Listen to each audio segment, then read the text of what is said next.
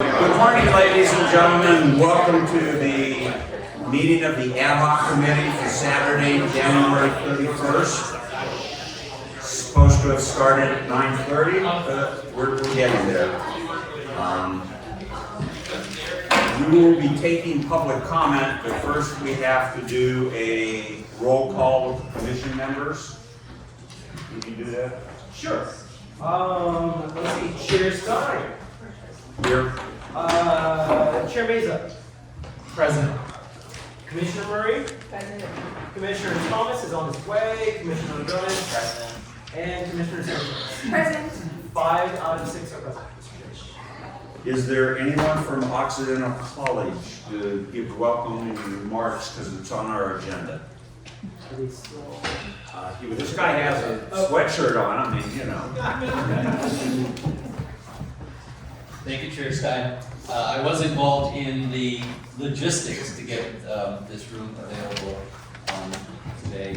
Occidental College has a proud heritage of partnership with the City of Los Angeles, and so we're particularly honored to have the Charter Reform Commission here today.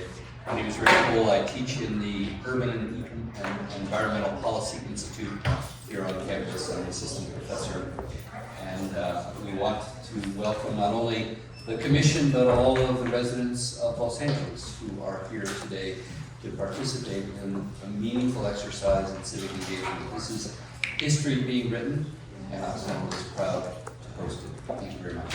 Thank you. For the record, this is broadcast with a live audio broadcast.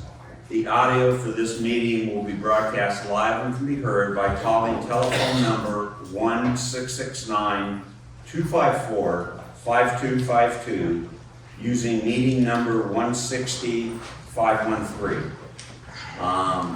Then hit 6526, press pound again, and you will be prompted as a participant ID. Do I need to get the Zoom link also? No, we don't. Okay. The Zoom link is www.zoom.com/webinar/register/WN US7NSB86RW A61-02WG. As you can see, the room is starting to get fully packed up. And I know that almost all of you come to this meeting today with very deep-seated emotions on various topics. What we would like to do is to keep this as contained as possible because we have an agenda that we will probably not. We're welcoming Commissioner Thomas and his support board.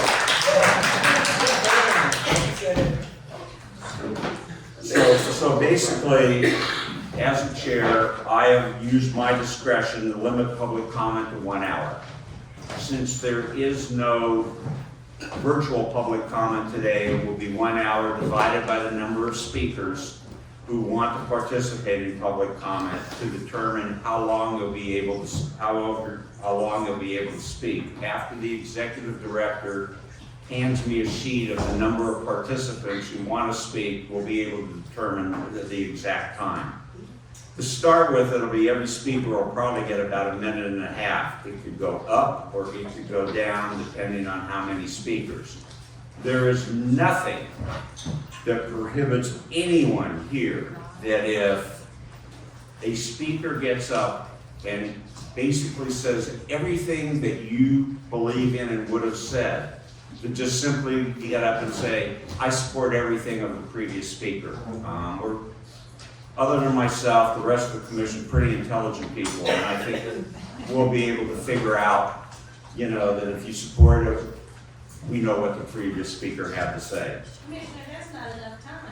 I'm sorry, ma'am, we're going to be here until 5 o'clock. It's the time that we have chosen, and by law, we don't have to have any public comment at all, because this is an ad hoc meeting, it's not a Brown Act meeting. What I am requesting, though, is that after each speaker, there be no demonstrations, because all it will do is eliminate time from the meeting and time from the public comment.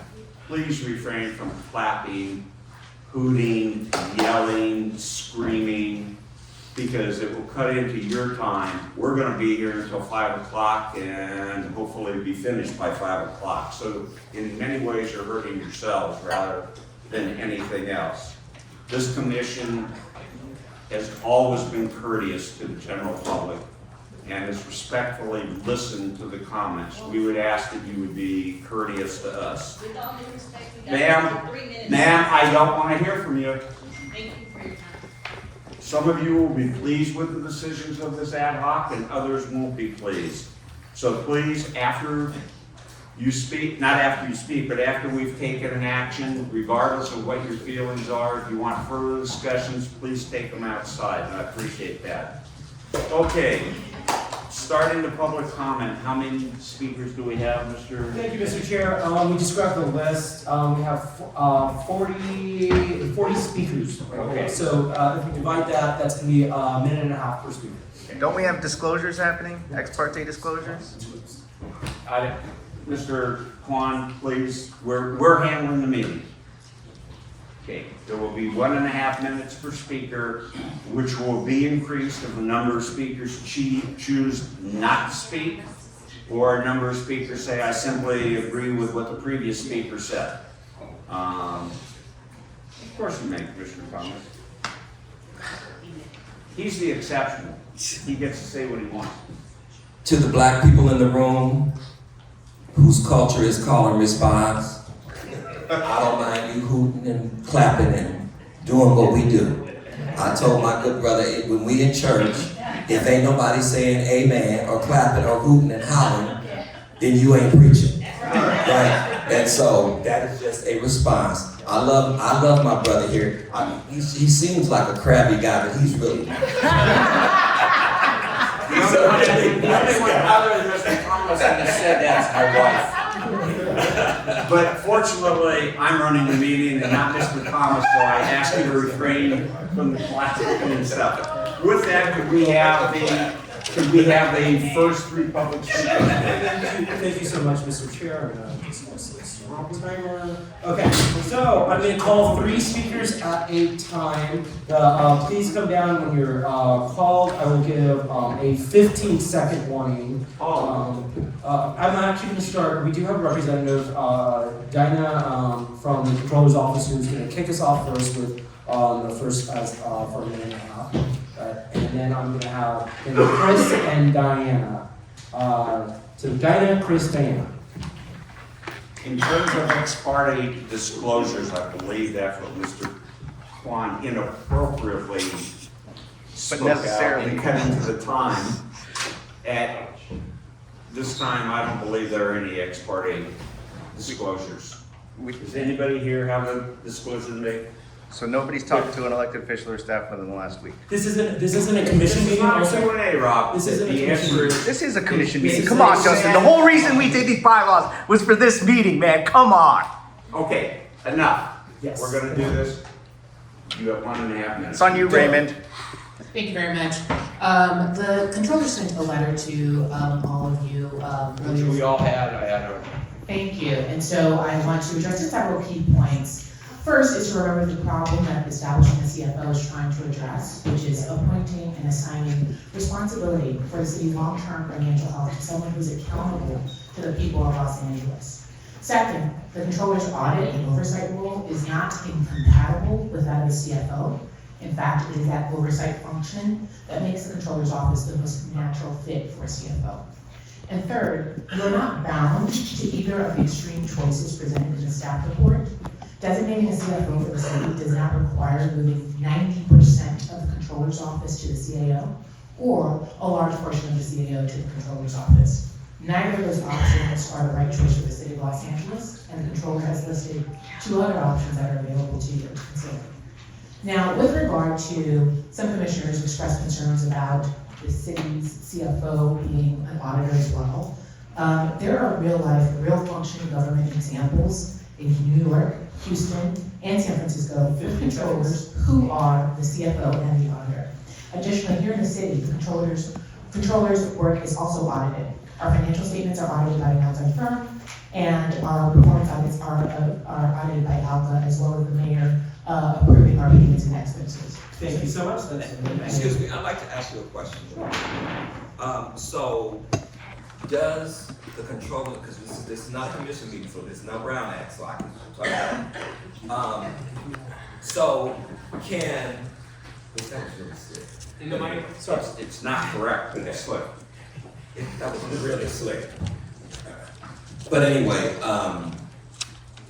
there was conversation about the public advocate. Sure.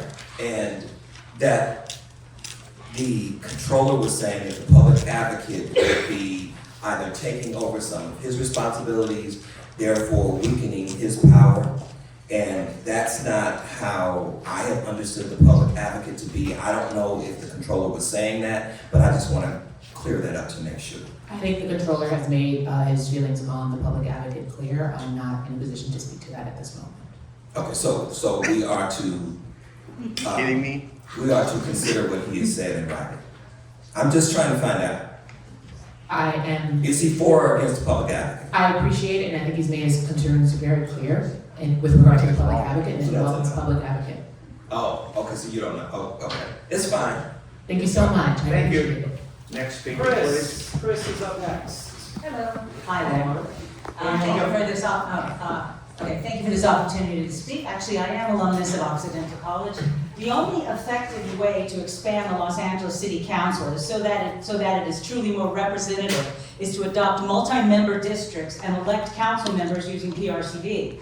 This is what you've been hearing for over the past several months from well over 100 written and spoken public comments from community members, electoral reform experts, and even representatives from elected officials. It is therefore significant that at last week's meeting, this committee voted 4-2 to recommend PRCV, acknowledging that overwhelming public and expert consensus. However, at that same meeting, the motion to recommend multi-member districts failed. This has left many observers asking the unavoidable question, how can one reasonably vote in favor of PRCV while voting against the very district structure required for it to work? I urge this committee to reconsider the issue with clarity and intellectual honesty. PRCV and multi-member districts are inseparable. One cannot exist meaningfully without the other. When this body votes again, it should vote in favor of both as a unified 15 seconds. reform. The people of Los Angeles deserve real, proportional, and honest representation, not symbolism, not half measures, and not lip service. Thank you. Thank you. Please hold your applause. And sorry, sir, in the back, you're actually blocking the camera. There's a camera right behind you that's broadcasting. Sorry, just for folks to know, we have a camera in the back today. Every setup's a little different, and that's where today's camera is. So if you see that, please go stand in front of it. Thank you so much. Sorry. Madam Speaker. And, sorry, after Diana, is going to be Amy, Rob, and Hugh. Amy, Rob, and Hugh, please prepare to be next. Right, go. Awesome. Good morning. My name is Dinah. I'm here on behalf of Careza and the Central American Research Center. And we want to voice that Careza supports adopting the right to access counsel for deportation defense in the Los Angeles City Charter. Right now, the immigrant community in Los Angeles and across the county are facing alarming increase in prosecution rates and fear-driven disproportionately affecting and separating families and destabilizing entire neighborhoods. In moments like these, legal access, right to counsel is a lifeline. We need to set up this unprecedented level of attack with all ways possible to protect our families, our neighbors, and every member in our community that calls Los Angeles home. By placing this in the city charter, Los Angeles would be making a lasting commitment. It would signal to our communities that the city where a third of our residents are immigrants, we will not allow our neighbors to be pushed through a life-altering proceedings alone. Most importantly, it affirms the core value that Los Angeles stands up to hate with unity.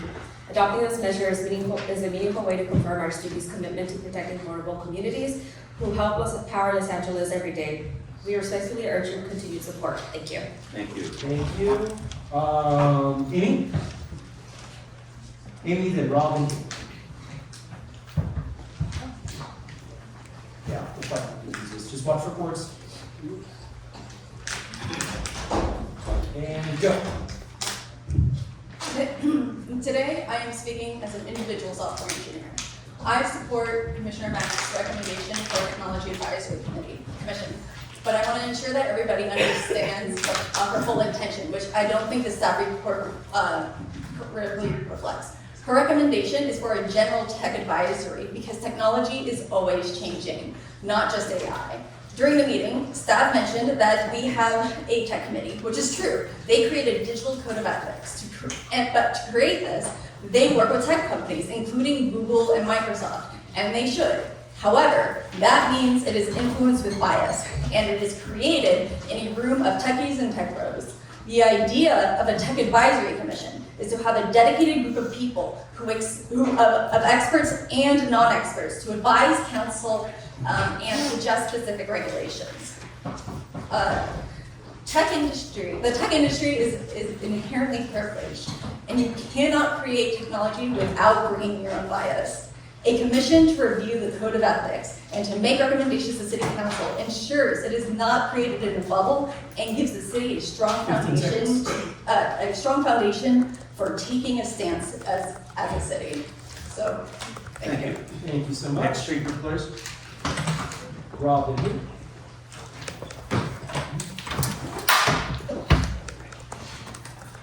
And begin.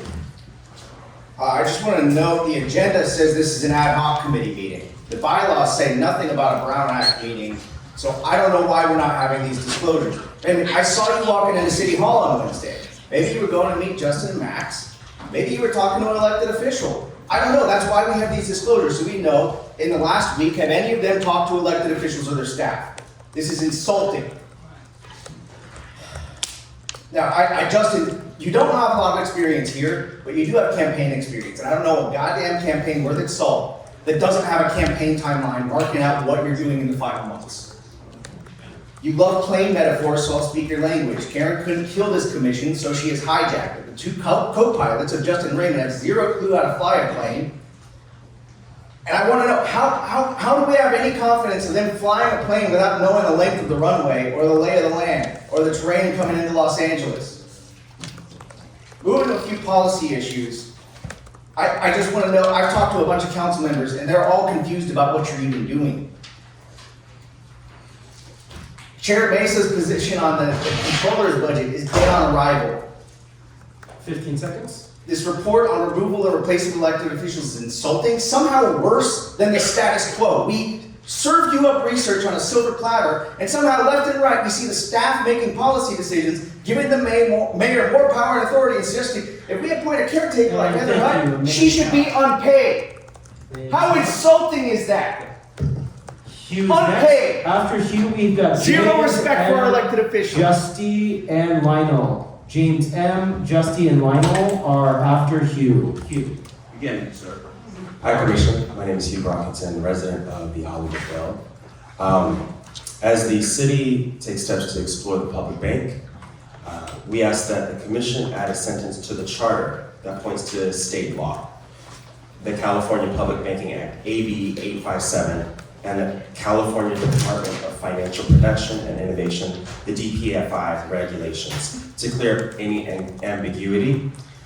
This charter change does not create a public bank, it doesn't authorize it or fund it, it doesn't skip any city processes, it simply points to current state law and regulations. And we just ask that that sentence just be added to it. Thank you. Thank you so much, James M. And begin. Good morning, sir. Good morning. I talked to mine. Honored commissioners and staff, I wanted to speak here to uplift the reforms to police accountability, specifically the ones put forward by Ellie King with the DSA and more. Specifically, I wanted to call out reforms to the general liability, the reforms that ask the commission to find a way to allow the LAPD to pay out their own settlements instead of the public, whether it's individual liability insurance or making those payments come out of their budget instead of the general fund. I trust in the good work of the staff to find, through research, the most evidence-based backing for these proposals. I ask you to move this reform forward, as well as all of the police reforms that are on the table currently. I know many of you may disagree with these reforms personally, and I don't expect that 1 minute of public comment is going to change your mind. Instead, what I wish to appeal to is what brought you to this Charter Commission. What I believe is the reason this Charter Commission was formed. Your civic pride, your commitment to doing right by Angelenos in a transparent and meaningful way. In the past few Charter Commission meetings, no topic has gotten as much comment as police reform. No comment has everyday Angelenos as energized and angry as talking about the LAPD. There are many good reasons to move these reforms forward, but I think the best one, even if you disagree with them, is that the people of Los Angeles have clearly stated their desire to see this debated in the full commission, in the city council, and put before the voters. I ask you to help bring this question to them. Thank you so much. Thank you so much. Justy is next, and then I think after Justy, I've got Lionel, Cliff, and Lucinda. Lionel, Cliff, and Lucinda are after Justy. And begin. Okay, thank you. So the police chief just publicly stated that they're not enforcing SB 805. For reference, that's the No Vigilantes Act that requires non-uniformed law enforcement, including ICE, to clearly display identification. And apparently, he can just do that. And apparently, the people of Los Angeles, any checks and balances within the LAPD, the current city council or mayor have no true mechanism to stop him. So let's build some. Namely, please amend section 571 to update the police commission to a model with accountability as well as accessible transparency to availability of the citizens, including a thorough review of the police board of commissioners, both in appointees and accountability. And in case you missed the updates from last night, please protect free speech via section 574, including provision to explicitly delineate protests as separate from riots and protecting the safety of journalists to document them. And finally, it's about to be a long day, and this has been a long process. And from everything I can tell, it's frustrating for you as it is for us. So please move to periodic charter reform forward, so our systems are proactive, not reactive, and this whole review process can become something codified, trained for, and understood, and so we don't spend so many Saturdays together again. Thank you. Thank you. Lionel.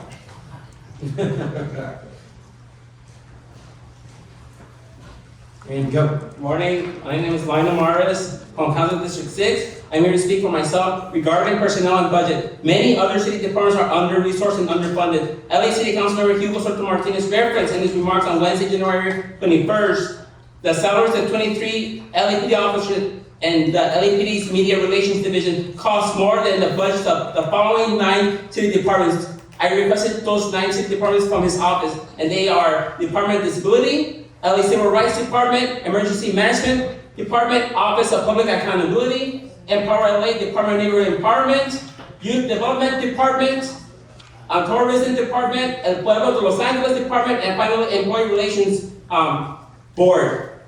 It's unfair for all Angelenos not to get the services that they are paying, and 2, because the LAPD has the biggest budget, they have too much power and control over the office of the mayor and city council. I urge the city council to step up and exercise their authority, not to let the LAPD intimidate them, and not to provide the services that they ought to be doing. They're supposed to be serving the people of Los Angeles, and many of them are not within the city boundaries.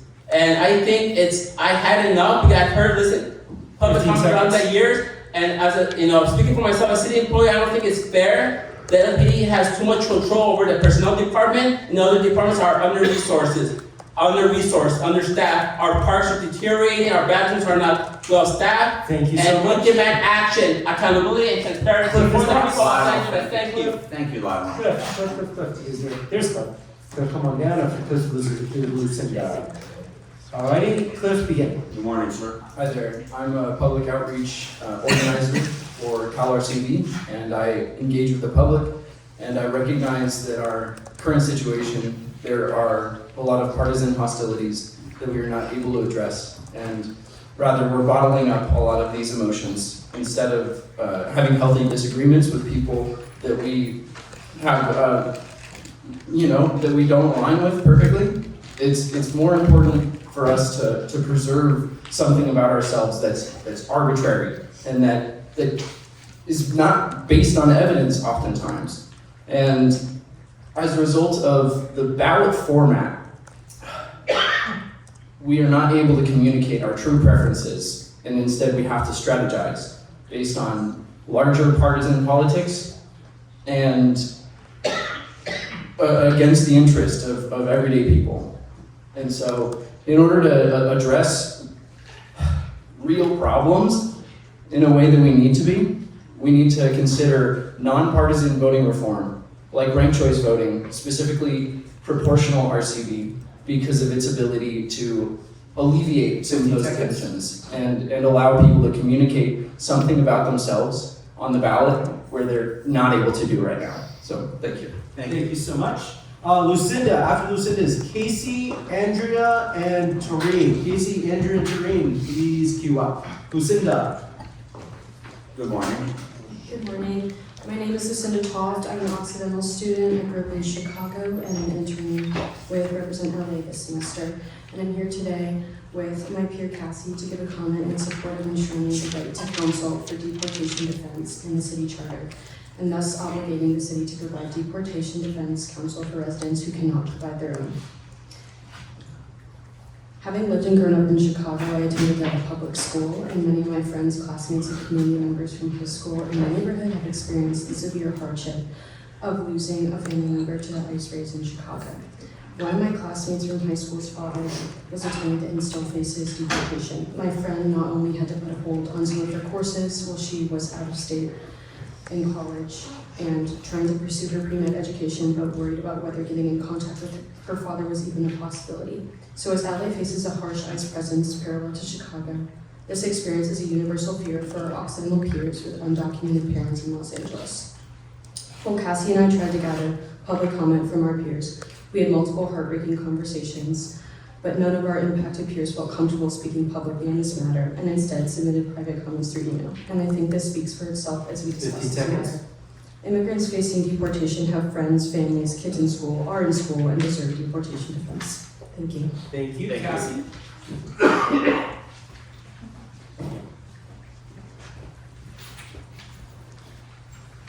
My name is Cassie Adorable. I live in Chicago and I attend Occidental College, and I'm interning for Represent LA this spring. Today I'm here to provide public comment in support of the LA Charter Reform Motion to discuss enshrining the right to counsel for deportation defense in the city charter. The threat of deportation has become increasingly prevalent in spaces where our peers should feel safe and protected and should not be subject to violence and fear.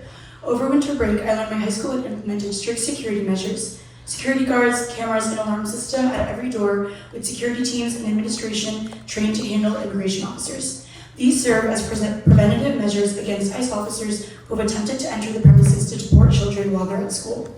The cruelness behind conducting arrests and raids of children who are living in constant fear and cannot defend themselves against federal agents who have been encouraged and directed to use any means necessary, often resorting to violence, to detain immigrants is a frightening reality that we live in.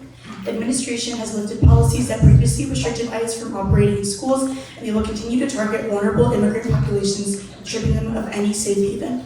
My high school had a large first-gen immigrant and non-English speaking population, serving as a target for ICE. If a small hub in my hometown was subject to this level of surveillance, you can only imagine the scale of attacks occurring in LA, where nearly 1/3 of the population is made up of immigrants. We know that the Trump administration has deported U.S. citizens, including children. We must use all the tools at our disposal, including our city's charter, to ensure our communities and neighbors remain in their home city of Los Angeles, and that can only be done with the provision of civil representation. Thank you. Thank you so much. Let's see, Andrea. Good morning, Andrew. Good morning. Good morning. My name is Andrea. On behalf of Unite Here Local 11, talking on item 1, we represent hospitality workers who live and work in Los Angeles, including at terminal concessions at Los Angeles Airport. We believe appointed commissions and ultimately the City Council must retain their authority over public assets like the airport and harbor. We understand that LAWA has proposed raising the threshold of visas that require Board of Airport Commissioners approval to $5 million. We urge that all terminal concession contracts such as food service, passenger lounge, and retail contracts and leases be exempted from this provision. The provision seems to be intended to help LAWA speed up construction projects. However, we are concerned that it could lead to less oversight over valuable concessions at the Los Angeles Airport. Please exempt these leases. Additionally, we believe the administration of city planning should be consistent. Therefore, we do not support granting the airport or other proprietary department's planning authority. Third, if the meeting attendance City Council has changed, we must still make sure any changes to Section 245 give the Council enough time to exercise appropriate oversight. Thank you for the ability to comment. 15 seconds. Thank you so much. Let's see, Tareen. And then after Tareen, I think it could be Chantel, last name Smith, Godfrey, and Chris Rye. Last name Smith, Godfrey, and Chris Rye. After Tareen. Tareen? Good morning. Good morning, Commissioners. Tareen Spittle, League of Women Voters of Greater Los Angeles. We urge you to move forward with the following charter changes. Council expansion. Expanding the size of the council would bring Los Angeles in line with other major cities, improve the resident to representative ratio, and better reflect the diversity of this city. Strengthen the Ethics Commission. Strengthen the Ethics Commission by incorporating their recommendations. And LAPD accountability. Conduct a review of the entire police disciplinary system. Allow the police chief to terminate personnel with repeated histories of misconduct. Require the Inspector General to conduct an annual audit of all stops and uses of force that includes data broken down by race and geography. And improve public accessibility to the Board of Police Commissioners and expand the commissioner diversity. We believe that these changes would create much more respect and belief in the city government if they were incorporated. Thank you. Thank you. Johnson. Johnson. I didn't. It's okay. I have worse handwriting. But you got, I could read your last. I don't know what you're talking about. My handwriting is on point. Okay. Yeah, it's all good. It's all All right, good. come on. Yeah, Chauncey Smith, Catalyst, California. Thank you for having this meeting today. I'm here to talk to you about one of the most important issues in the city, and that is addressing police reform through the city charter process. I have a few key primary recommendations for you today, but first I'd like to echo the sentiments of the last speaker from the League of Women Voters. In addition to that, I have a few specific recommendations for the commission to take up and move forward to the city council. One is to ban the use of racially biased pretextual stops. Research and lived experience show that pretextual stops operate as a form of racial profiling that devastate communities of color and devastate people who are low income in Los Angeles. In addition to that, the Charter Commission should put forth recommendations to strengthen the City Council's power to determine LAPD departmental policy and also strengthen the police chief's power to directly discipline officers who engage in misconduct. In addition to that, the Commission should recommend to the City Council that the Inspector General of the Police Commission be annually required to conduct an audit of all stops for evidence of racial identity profiling as well as uses of force. Thank you. Thank you. Thank you. Godfrey with wonderful penmanship, by the way. Godfrey, thank you. Hitting us against each other. Godfrey Plata, Deputy Director at LA Forward Institute. I want to lift up a letter that did not make your 189-page packet. You received a PDF by email from David Levitas, our Executive Director, at 7:18 p.m. last night. In it, he lays out 6 comprehensive recommendations from our organization. I want to highlight 3 of them: strengthening accountability and transparency for the police department, removal of elected officials, and replacement and filling of vacancies. I'll echo everything that has already been said about LAPD reform. You can read the letter for specifics, but the LAPD is the city's largest department by far, and no charter reform effort is complete without addressing the very real structural problems that afflict its governance. As it pertains to removal of elected offices, LA Forward Institute supports removal option 4 outlined in the Charter Commission staff memo on discipline removal of elected officials. The Charter Reform Commission was created in response to a series of City Hall scandals and misconduct that exposed the real limits in our accountability systems. We learned in the aftermath that the Charter lacks clear, reliable mechanisms to respond when elected officials engage in misconduct. Option 4 is the only option you provided that keeps the electorate at the center of the process. Additionally, as it pertains to replacement and filling of vacant offices, LA Forward Institute supports option 2 in the Charter Commission memo, which would require special election for vacancies if more than 1 year of the term remains and require special election to be called within 10 days of the vacancy held within 100 days. It's not acceptable for council to have the power to appoint one of their own colleagues for a near permanent position on the council. Keep the power with the voters. Thank you. 30 seconds. Chris, also with wonderful penmanship. All right. After Chris is Tather, Mike, and Tina. Tather, Mike, and Tina are after Chris. Good morning, Commissioners. My name is Chris Reed. I'm an urban planner and volunteer organizer with Inside Housing for All. I will be the first one today to keep it short and say I agree with Diana from the City Controller's Office, and I see my time. Thank you. Thank you. And sorry, and it's, kudos. Catherine, Mike, and Tyga. I'm sorry. Catherine, Mike, and Tyga. Catherine.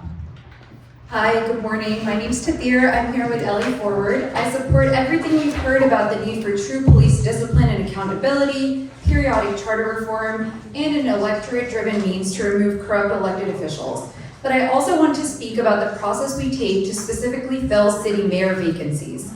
The recent staff report addresses the charter's lack of detail about how long a council president can serve as mayor during a vacancy. But the fact that the charter prescribes the council president as the mayor is a bigger problem. The council president doesn't have the democratic legitimacy that comes from having won a citywide election. The council president is already one of the most powerful officials in LA city government, and this process would concentrate power in an official who has never had to face the entire electorate. Having the council president serve as mayor violates the separation of executive and legislative powers, which is fundamental to our governance system. As a reminder, the scandal that ultimately led to the creation of this commission was centered on a council president who could have become mayor and expanded her reign already filled with abuses of power. The people of LA deserve far better. One approach could be to follow the example of New York City and create a new citywide elected public advocate who could step into an acting mayor role in cases when the city charter currently prescribes the council president. If creating public advocate is fundamentally unattractive to the charter commission, we recommend that your body continue to explore other alternatives other than elevating council president. Thank you. Mr. Mayor. Michael Feinstein, former Santa Monica Mayor. Imagine it's 1781. You're on Olvera Street and you're founding the city of Los Angeles. Would you design a city council that pits various communities against each other for limited representation, that puts important decisions before low turnout, less diverse electorates in the primary, that has unnecessary extra costs for the city, for candidates, and our public matching funds, and makes voters guess in the primary who has the best chance to advance, their favorite candidate or the candidate that they think might advance because of the spoiler vote splitting dynamic. That's the current system that Los Angeles has. And if you only recommend and forward to the council an increase in the size of the seats, but don't look at how ranked choice voting or proportional ranked choice voting with multi-seat districts would address those concerns, the public will not have had the benefit to learn from the Fed tape scandal that had all of those dynamics going on because different groups were fighting with each other. We've given you a chart that has side-by-side comparisons with the three models. That chart needs to be forwarded to the full commission and to the city council. Thank you. Thank you. Next speaker, please. Good morning, Commissioners. My name is Taiji Stevenson, and I'm a member of the Los Angeles Black Workers Center. Public sector jobs used to be a ladder. Benefits, union protection, and a path to social mobility. But today, Black workers are being systematically excluded from civil services because of biased exams, slow hiring processes. These aren't glitches, they are mechanisms of a system built to keep power and opportunity out of the hands of Black and working class communities. Meanwhile, City Council is allocating money we don't have to expand the police force during a feisty crisis. It's time to reimagine public safety. We can't police communities out of poverty. We must invest in people and prevention, living wage, union jobs, and affordability. If we want safer communities, we have to address the root causes, end the Black job crisis, put workforce equity in the charter. A better Los Angeles is possible and can help you build it. Thank you. Thank you. One second, Mr. Executive Director. Let the record reflect that Commissioner Thomas left for just a nanosecond to get a donut. To get Maybe a donut doesn't matter. And Commissioner Meza left for a very short period of time and is now present again. Thank you. All right, Anthony, Darren, Sherry, Anthony, Darren, Sherry. Maybe something not as innocent as a donut.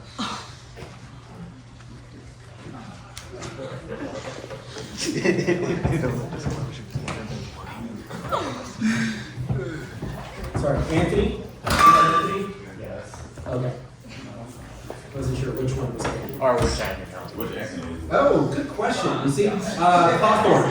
Yes. Okay, good. Anthony, Darren, Sherry. Good morning, sir. All right, good morning, commissioners. My name is Anthony Hawthorne with the LA Black Workers Center. For me, my community public safety is not a siren or badge. It's knowing when your next paycheck is coming. It's knowing that if you get sick or someone you love gets sick, you have health care. It's knowing that after years of working paycheck to paycheck that you can retire with a pension. The city continues to defend safety and policing instead of stability. As a city, we have invested $1 billion into our law enforcement while denying Black workers access to very public sector jobs that prevent harm in the first place. It's time for the city to invest in Black workers, and what we're asking for today is simple and completely within your control. We want safer communities. We have to address the root causes, end Black job crisis, put workforce equity into the charter. A better Los Angeles is possible, and you can build it. Thank you. Thank you so much. Darren.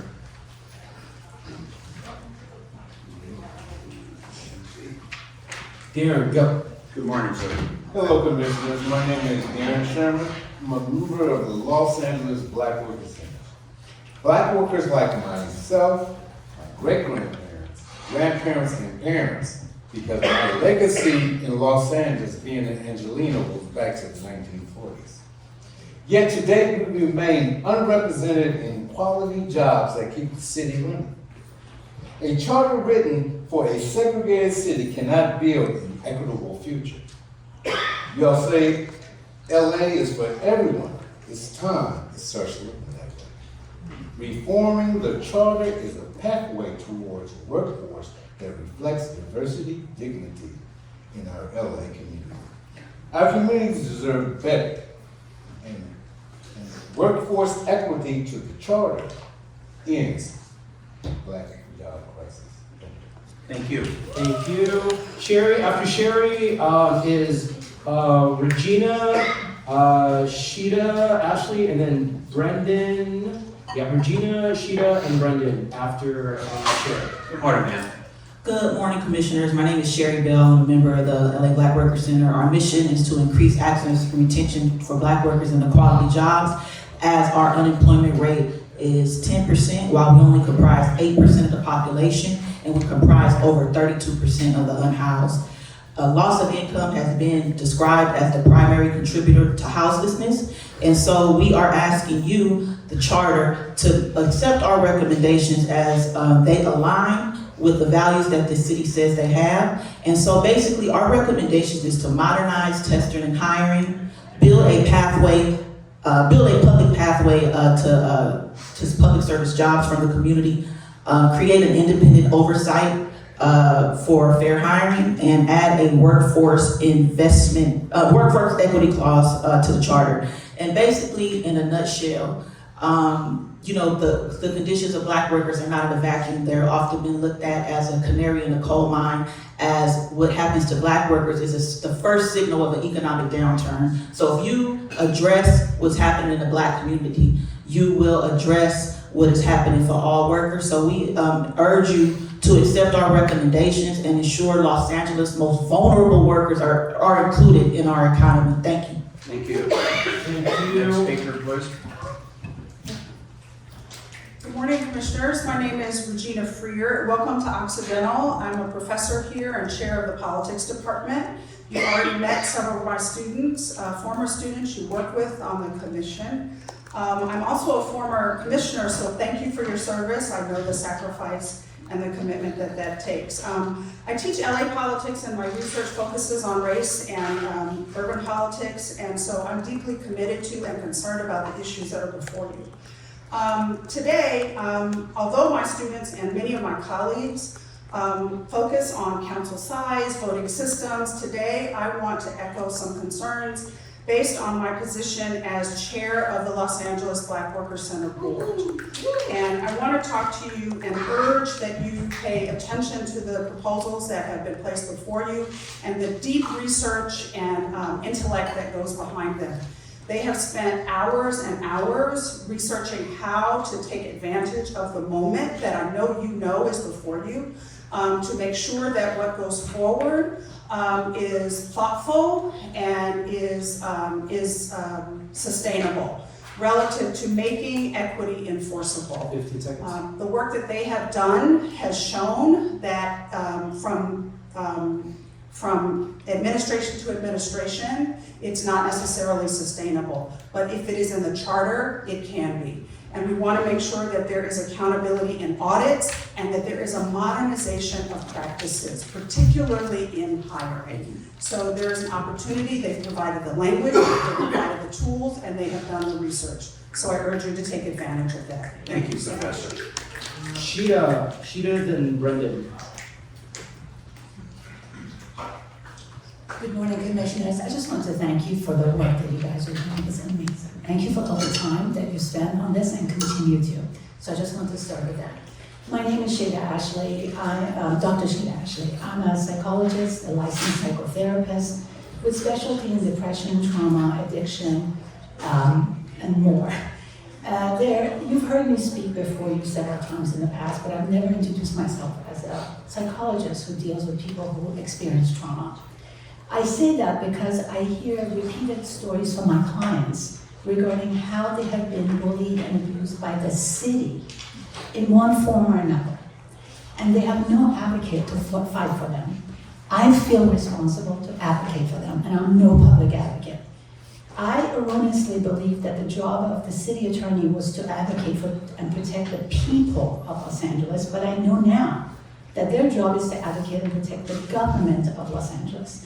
When I hear you discuss bifurcating the city attorney's position, you use the terms elected prosecutor and appointed advisory city council or the mayor.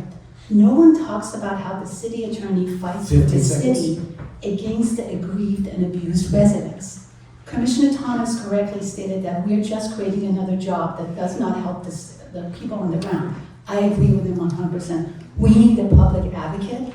I like to call it the ombudsman. Call it whatever you want. Thank you. Thank you. And after Brendan, we have, Rick, did you want to give public comments? Okay, Rick, then Anthony, then Ross. Rick, Anthony, and Ross. Go for it. Good morning, Commissioners. My name is Brendan Fisher. I'm a volunteer with LA Forward and Working Families Party. And I just want to echo everything that Godfrey and Tathir said about LAPD reform, legislative recall, and periodic charter review.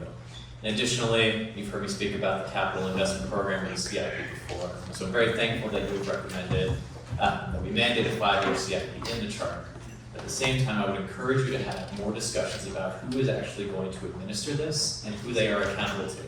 Because right now, as it is, as recommended, it will be administered by the Board of Public Works. And ultimately, my perspective, along with other boards, is that the CIP should be administered by a single executive with deep experience in infrastructure investment and is accountable to the City Council and the Mayor. So I would encourage you to have further discussions outside of this ad hoc committee. Thank you for the work so far. Thank you, Brendan. Thank you so much. Rick. Yeah. Chair Stein, members of the Commission, competence in operations and finances is existential to the future of Los Angeles. So I appreciate that the Commission appears to be moving toward a Chief Operations Officer. I want to talk about the Chief Financial Officer today.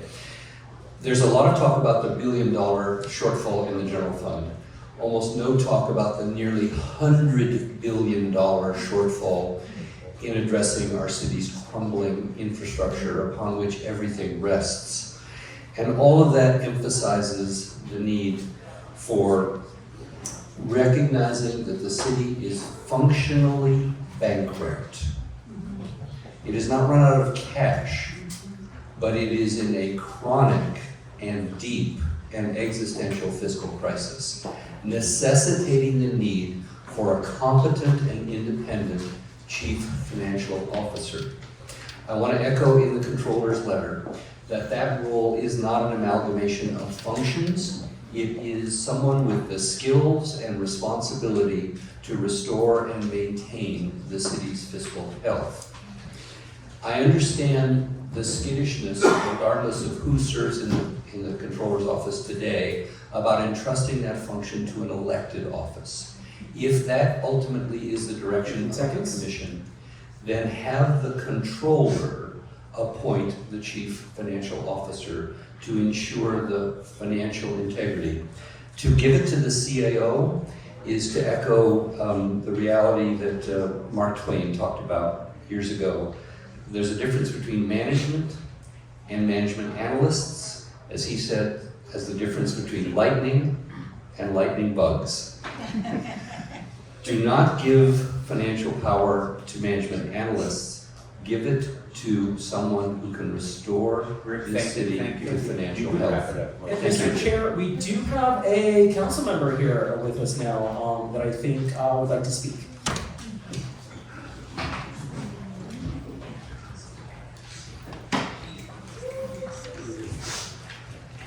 Thank you so much for that. Good morning. Good morning.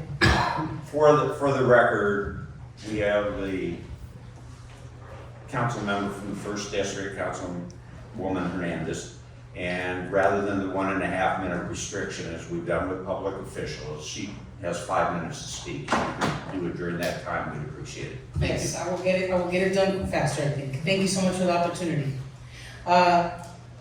Good morning, everyone, members of the ad hoc committee, and to the neighbors who have shown up to speak on city charter reform. Thank you so much for being here. My name is Eunisses Hernandez, Councilwoman representing the 1st District, which is just on the other side of York Boulevard in this neighborhood. And as someone who sat on the reform committee that helped create this commission, I know that this document dictates how Angelinos live, whether they are protected, and whether they are heard. And as you can see from my 9-page letter, I take this very seriously, because literally it is the quality of our life, the quality of the city that is on the line with charter reform. And it's not the sexy work, but it's the policy work that really makes sure that our city can meet 21st century needs. So the work y'all are doing is deeply important and will have a lasting impact on our city. So again, thank you all for being here and everything you continue to do. I've submitted a letter with more than 20 charter reform recommendations. However, today I'm only going to talk about 2, police reform and budget reform, because Angelinos demand urgency. We live in a city where people's elected representatives are often treated as mere observers of the system they are tasked with leading. For example, right now when the LAPD is sued for misconduct, it is the city council and by extension the taxpayers who foot the bill. Yet we lack direct authority to set policies that could prevent those actions in the first place. Reform of the Los Angeles Police Department is one of the reasons this commission was established. Right now, we are dealing with a department that feels ungovernable, even though it is our most expensive and high-profile workforce. We need to clarify that the city council has the authority to provide police-level oversight, because that does not exist right now. We also need to empower the chief to remove officers with a repeated history of harm. If the chief of police has an officer with documented repeated history of harming our neighbors, the chief should be able to remove that officer, period. Right now, it is nearly impossible to fire officers who violate the public trust, and that keeps us in a cycle of liability and harm. And we need to stop operating in the dark. We need to mandate periodic data-driven reviews. We need an audit of how we deploy resources every 5 years and an inventory of military-grade equipment every 10. These are industry standards. If we can't prove it, keeps people safe with modern data, we shouldn't ask people to pay for it. That leads me directly to the city budget. You can't solve generational crises like housing and homelessness 1 year at a time. That's why we should move to a multi-year budget cycle for better planning and meaningful scrutiny of public dollars. And if you know, the budget is incredibly important to me because these are our people's tax dollars, their blood, sweat, and tears that comes back to the city to make their city function. Oftentimes, they don't know where that money goes to, and that's why we've been doing Budget 101 trainings, but folks here are engaged because they know that their money supports our government. And it's not just my idea. This reform has been uplifted by the city administrative officer, the city controller, the mayor's office, Councilmember Blumenfield, and organized Angelinos across the city. So it's not radical. But planning isn't enough and people aren't at the table. We need to take participatory budgeting out of the pilot phase and make it into the city charter. We need to give our communities a real and meaningful say in how their tax dollars are spent. LA County, when they run their budget process, it's a little bit more open. And so I think there's things that we can do to elevate our public accessibility to that budget process. And because your committee members, ask yourselves, have you ever plugged into that process? Do you know how it works? If you don't, then we should definitely plug you in. But that's what we should be doing for all Angelinos. And to keep that trust, we have to clarify that the city controller can and should audit every crevice of the city of Los Angeles. Every office, every official, and every contract. We need accountability and transparency, regardless of who the city controller is. Because let's be real, this commission came to be because of how broken this system was and is. And all of Los Angeles saw that when the redistricting tapes were leaked. It is time our city lifts the veil and really leans into transparency. And so commissioners, Los Angeles cannot call itself a modern, democratic, world-class city until this charter is reformed to create real oversight. I'm ready to legislate accountability, but structurally, I cannot do that today, and that is in your hands. You have the power to change that. I ask that you please consider my recommendations, which I firmly believe will help us build a more transparent and equitable city for all. Thank you so much, and thank you for volunteering to do this work.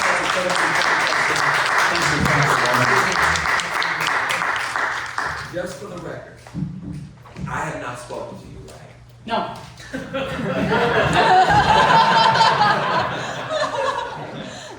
Where's Rob? I want him to know. I think you just did that. I think you just did.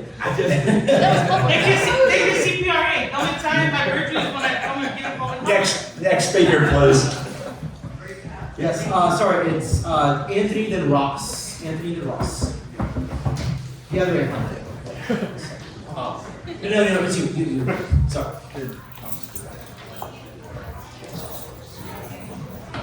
Right? My name is Anthony, I'm speaking as just a regular Angelico voter. I support the reform proposal to give LA City Council more direct power over LAPD policy, as this mimics best practices abroad like in South Korea and Japan, where they understand that legislative bodies like city councils or parliaments assume important responsibilities instead of delegating them to an unelected third party, especially when it comes to matters like criminal law. It's crucial that LAPD policy reflects more modern needs, and modern needs change very quickly, and it's done so in a more accountable way instead of a shadowy, opaque approach due to the commission path. Because power to purse can only do so much, since policies have way more impact than whether money is thrown at LAPD or yanked from it. The issue of assisting ICE and AI tech are such examples of modern and ever-changing needs that can be discussed in a more transparent manner. And that can only be done when a duly elected city council has more direct control and oversight. Thank you. Thank you so much. Ross.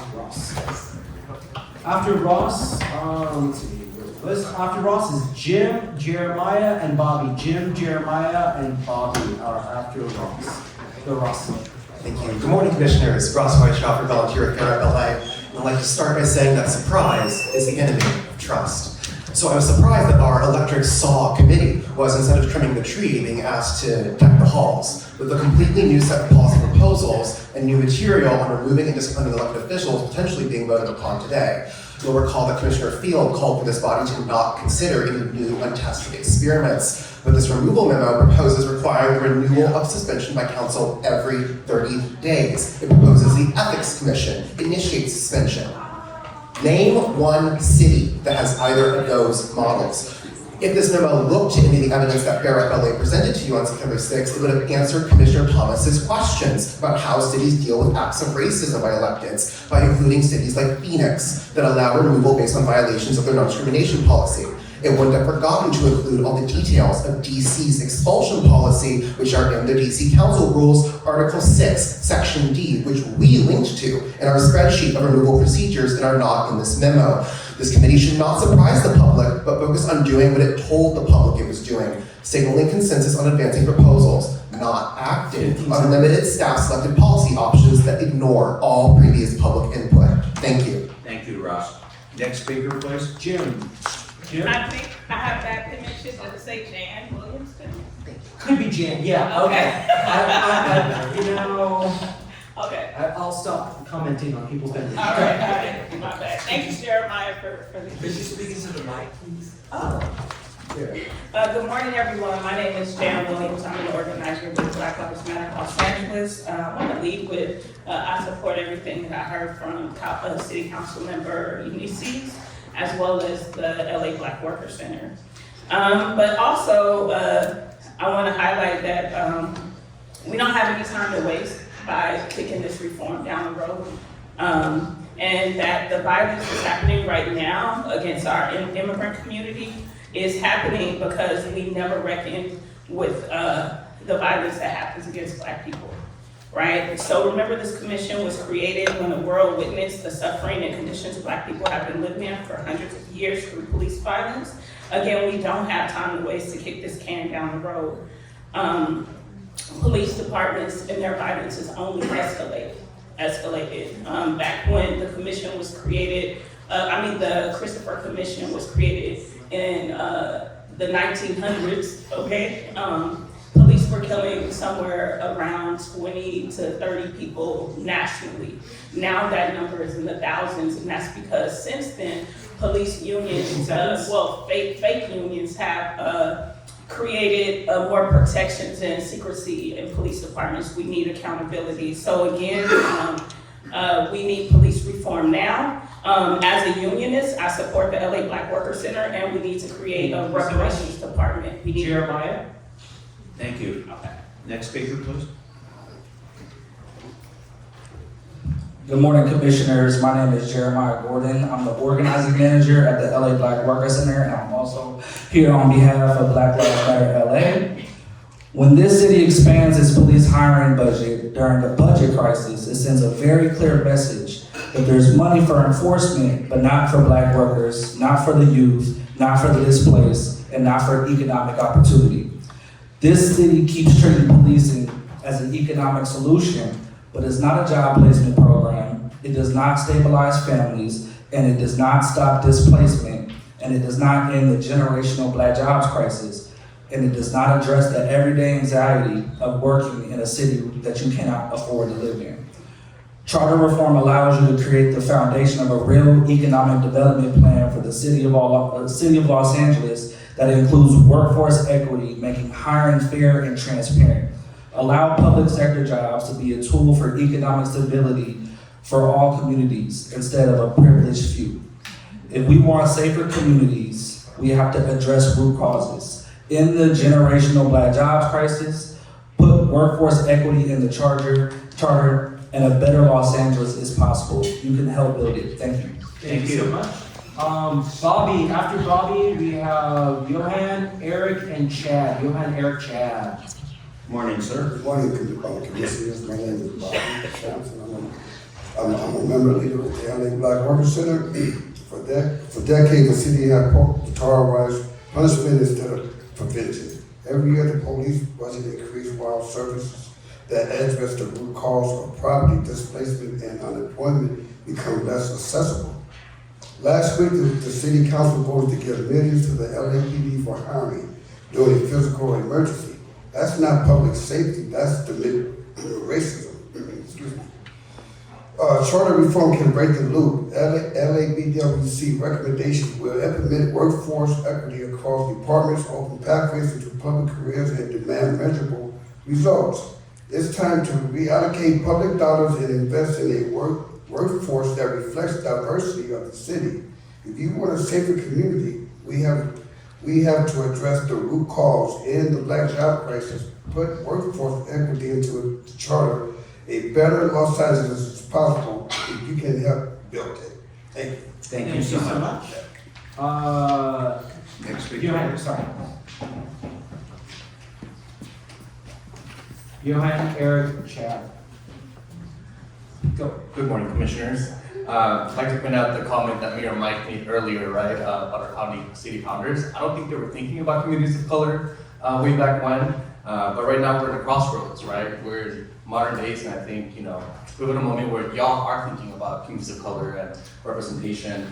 At the last meeting, Commissioner Stein and Sanchez, you weren't there, but I have all the printed materials that we presented to the committee, and I hope y'all can have go through them, as well as a compare and contrast sheet talking about PRCV with multi-member districts, RCV, and the status quo, which I think will be meaningful in today's conversation, which I will share with y'all. And Commissioner Sanchez, last meeting you mentioned something about how do we talk to the Spanish communities. Here's some information that Portland did with the Spanish communities as an example that we can do here in Los Angeles. And I will pass this down, and let's hopefully please vote in favor of moving PRCV and MMDs to the next meeting and have that debate, right?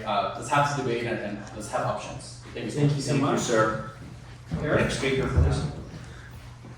Hi everyone, my name is Eric Chang, and I work for the Suicide Crisis Lifeline 988, and I am a member of LA Forward.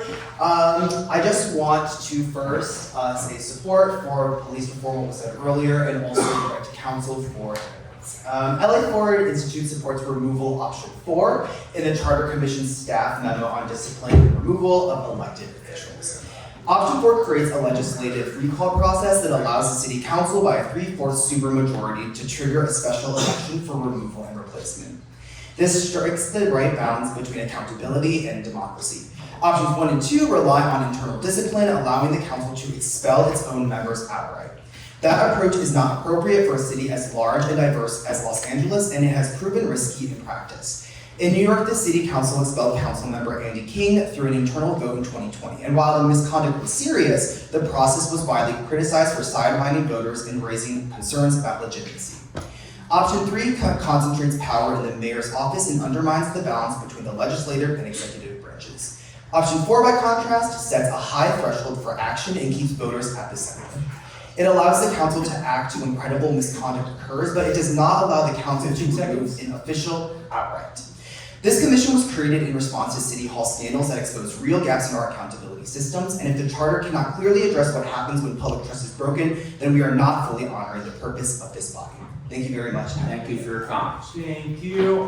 Chad, after Chad, we have, that's Jeremy, and then someone with, some really fun writing penmanship. I think, could be, what do you think? Last name K-U-T-I, looks like.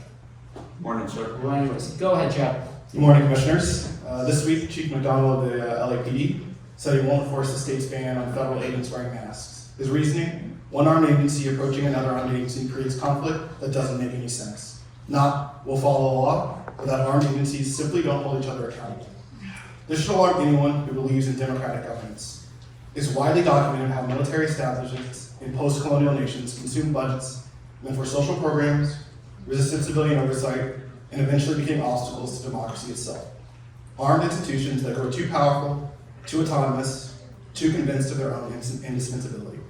We're watching that trajectory domestically. LAPD commands $3 billion annually. The Police Protective League spends millions on charter amendments. And now a chief openly declares which laws he'll enforce. Meanwhile, a Board of Rights overturns 2/3 of terminations, and a commission depends entirely on mayoral appointment, and an inspector general serves their pleasure. These are features insulating police from democratic accountability. I'm handing out written testimony and proposed charter language detailing reforms. Commission authority over discipline with a matrix making dishonesty mean termination. Full-time commissioners with community nomination and police union money barred. An independent inspector general. 15 seconds. The question is whether Los Angeles will have oversight worthy of a democracy or armed agencies that answer only to themselves. Thank you. Thank you. Excuse me, what group did you say you were from? I'm not from any group, but I work with DSA and LA Forward. Okay. Jeremy, and then it could be a Niab, K-U-T-I, last name. Does anybody identify as that? Is it Niab Baby, Justin? That's it. That could be totally it. He left. Oh, he left. Okay. And then Terry is after that. Okay, thank you. My name is Jeremy Payne, a member of the RLA Coalition, representing over a dozen community-based organizations here in LA. It's been a while since I've been in person because I'm raising a puppy. Thank you to this committee for supporting the expansion of the City Council and focusing your deliberations on what is needed to improve representation for the communities most disadvantaged by the current 15 council district size. Throughout this process, RLA has been advocating for expansion, highlighting how the City Council has historically failed to reflect the full diversity of Angelenos, both descriptively and substantively. A failure of the city that is particularly felt among our houseless communities, low-income communities, renters, formerly incarcerated folks, immigrants, tribal communities, Black, Latinx, API, and Indigenous communities. Expanding the City Council is needed to meaningfully pave the way for greater Black and Asian voting power in Los Angeles, improve the ability of impacted communities to elect candidates of their choice, and achieve greater racial parity on the City Council. Your recommendation of 23 districts falls at the lower end of our recommended range, which was between 23 to 31 districts, which we still firmly support. However, we recognize that more work will be needed to improve the representation of our more geographically dispersed communities, thinking about participatory budgeting or other voting system changes like interest voting. To assist them, so they may not directly benefit from expansion.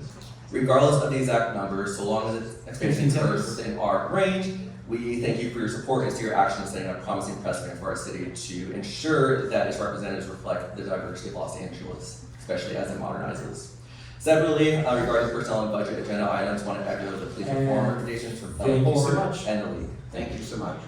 Next speaker, please. Terry.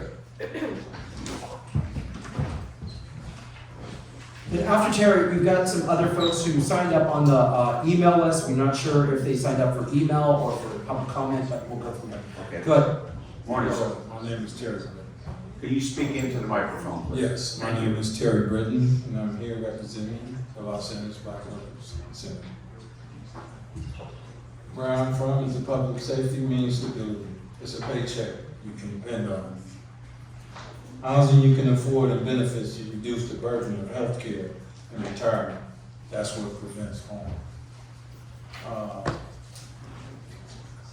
The system right now is inequality in the workforce for the young Black men and women, which we're here for in numbers, in gatekeeping and city hiring. If we want a safe community, we have to address the root cause in Black job losses, which is severe. Put workforce equality in the charter. The better Los Angeles is possible, and you can help build it. Thank you. Thank you so much. All right, so Deegan, Deandra, and Zanaya. Anyone speakers? Nope. Okay. Yoda, Tiffany, I think Tiffany already started. And Chantel. Chantel. Yoda, Samu? No. Tiffany? Nope. Chantel, you're next. Going a long way, Chantel. Come down here. You can come scoot through here. Thank you. No problem.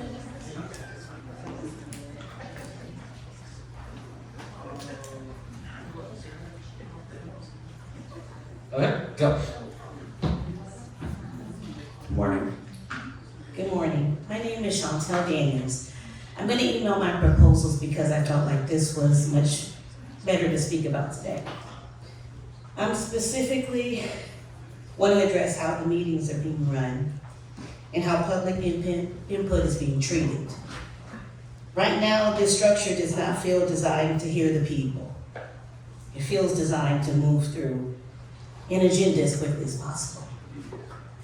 When public comment is forced into 90 seconds and residents are told that they can be shut down, that's not meaningful public participation. It feels like a checkbox. And this process should not be about pushing things through to make it to 5 o'clock. A charter process is foundational, and it's about how power operates in Los Angeles and how residents can be heard. We're missing it. If you compress community voices into a minute and a half and treat public participation like an interruption, you're weakening the integrity of the process. And I want to be clear because telling the public we cannot even offer a brief moment of support, basic human acknowledgement, when someone gets up to speak, communicates the public input isn't welcome. And that to me is heartbreaking. That's all. Thank you so much. Yay! Trina, Wendy, Thomas. Trina? No? Wendy O'Malley? No. Thomas? Yes. Oh, there you are. record will note that she took a shortcut. Oh, yeah. Okay, hi, I'm Wendy O'Malley. I am a representative at the Echo Park Neighborhood Council, and thank you for giving us this chance to have a conversation. I agree with Councilmember Hernandez' recommendations on LAPD reform and budget, and I also agree with the concerns raised by the League of Women Voters, and they're here represented by the Black Lives Matter movement. We need LAPD reform, peace officers, not intimidation, and less violence and more community contact. On November 1st, I was personally attacked by police near Dodger Stadium. I was walking home from a Dia de los Muertos celebration when militarized police formed a line, charged people, used tear gas, and struck people with batons from horses. I was thrown into a wall, suffered a concussion, and sustained injuries. The show, of course, was funded by the LAPD. And as a neighborhood council member, I hear urgent complaints every day about basic infrastructure needs. Streetlights are out, crosswalks are unsafe, bus routes are incomplete, and microbuses do not serve anywhere close to all the communities. One of my neighbors recently was detained by ICE, and the LAPD has been escorting ICE in my neighborhood. His first hearing isn't until March 5th. It costs at least 500 days to detain him, so $32,000 is being spent before his first hearing. I'm representing the neighbors who asked me as a volunteer to speak to you. I am not paid, and yet I feel like you haven't even approached our councils. You had a meeting in a park where we can talk to you. Come to the councils. Thank you so much. Thomas, John, Ryan. Ryan, you're right. No. Thomas, okay, sorry. Liz Berry or no Nick's here? Nick? Okay. Nick left. All right, that's. Nick is here, sorry. The Nick is here. He's got it in the room.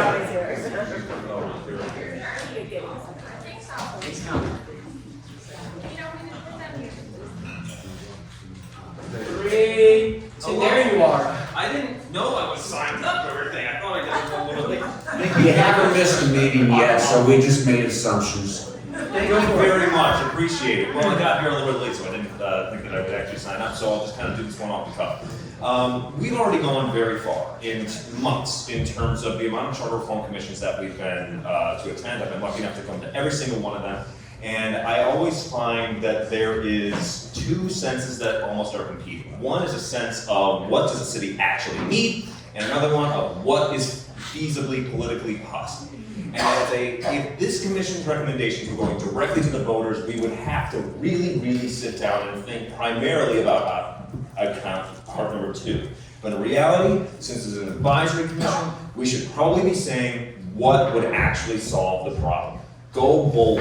Now, I'm not saying provide gold ingots and unicorns to every single person here, but when it comes to things like allowing the Public Safety Committee on the City Council to set police department policy and not just have everything rest for the police commission, we should go for that. When it comes to expanding the city council, we should push for as many as we can. When it comes to personnel and hiring reforms, we should allow people to be mid-level transfers between departments and actually hire the people who are within the city of Los Angeles based on their merit, not just based on who they know. We should have a multi-year budget that goes every 2 years, a capital improvement plan that goes every 5 years, and crucially, we are not going to solve all the city problems in just this charter reform, even if it was 10 years long. So have recurring mandatory reform commissions every 10 years. Thank you very much. I have one comment, Nick. I can't tell you how much clearer, concise, and understandable you are when you're not reading your prescripts on your mobile phone. Thank you. That was wonderful. Thank you. Charter reform commissions have But are you going to follow what he said? We'll surprise.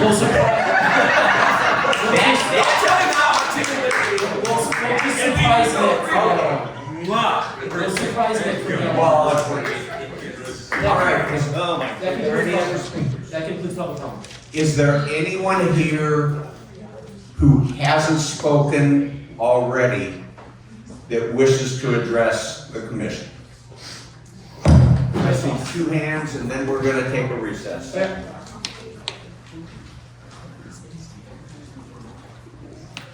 You just have to give your name for the record, please.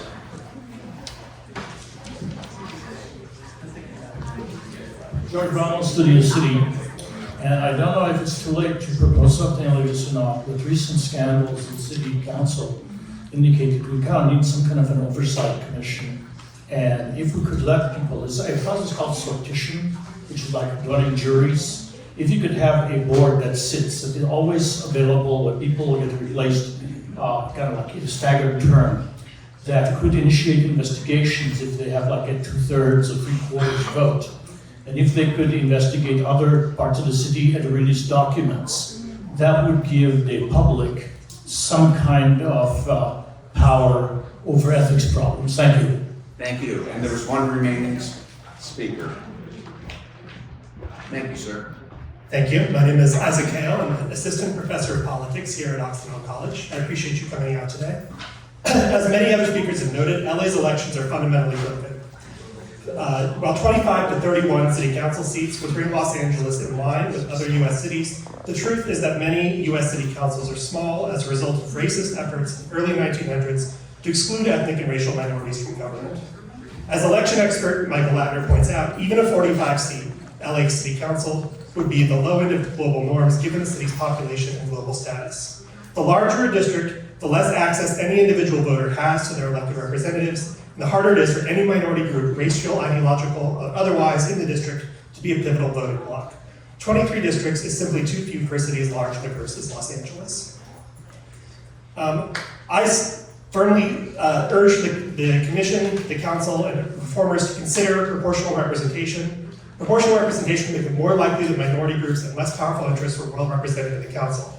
Under PR, groups that are insufficiently geographically concentrated to win a single seat district could instead have a voice on the council by securing one of several seats in a multi-seat district. In just one example, consider that while only 37% of Angelinos are homeowners, the LA City Council has more landlords than renters. Proportional representation with multiple seats per district allow more renters and other underrepresented groups to have a voice on the council. Furthermore, proportional representation would effectively make gerrymandering impossible, which could prevent a repeat of the redistricting scandal that rocked Los Angeles in 2022. The time to boldly reimagine elections and governance in LA is now. Thank you. Thank you, thank you. That concludes the public comment period. We will be in recess until 11:20. Okay, very quickly, only because some of us have to use the restroom. Okay. We just noted some inequity in the commission's response to particular speakers. Ma'am, you can bring that up with us privately after. Okay, will you all be seated so I can bring it up to you? Yeah, I will. Yes. Okay, any other speakers who haven't spoken? I spoke. But You can't speak Okay, again, I'm sorry. No problem. All right. Let me pause the. That will conclude the public comment period. We will be in recess until 20 minutes after 11. 20 minutes? So yeah, we have 14 minutes. We gotta slip in some time for phone calls from Karen and Ann. Okay, ladies and gentlemen, if everybody could come back in, please.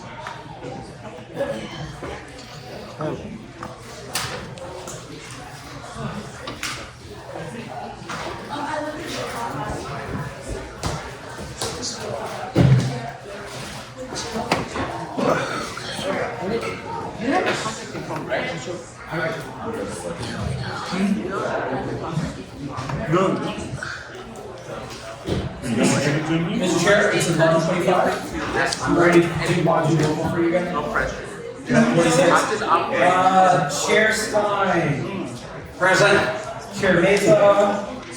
Present. Commissioner Murray. Commissioner Sanchez. Commissioner Andrades. Present. Commissioner Thomas. Commissioner Thomas. James. Commissioner Stein has some phone training. Commissioner Thomas will join us shortly. You have quorum, sir. Happy to jump into,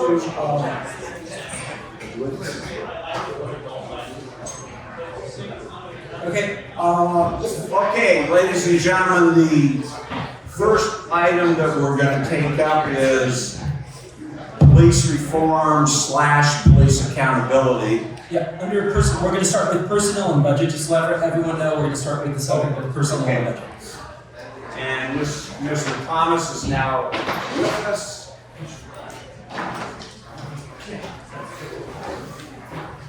And what I plan to do is to allow Commissioner Thomas, since he was on the Personnel and Budget Committee, and obviously has a great deal of interest and experience in police accountability, to speak first. And then we will go into the discussion of the items. And then I will hope that there will be a motion. And if there's not, I'll make the motion on this issue. So, Commissioner Thomas, the floor is yours. I want to begin by saying I thank all of you for coming out. It seems like we're family now, because most of you I've seen so many times. There's a couple of things that I think you need to know about me. Number one, I used to investigate police officers. There is nothing that anybody can tell me about what police officers are capable of. There's nothing that anybody can tell me that will convince me that they are not a tight-knit group and they follow the script very well. And as has been pointed out by folks who have confronted this commission with regards to the way that they have felt, specifically black folks, generally everybody, the way that they have felt. And one of the things that I think is important to understand, there are those of us who live and work and grew up in the black community with black people. And then there are those of us who fight for black freedom and who study what black people need, specifically and all people generally, in order to manifest that freedom. And so that is the place where I sit. Most of these groups that have come here and spoke before us are not foreign.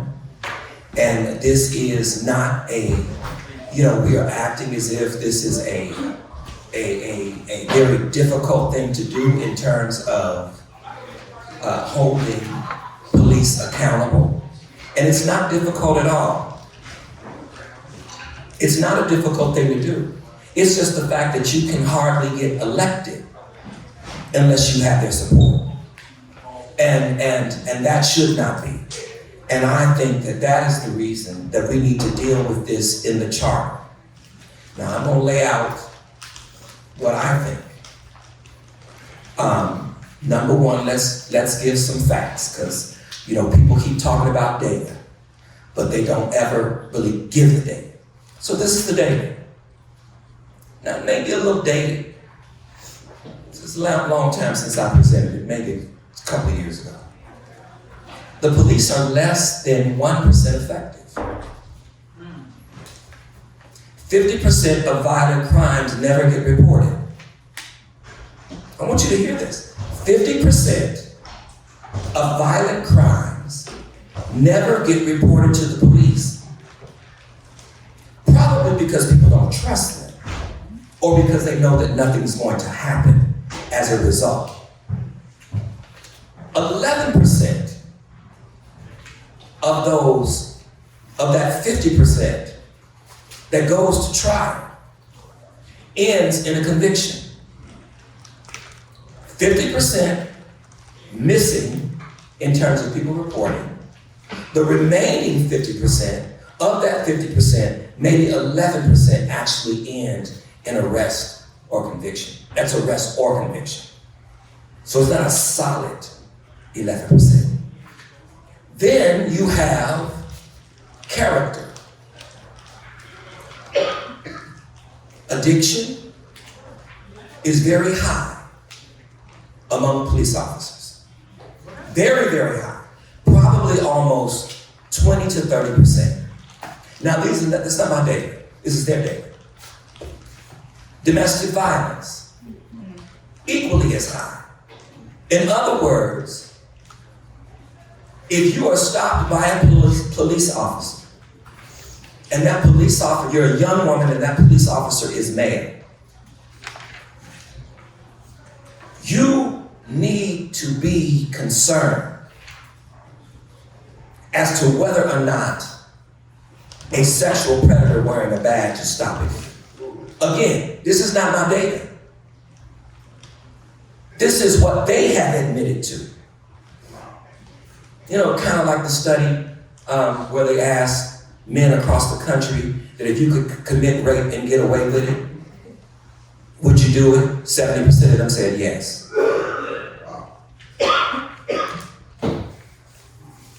These are the issues that we're dealing with.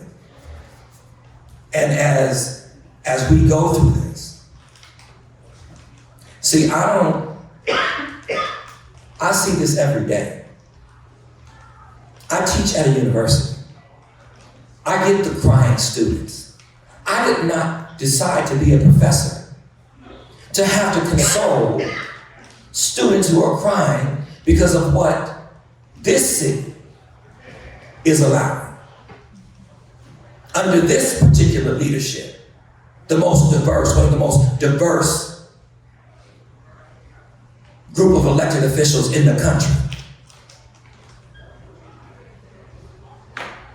For us to not push forward these reforms that have been recommended, I'd add one amendment, giving City Council the authority to fire police officers. Please call your laws. Giving City Council the authority because somebody needs to be held accountable. And I want us, when we have this discussion, I want us to go based upon what the facts are. What the truth is. And the truth aren't always the facts. But the truth is, every time you hear the chief say that he can't fire anybody, that is a lie. That is a lie. He can get that ethics committee to do whatever he wants to do, not because I'm saying it, because that's what he said to me. Not Jim McDonald, but the one that exited before that. And so I'm not speaking from a place that I know nothing about. On a consistent basis, I met with the last chief, and in every meeting, I was demanding his resignation for being the head of the most murderous police force in the country.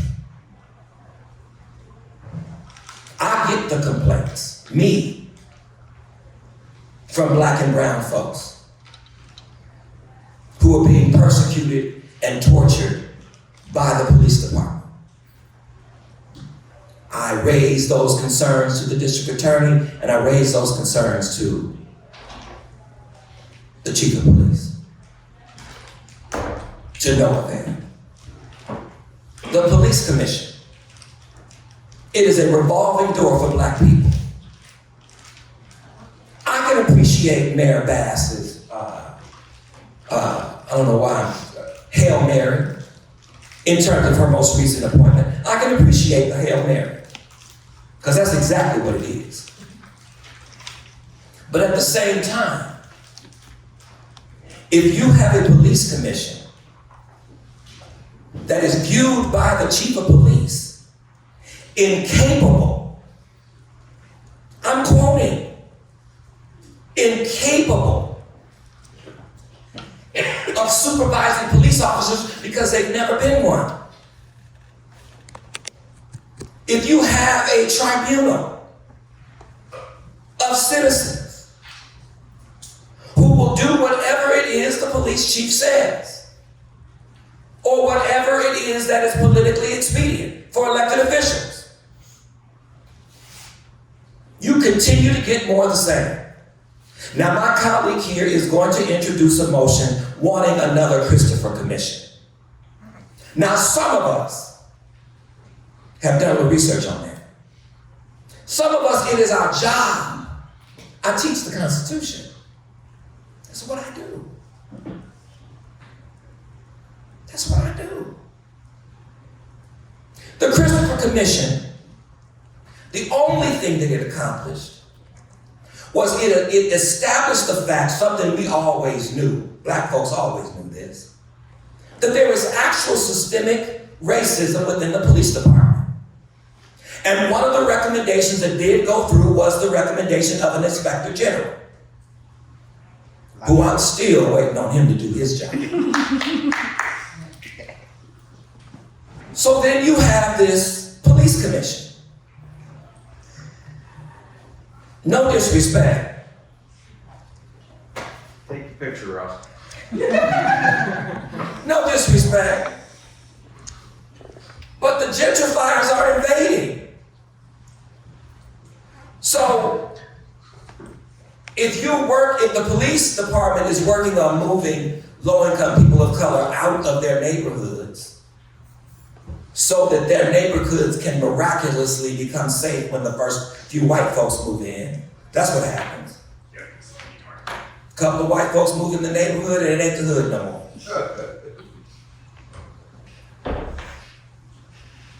The Christopher Commission failed in its ability to implement the reforms that they suggested.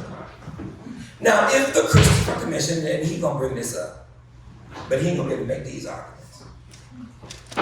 You can see that Commissioner Thomas and I talk a lot when he knows everything that I'm gonna do. Yeah. I know everything that he's gonna do. Yeah, he does. So he likes the Christopher Commission concept. Getting a bunch of smart people in the room to decide these issues because it's going to take a lot of time. Is that what's supposed to do with him? The smart people are in the room. They've been in the room for the entire time with regards to this process. That is the people who will be impacted by what we do and how we deal with policing in this city. And so the Christopher Commission, since folks like smart people, and you know, if you were Western trained, you ain't as smart as you think you are. You was trained in this country. This is where you got your education from. You're not as smart. That's just for free. You know, you ain't as smart as you think you are. The Christopher Commission, what followed the Christopher Commission was the Rampart scandal. Y'all familiar with the Rampart scandal? You know about the Rampart scandal? You told me all about it. Yes, of course I know the Rampart scandal. Okay, I just want to make sure you do it. I got to answer that. Yeah. I've only been around this city on commission since 1988, so yes, I think I do. That don't mean nothing to me, because you being around, being on and being around. Bottom line is, we had the Rampart scandal after the Blue Ribbon Christopher Commission. Then not only that, then we had the consent decree. So after the brilliance of the Christopher Commission, and see, some people talk about what happened in rooms. I was actually in the room. Some people talk about what happened in the room. Some people read about what happened in the room. I was actually in the room. I was in the room when Chief Parks spoke to City Council before it was confirmed that he would not be reappointed. What he said was the Rampart scandal is the tip of the iceberg when compared to the level of corruption in the LAPD. That's what the former chief said. Commissioner Thomas, what I'm going to ask you to do, if you would please, is speak about the reforms. No, I need to set the context, so I Okay, want they're here, so yeah, we can. yeah, we're gonna speak about the reforms, because to me, all the reforms just need to just be moved forward, that's what I'm talking about. I'm speaking about them all being moved forward with one amendment, and that one amendment being the city council has veto authority, they can fire police officers. So I think you really need to get rid of both of those so-called fake citizens commissions. I think you need to get rid of both of them. But at the end of the day, city council and the mayor should be responsible for who is policing this city. Because if they are responsible for who is policing this city, then we can hold them accountable. We can't hold Chief McDonald accountable. We can't hold anybody on that police commission accountable. We don't have the capacity to do that. But we can vote everybody else out. We didn't vote on Chief McDonald.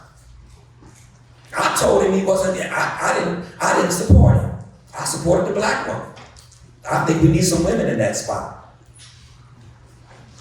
For once. For once. And so, now, the gentleman who spoke last from Studio City, what he said really gets at what we really ultimately want to do. These elected officials know that they got to do a whole lot of work in terms of trying to uphold this stance, this tough on crime stance that is supposed to be where the police are supposed to be the solution. And so many of them feel like they need that endorsement. Feel like they need that endorsement from the Police Protective League. Well, if there was more of a jury type system and a public advocate to deal with a lot of these issues, we wouldn't be here. And so I just want to say that the basis of my claim and my proposal to allow the mayor and city council to fire police is because when that was done in Camden, New Jersey was one of the roughest cities in the country. I joke about it and say, if you look in the direction of Camden, you would rob yourself back in the day. Camden's mayor and city council decided that they were going to fire all of their police officers. And that's exactly what they did. And after they fired those police officers, they allowed them to be rehired. They needed to be investigated again. They needed to take the psychological test again. And for the first time, they looked into their records. And many of them, because of their records of misconduct, were not qualified to be rehired.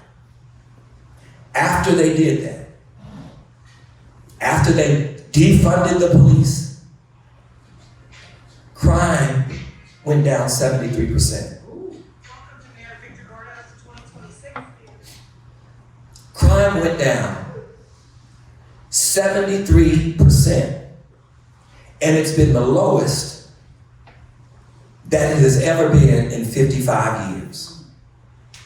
And so all of this stuff around not being able to fire police, about not being able to do police reform, about looking at best practices, all of those things go out the window when it seems like it's something that's going to help black people specifically, everybody else generally. Whenever it seems like something's going to help, it's ignored. The decision is to be made by people more smarter than us. And I would argue, if you ain't with the people and you ain't in the community, then you are ignorant of the community. And I don't care how smart you are. And so this is not a decision that needs to be made by anybody else except the community. And the community has said collectively, I don't care if it was last minute, it's last minute because y'all didn't bring them on before. I've had various 20-minute rants about how ain't no black people in this room, how ain't no black people speaking, how ain't no brown people speaking.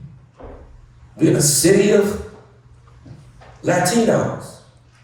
Been pulling teeth to try to get, we can't. Something's wrong. Something's wrong, and I've said this too. The way you present, the perception that you give, is truth to people who will never meet or know you. And this commission has not acted honorably as it relates to the people. We've listened though. But I'm talking about in terms of the issues that these black-led organizations have been raising. And the interesting thing is that it ain't just black folks that feel this way. We have a cross-section of people. And so it is very important to understand what police accountability is. Police accountability is what happened in Florida with Andrew Joseph III, a 12-year-old who had gone to the school fair, to the state fair, a trip with his entire class. There were over 100 black students who were at that fair. Because of horseplay, the police corralled them, took them away from the fair, and then dropped them off and kicked them out of the fair. Andrew Joseph, they dropped him at the back of the fair. Pitch black at night. Parents waiting for him at the front gate. He begs the officer, please, I don't want to go in the fair, but my parents are waiting for me in the front. Just let me walk through the fair. The officer said, no. Go that way. That way was the freeway. Andrew Joseph III attempted to walk that freeway. By the time his parents got around to the back, his body parts were spewed all over the freeway. And this officer expected not to be held accountable. He thought that he was going to get immunity, which they mostly get. In this particular incident, there was no immunity given to this officer. But you've heard that whole story, but that ain't the story. The story was when Andrew Joseph III's parents got on that stand. When that mother and father got on that stand. I have never seen a better example of strength and dignity and courage and poise in my life. I saw royalty that day. In the African sense, not because of money or wealth, but because of character. And so what I'd like to say to this commission, I don't care what you've been told about what the community is asking for. I don't care what side of politics you are on. If you haven't learned anything with what is happening today, you should have learned that you too can be the next detainee. That you too can be the next Keith Porter, the first American killed by an ICE agent that most people don't even know about because he was black in Northridge. He hasn't been charged. His murder hasn't been charged. And so when we talk about trauma, there was a certain level of trauma that folks living under the siege of government are forced to have to deal with. You multiply that times 1,000 and you get black folks. And so I want this commission to consider not what is best for elected officials, they may not decide to choose it. If they decide not to support it, then we as the people know what we got to do next. It's really simple. It's really simple. Let us not be guilty of that. And so that is my ask. And I would ask you, Mr. Chair, that you would not even make your motion. Because your motion is not appropriate in this moment. Now, if that is something that the city council wants to do, then let them do it, but let them be accountable. In my opinion, and I'm just telling you, regardless of how anyone's perception may be of you, I know you. I know your heart. And at the end of the day, I am asking you to not make that proposal. Please, please don't do it. Because if you think that these people that have come in here and spoken to us are going to let that go, they are not going to let it go. And if you poke the bear, can't get him back in the cage. You know, so let's let the people who are charged with the responsibility to determine what they want to do, because their last Christopher Commission didn't work, and their consent decree didn't work, so the only people that they have not allowed to manage the police department are the people. And I will even concede that the people can do some of that work through electing city council people and theirs who share their vision and their view. But I also believe that the people need to have a real role in how the LAPD is managed, and not what is current, not just in name, a real role, a real role. Thank you. Thank you. Before I ask other commissioners to respond and give their comments, I'd like to address in some ways the elephant in the room. Commissioner Thomas and I have a very good personal relationship and a very good working relationship. And both of us from the very beginning have reached a conclusion that it's all right to disagree and still be friends. I look at police reform and accountability. And notice I'm putting in the word accountability because my friend here uses police accountability more than reform. But when we were sent a list of previous council motions on what the Charter Commission might, doesn't say we have to, might look at, police reform and accountability wasn't even on that list. It is by the sheer determination of Commissioner Thomas and others, our committee, I said and others, that have elevated that this would be considered by the ad hoc committee, by the subcommittee, by the ad hoc committee, and anything that the ad hoc committee does will be reviewed by the full commission. So at the end of the process, it won't be the 6 of us voting on it and that is a final decision.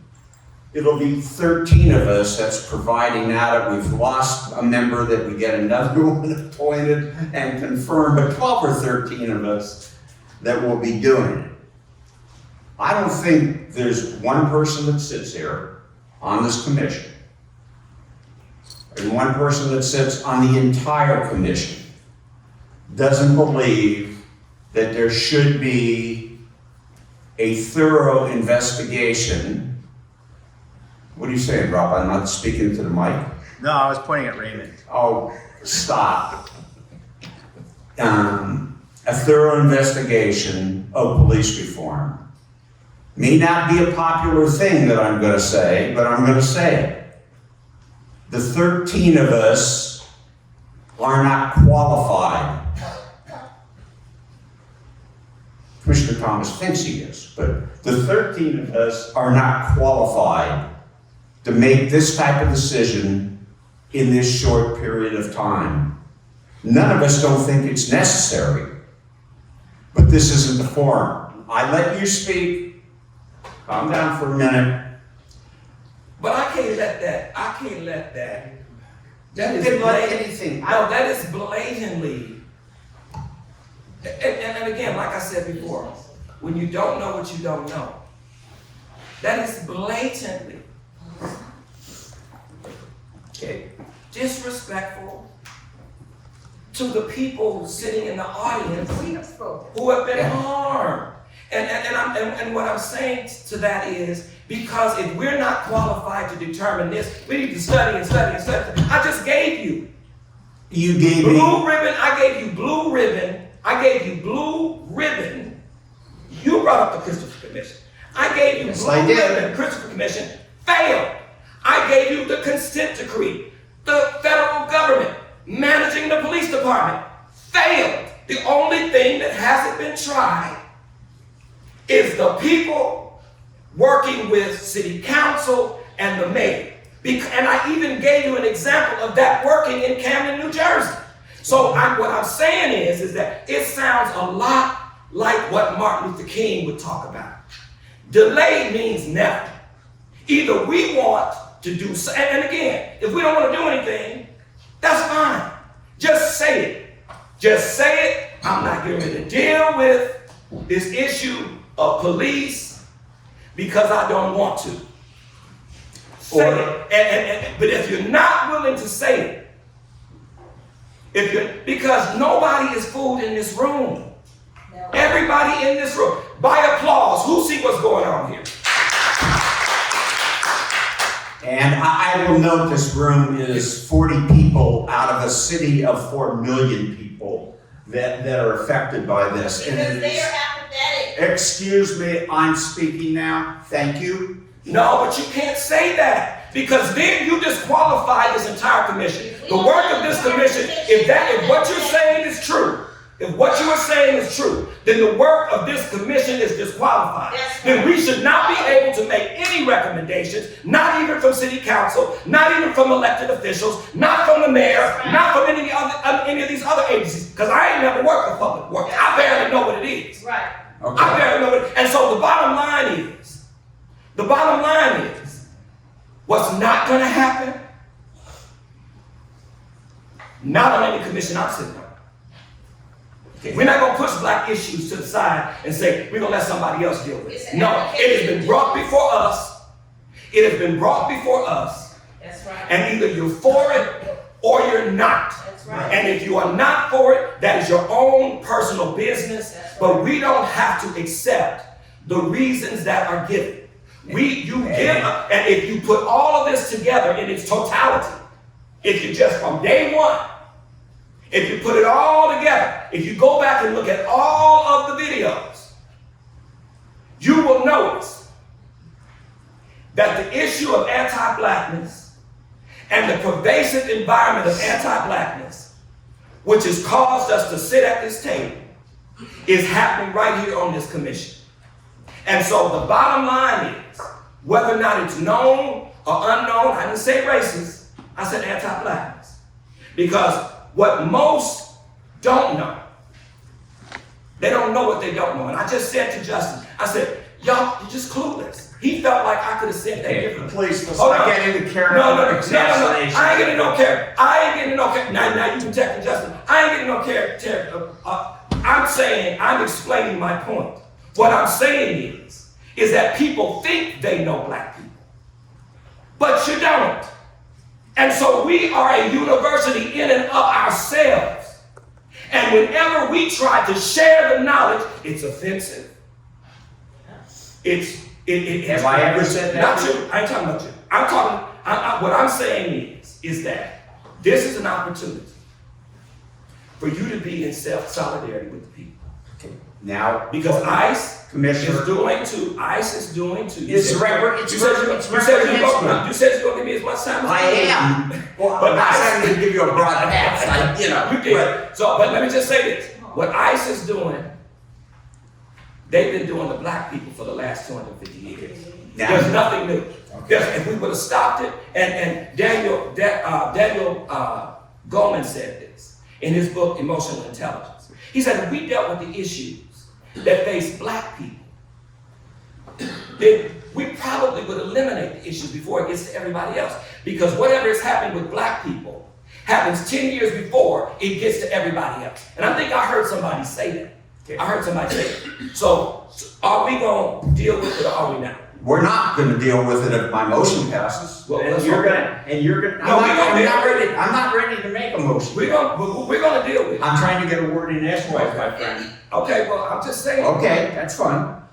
I've got to tell you, excuse me, ma'am, you're out of order. Then I'm out of order. That don't help. I'm just telling you that. Just let it go. It's not that big of a deal.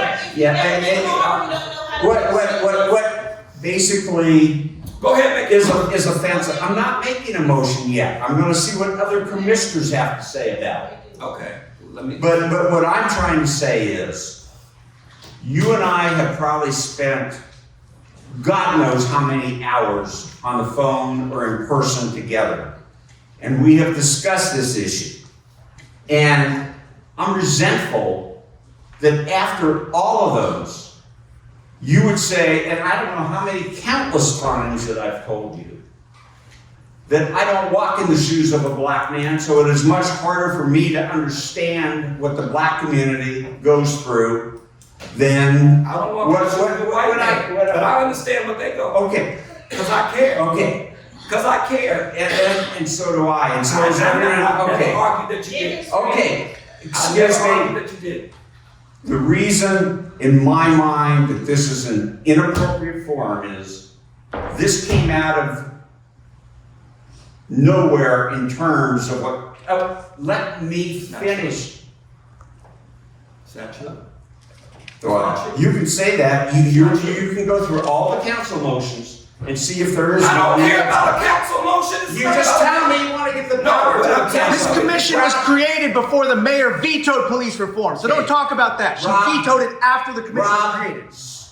I'm not wrong. I'm not wrong. I'm not saying anything about your rightness or wrongness.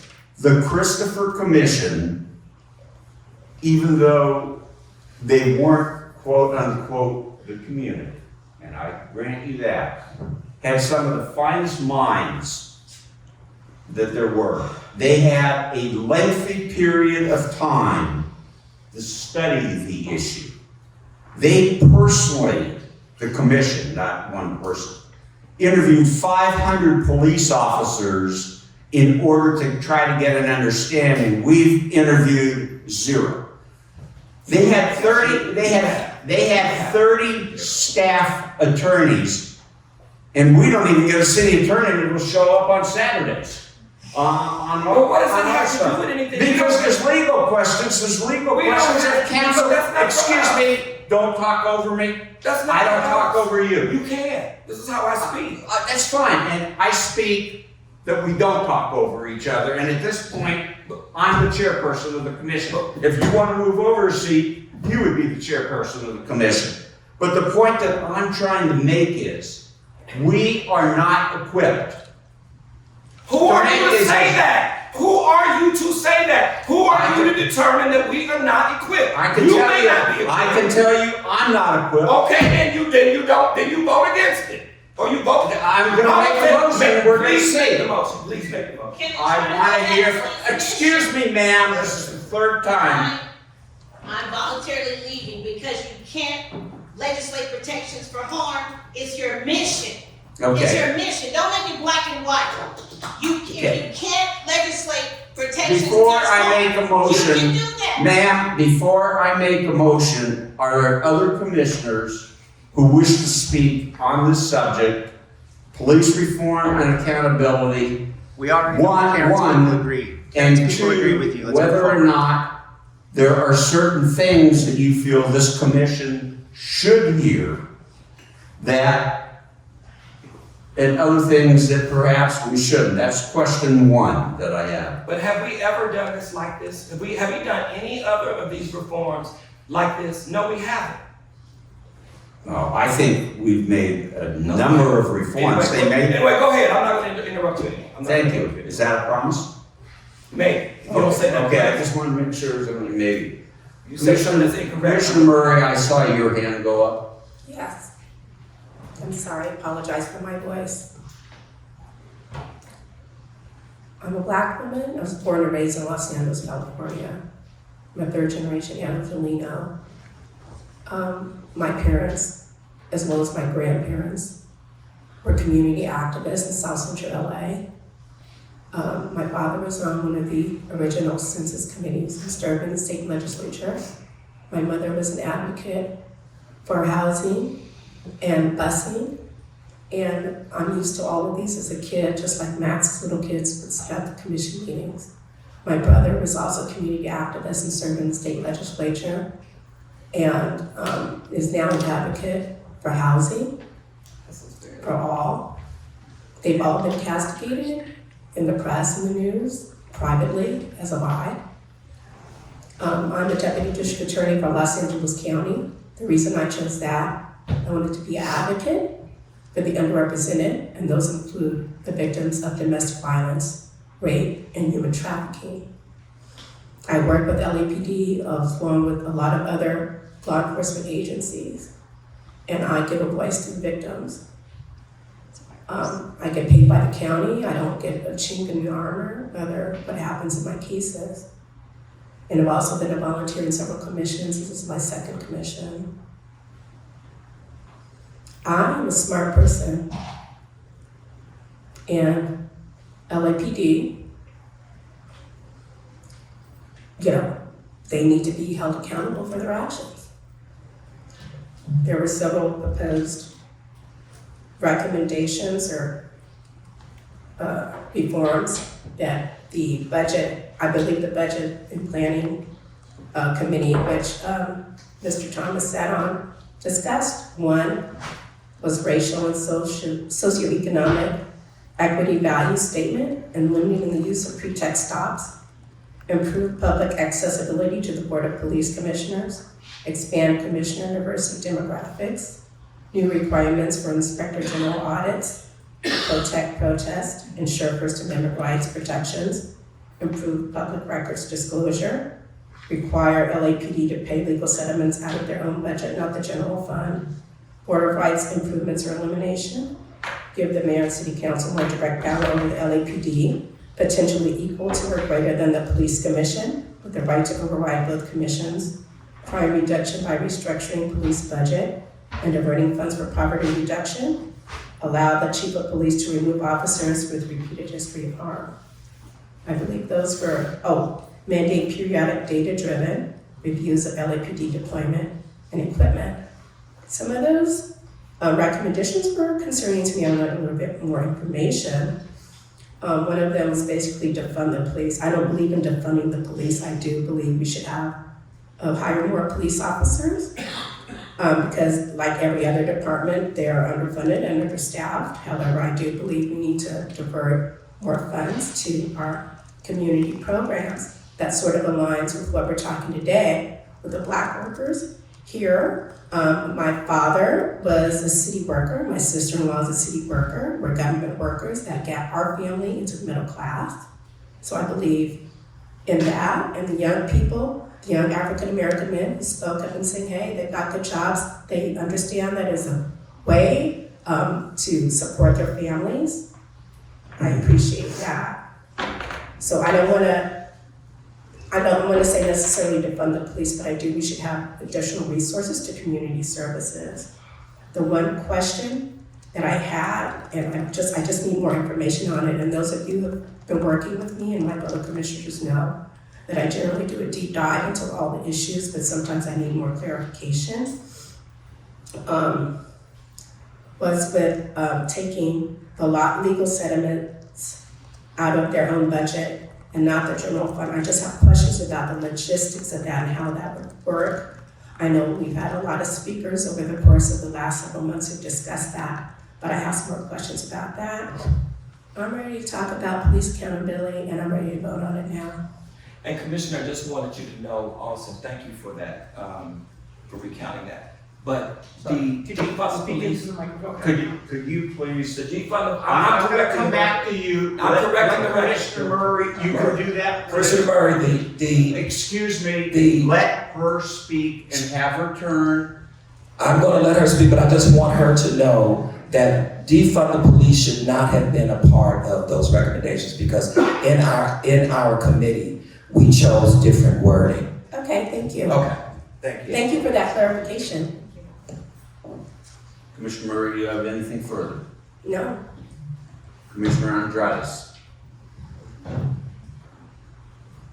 I think this is a really complex issue, and like you discussed, Commissioner Stein, the way in which it got onto our agenda was late in the process. And Commissioner Thomas, I've had police in my home from when I was a child, and this is a deeply personal issue, and I think it deserves a lot of attention, not just in this commission, but after we leave.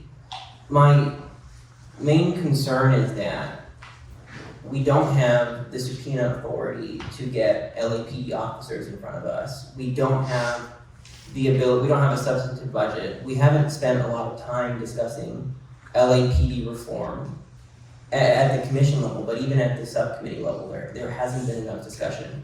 Now, I'm not saying that we shouldn't pass any of these recommendations, but I think that we do need further scrutiny. We shouldn't do a blanket proposal to move everything forward. I think that Commissioner Stein's idea for a commission is not bad, but you're right, the Christopher Commission did fail in many ways. I would love to see something with real teeth, but with much more power than us, that can actually have direct authority to get it on the voters. And if there's some kind of concession between the two, I would love to see that. But all of that to say, I think that this is an issue that does need further study, and I'm not an expert, and several on our commission may be experts on this issue, but there are much more people with more legitimacy that can talk about this, and that can involve community members more than we have. And we've had people come in public comment, we've had people present to us, but there are other avenues to get true community involvement in a way that we haven't. So I all of that to say, something between the two of you I would love to see. But we really have.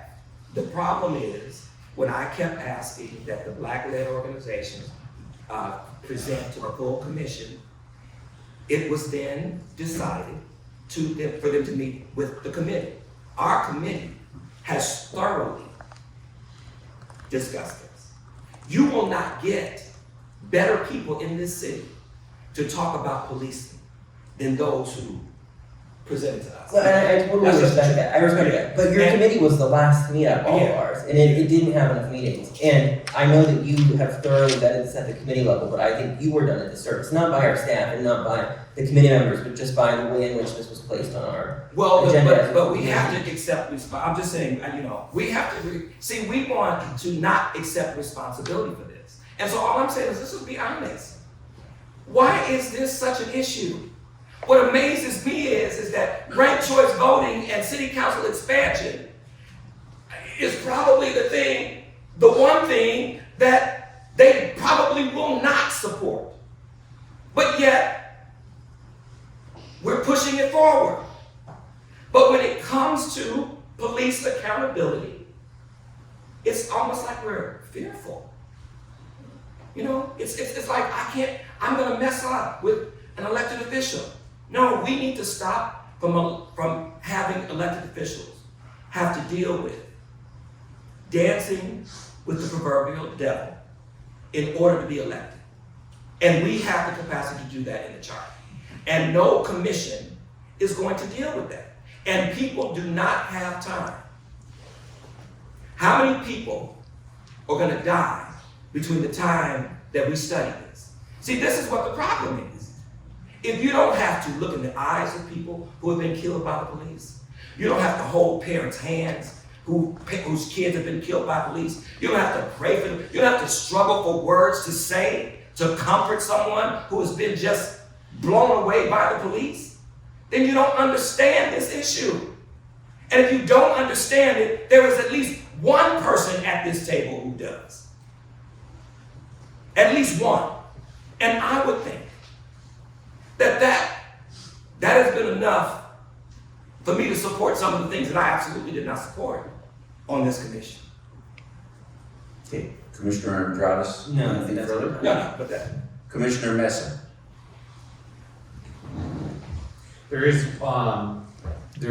one item that, well, there are many items that I'm curious to hear commissioners' thoughts on. There's one item that has really been uplifted to me, which is the lack of ability for the public and city elected officials to have a fair hearing process at the police commission.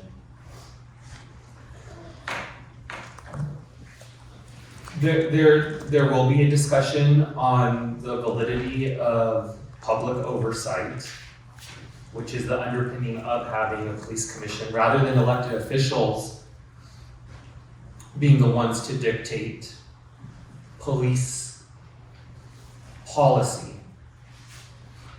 This has been an issue that has been grappled with for at least half a century in the city. And the pendulum swings from having elected officials to deal with police policy to having public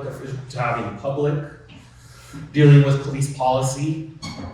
And sometimes I feel like it's because of the composition of the council and elected officials. When the council and elected officials are more conservative, people want there to be more civilian oversight. When the council is more progressive and liberal, the people want there to be more oversight from elected officials. And it's hard to craft public policy that will adjust for those political dynamics.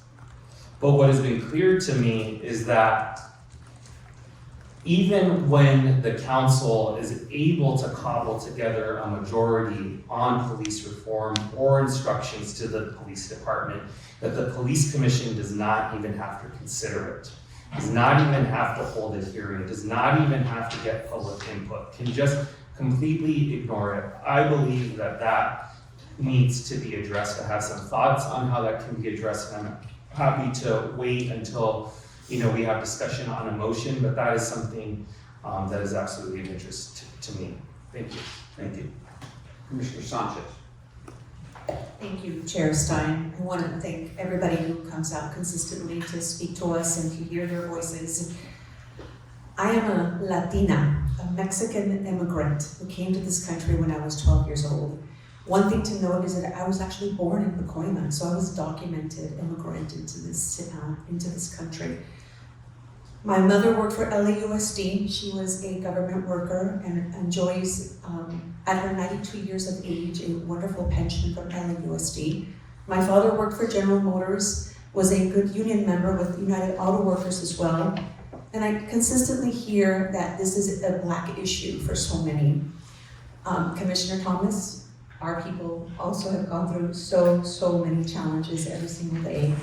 As one who advocates primarily for our Spanish-speaking communities and Latino communities, I've advocated for Special Order 40, worked with our LAPD to make sure that those immigrants who are afraid because of their documented status to speak to police, to be witnesses, to be able to come forward. Also, full transparency, I am the sister of an LAPD female officer who has retired at 50 years of age because she could not continue to be promoted because of the discrimination that women, Latinas, women of color face through our police department. Perhaps it's gotten better, but she also enjoys a nice retirement as well. Nevertheless, I do want to point out that this is an issue that's deeply affecting all minorities and not just the Black community. It's our Asian community, it's our Mexican, it's our Latino, our Central Americans, everybody who's coming here for a better life. What we're seeing in the streets today is the kidnapping, the violation of our First Amendment to so many of our families, those who are afraid to go see their doctor, go to school, go get groceries, because they may not come home to see their children, or children who may not be able to see their parents once they get home from school. Personally, while I have worked very closely with LAPD on reform and other issues throughout my life, feel that this is a topic that needs further discussion, further deep dive. There is good, bad, and ugly with LAPD and all of our government and our government systems, and know that we're here to try to put through some sense of what our city council and our voters can ultimately tackle.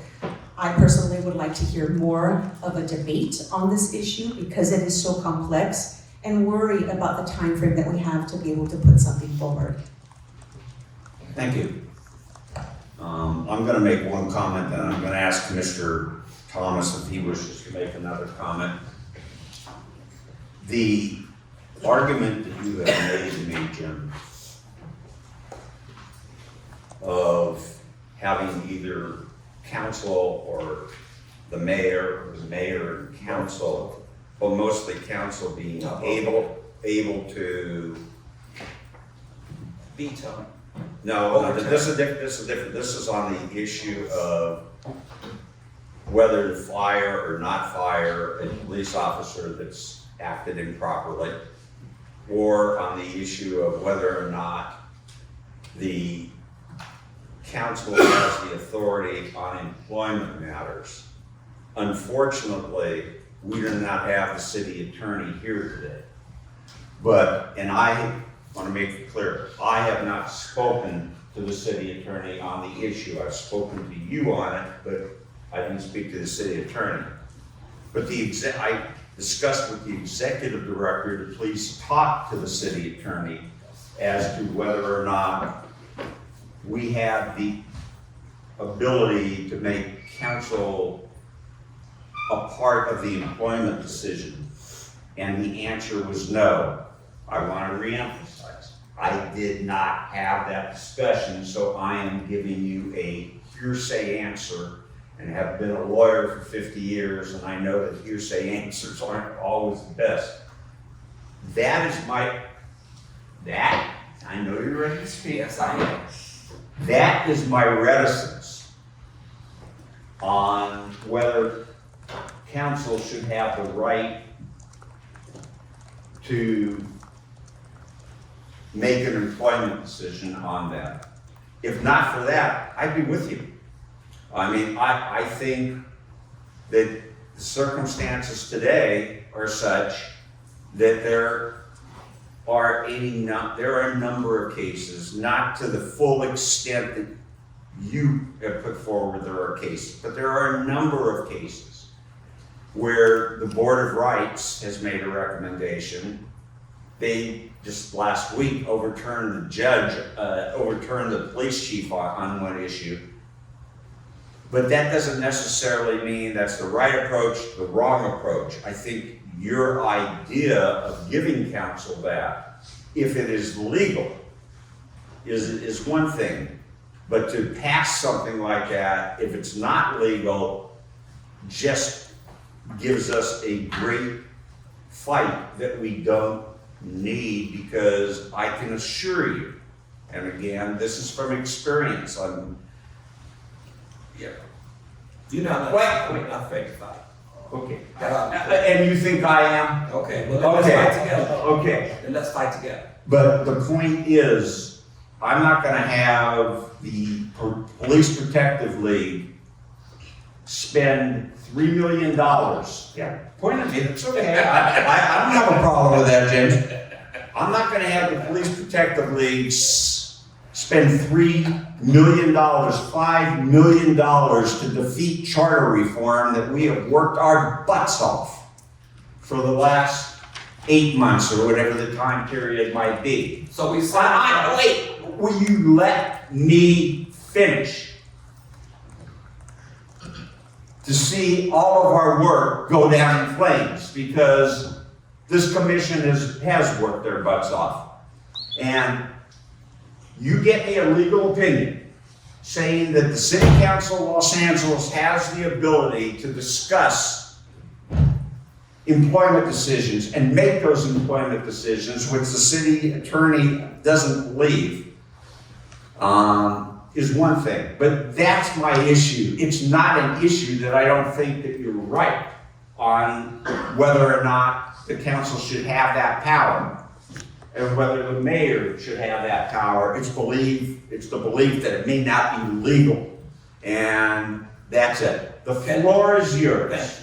Thank you. You have your own. No, I don't. This will stop you from interrupting. I don't mind you interrupting me. May I speak again, please? Yes, go ahead. Commissioner Murray, you have the floor. Thank you.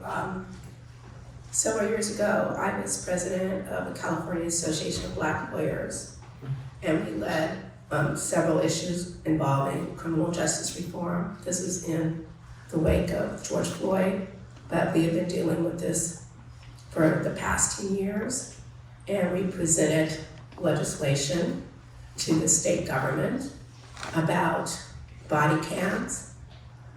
We presented legislation about grand juries investigating police shootings. And you all know there's the saying that presenting anything before a grand jury, a ham sandwich can get indicted. We wanted to have preliminary hearings on all police killings. We also presented legislation about having an independent investigation of all police shootings. When we first presented the body cam legislation, everybody thought we were crazy, and nobody wanted to touch it at the time. The legislature, including the including the California Black Caucus. Now, every single agency, at least in the city of Los Angeles, county of Los Angeles, has body cams, and we have a system where we have access to all body cams in the DA's office, and we present that to also defense counsel. So now any police encounter is caught on what's called evidence.com, and it's shared. Sometimes you have to stand up and be counted, and I believe that time is now. We've had a lot of obscure testimony, not obscure, but complicated testimony with regards to the budget and the CAO and the CFO and all this stuff. I'm not an expert in accounting, but I've done my deep dive and done some additional research on my own. I've talked to some of the community partners. Where's my ring truth voting folks? They're Nick, who had extensive conversations with. So it can be done. It's not radical. People thought that having body cams was radical 10 years ago, and now they're commonplace. People thought having independent investigations of all police shooting was radical, but now we have a section in the Department of Justice where they independently investigate all police shootings. I'm a district attorney, I'm a prosecutor. I work with police every day, and I've worked with some great detectives, great investigators, great cops on the street. It's an honorable profession. But I don't, sometimes you have to stand up and be counted. Thank you. Is there anything else, Commissioner Murray?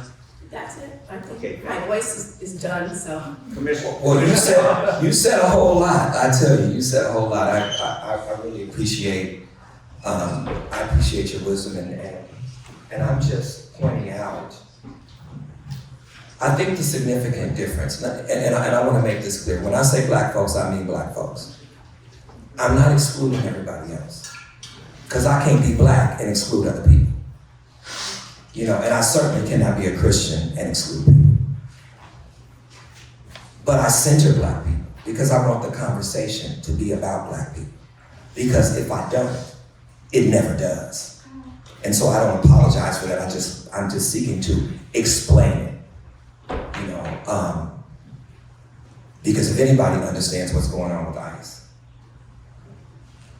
as somebody whose picture is profiled in an article where the bishop is saying, get your priests and pastors, get your affairs in order. I understand that issue. And I have got my affairs in order. But I'm also chomping at the bit for the next protest. And so I just want to say that. But I'm sorry. I believe that Commissioner Stein is sincere in what he is saying. I think he is sincerely wrong. And this is why. Because the goalpost has now been moved. The goalpost has been moved.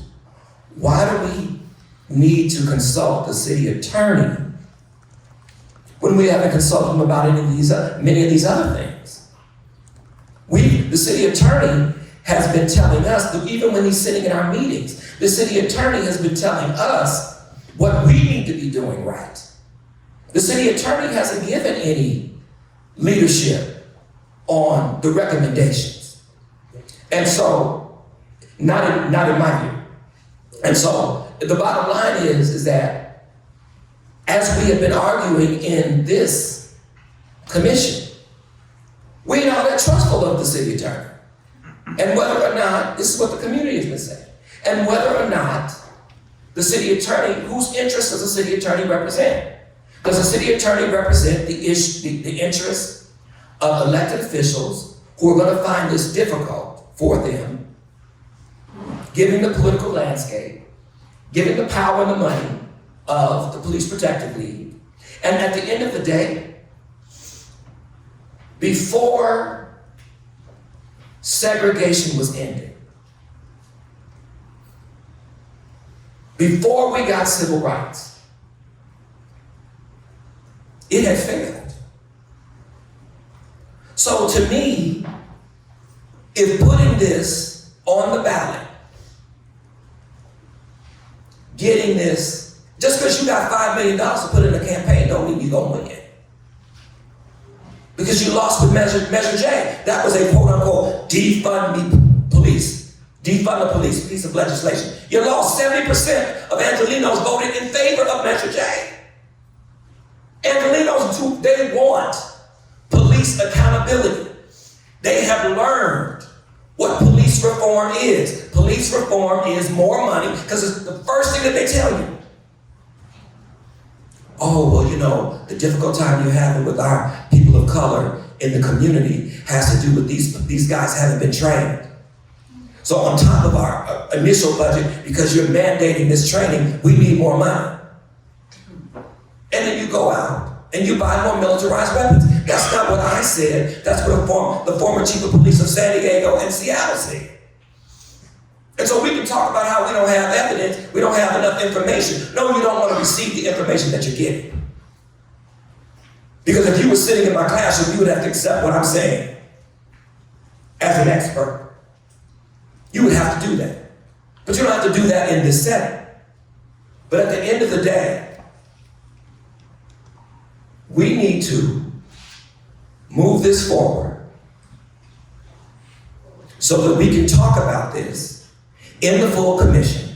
And we need to invite, since everybody wants more information, we need to invite those groups that presented this to present to the entire commission so that any questions that we may have can be answered at that particular time. And so I guess, can I make that a motion? We got the city attorney here now, right? No. Right. You got an attorney. You got a an couple attorney. attorneys. Yeah, too many. That's the problem, too many. No, and I'm kidding. Because you said you're gonna bail me out. Wait. I'm kidding, but I always tell the same joke. What are 25,000 attorneys at the bottom of the sea? And the answer is a good start. So I guess I would like to formulate what I just said into a motion. Justin, can you help me do that? So what I'm asking is, Well, first it's up to the chair. I know the chair had a motion. yeah, We can do it one of two ways, Commissioner Thomas, and either way. I can make a motion as to what you know I'm going to make. And we can see if that passes. Or you can start and make a motion and see if that passes, and if it doesn't pass, then the default would be coming back to me. I would ask you not to make the motion yet, not so I can make mine, but I think there's still a discussion. I think that it's really Chair Meza, even though he's giving me the privilege of being able to do the ad hoc committees, and that's the only reason they use the name chair in front of mine.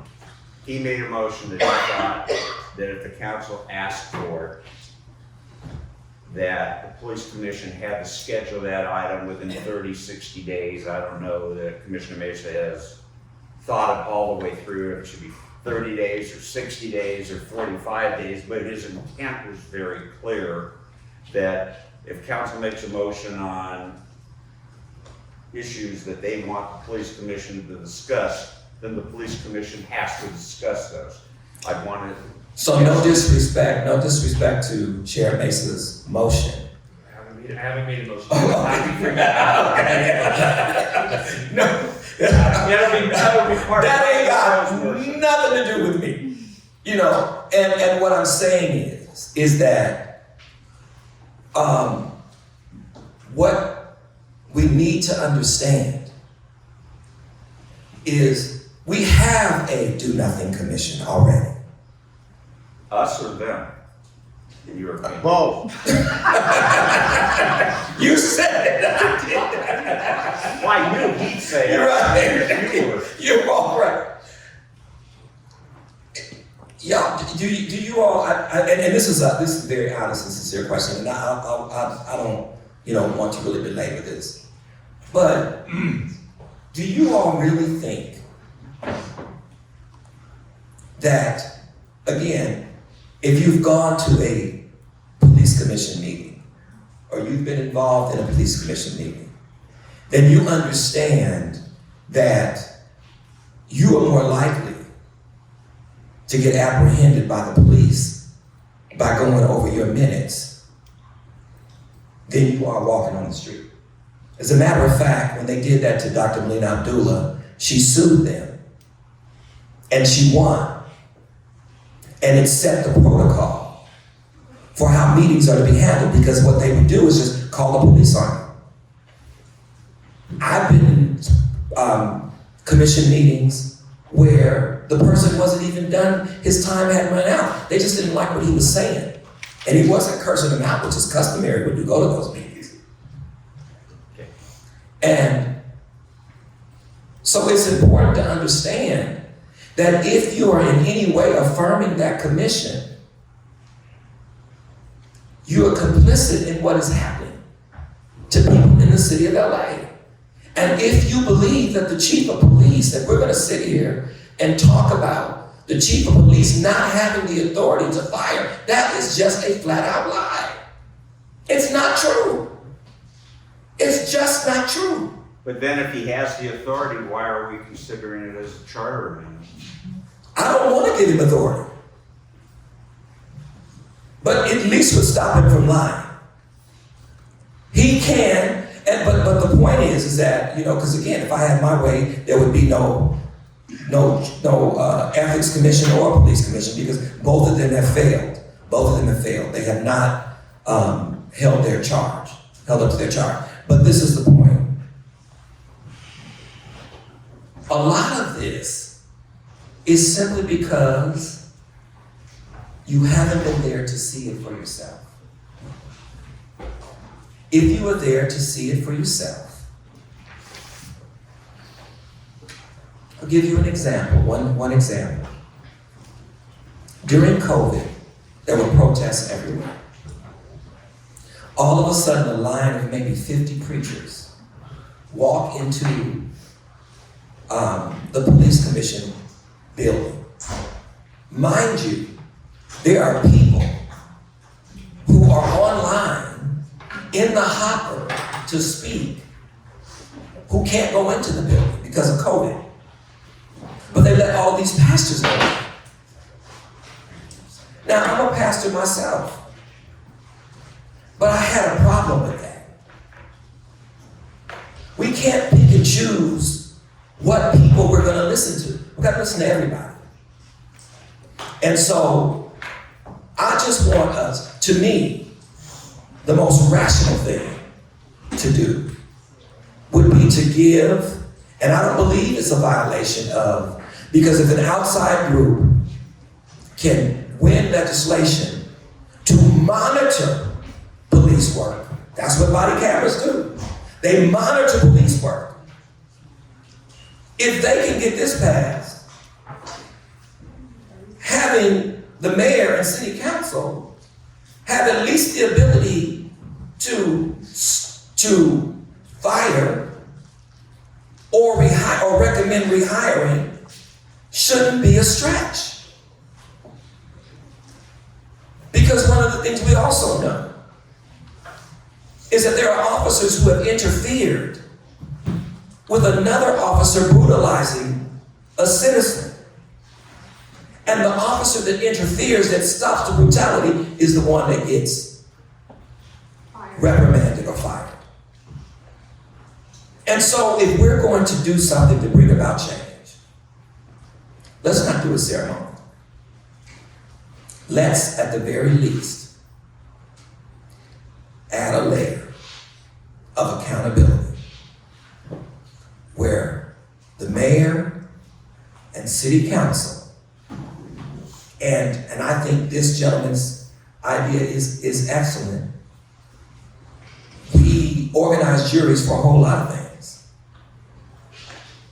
We believe, quote unquote, in the jury system.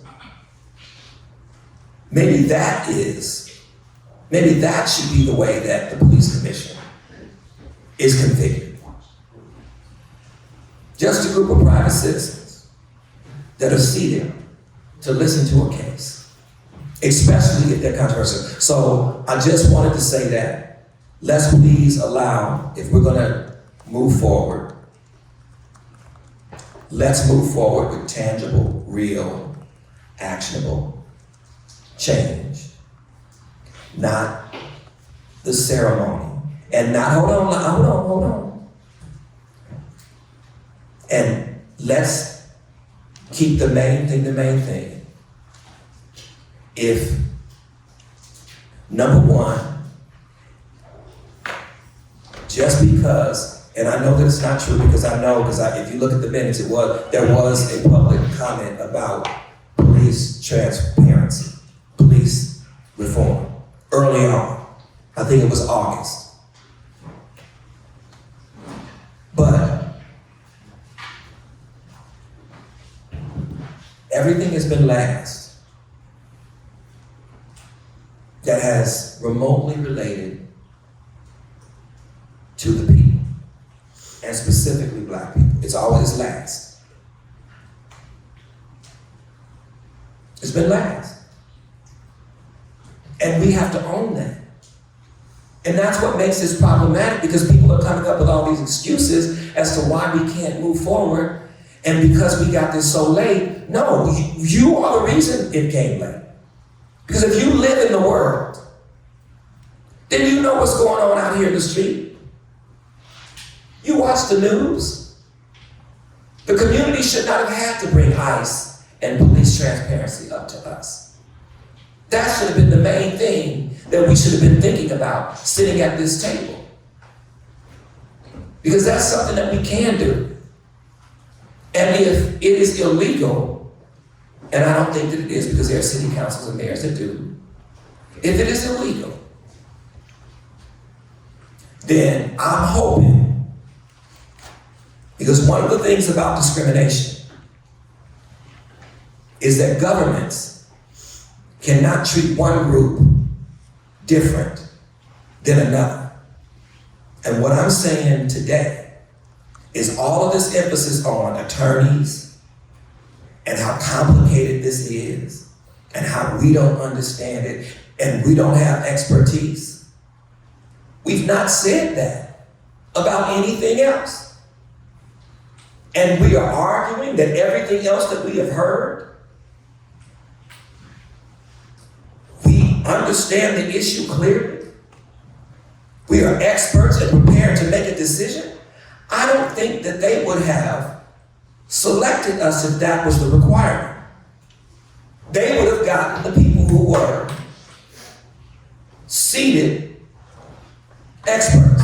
They wanted community people because they wanted a community perspective. And so that's what we have heard. And again, I'm gonna let you make your motion.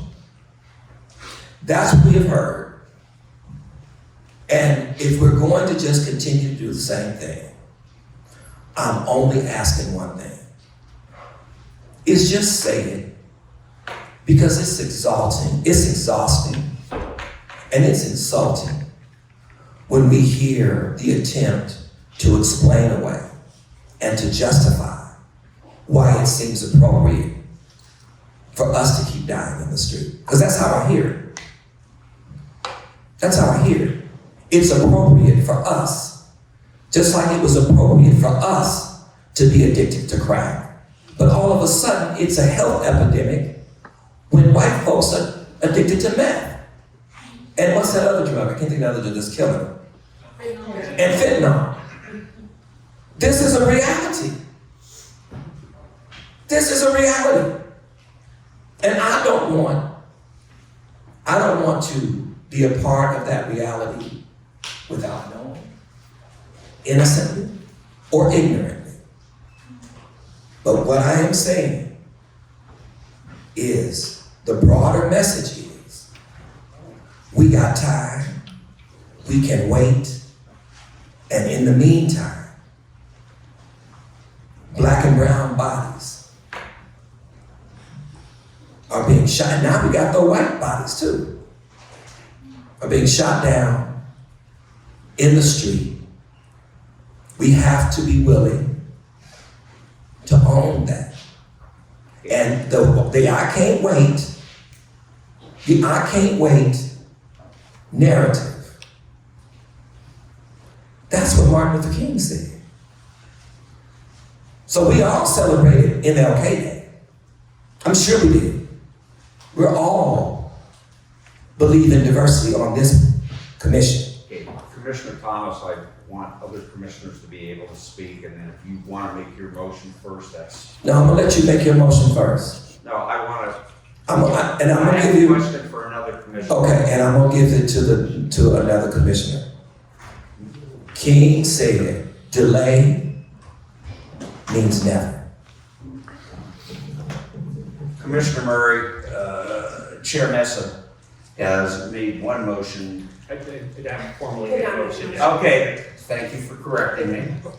Has made one suggestion that perhaps that we consider that the police commission has to review certain things if asked by council. Were any of the lists that you had, Commissioner Murray, that you want to add on to that? I know you enumerated probably 5, 6, 7 items. So this is from the staff report. That was the full list. That was the full list. It was the full list sheet before. You all do your thing. You know, don't try to make me complicated. Commissioner Let's not Meza. play games. I'm sorry, I didn't mean to cut you off. Let's not play games. You all do your motions. Okay. I just had a question of clarification for Commissioner Thomas. I was reviewing sort of like the letters that have been sent into us on police reform, specifically relating to the disciplinary process. Your idea of giving counsel and the mayor's office, you've articulated it clearly, I understand it. What, I guess my question is I have not seen that from any members of the public. I have seen numerous recommendations actually enhancing the chief of police authority, and I want to just share some examples because it's coming from people who were just applauded earlier today in public comment. So the gentleman who provided what he handed us out, his charter amendments on police reform under disciplinary authority said the chief of police shall have authority to impose discipline, and then, that's in his recommendations. The letter that was submitted. I'm not arguing with you, so you don't have to go through it. I agree. I'm just asking, because you said you're gonna make a motion to Right. address it in the. Right, because and let me tell you why. But if I could just finish speaking, and then we'll have some, because Councilmember Hernandez in her letter said clarifying strengthen the authority of the chief of police. The motion that was adopted by council and vetoed by the mayor was also to give additional authority to the chief of police. I believe most of the recommendations from I won't say all, from most of the public comment, even at the committee level, were to give additional authority to the chief of police. I did hear your comment about the previous chief of police saying that they wouldn't fire them. I heard you. It just seems that the policy recommendations that we've been getting by the public and by elected officials who want to reform the police department don't align with your proposal today.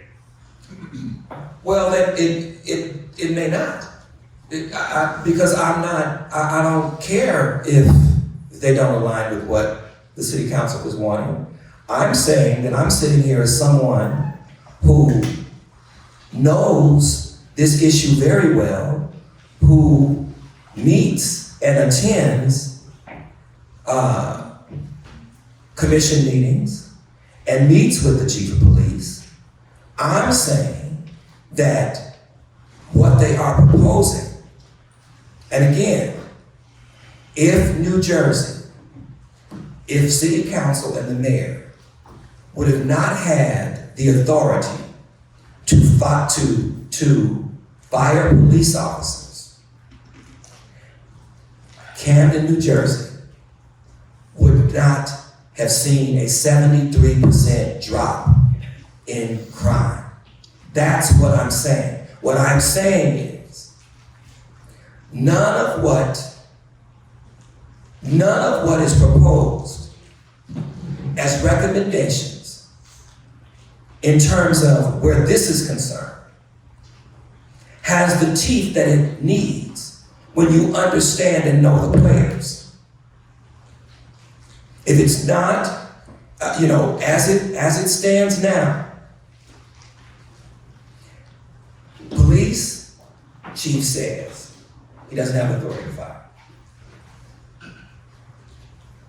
But that is his. Well, let me answer this question. I do, but I want it to be in this millennium. Yeah, well, it's not in this millennium when you ask me. When you ask me to speak. So it's not in this millennium.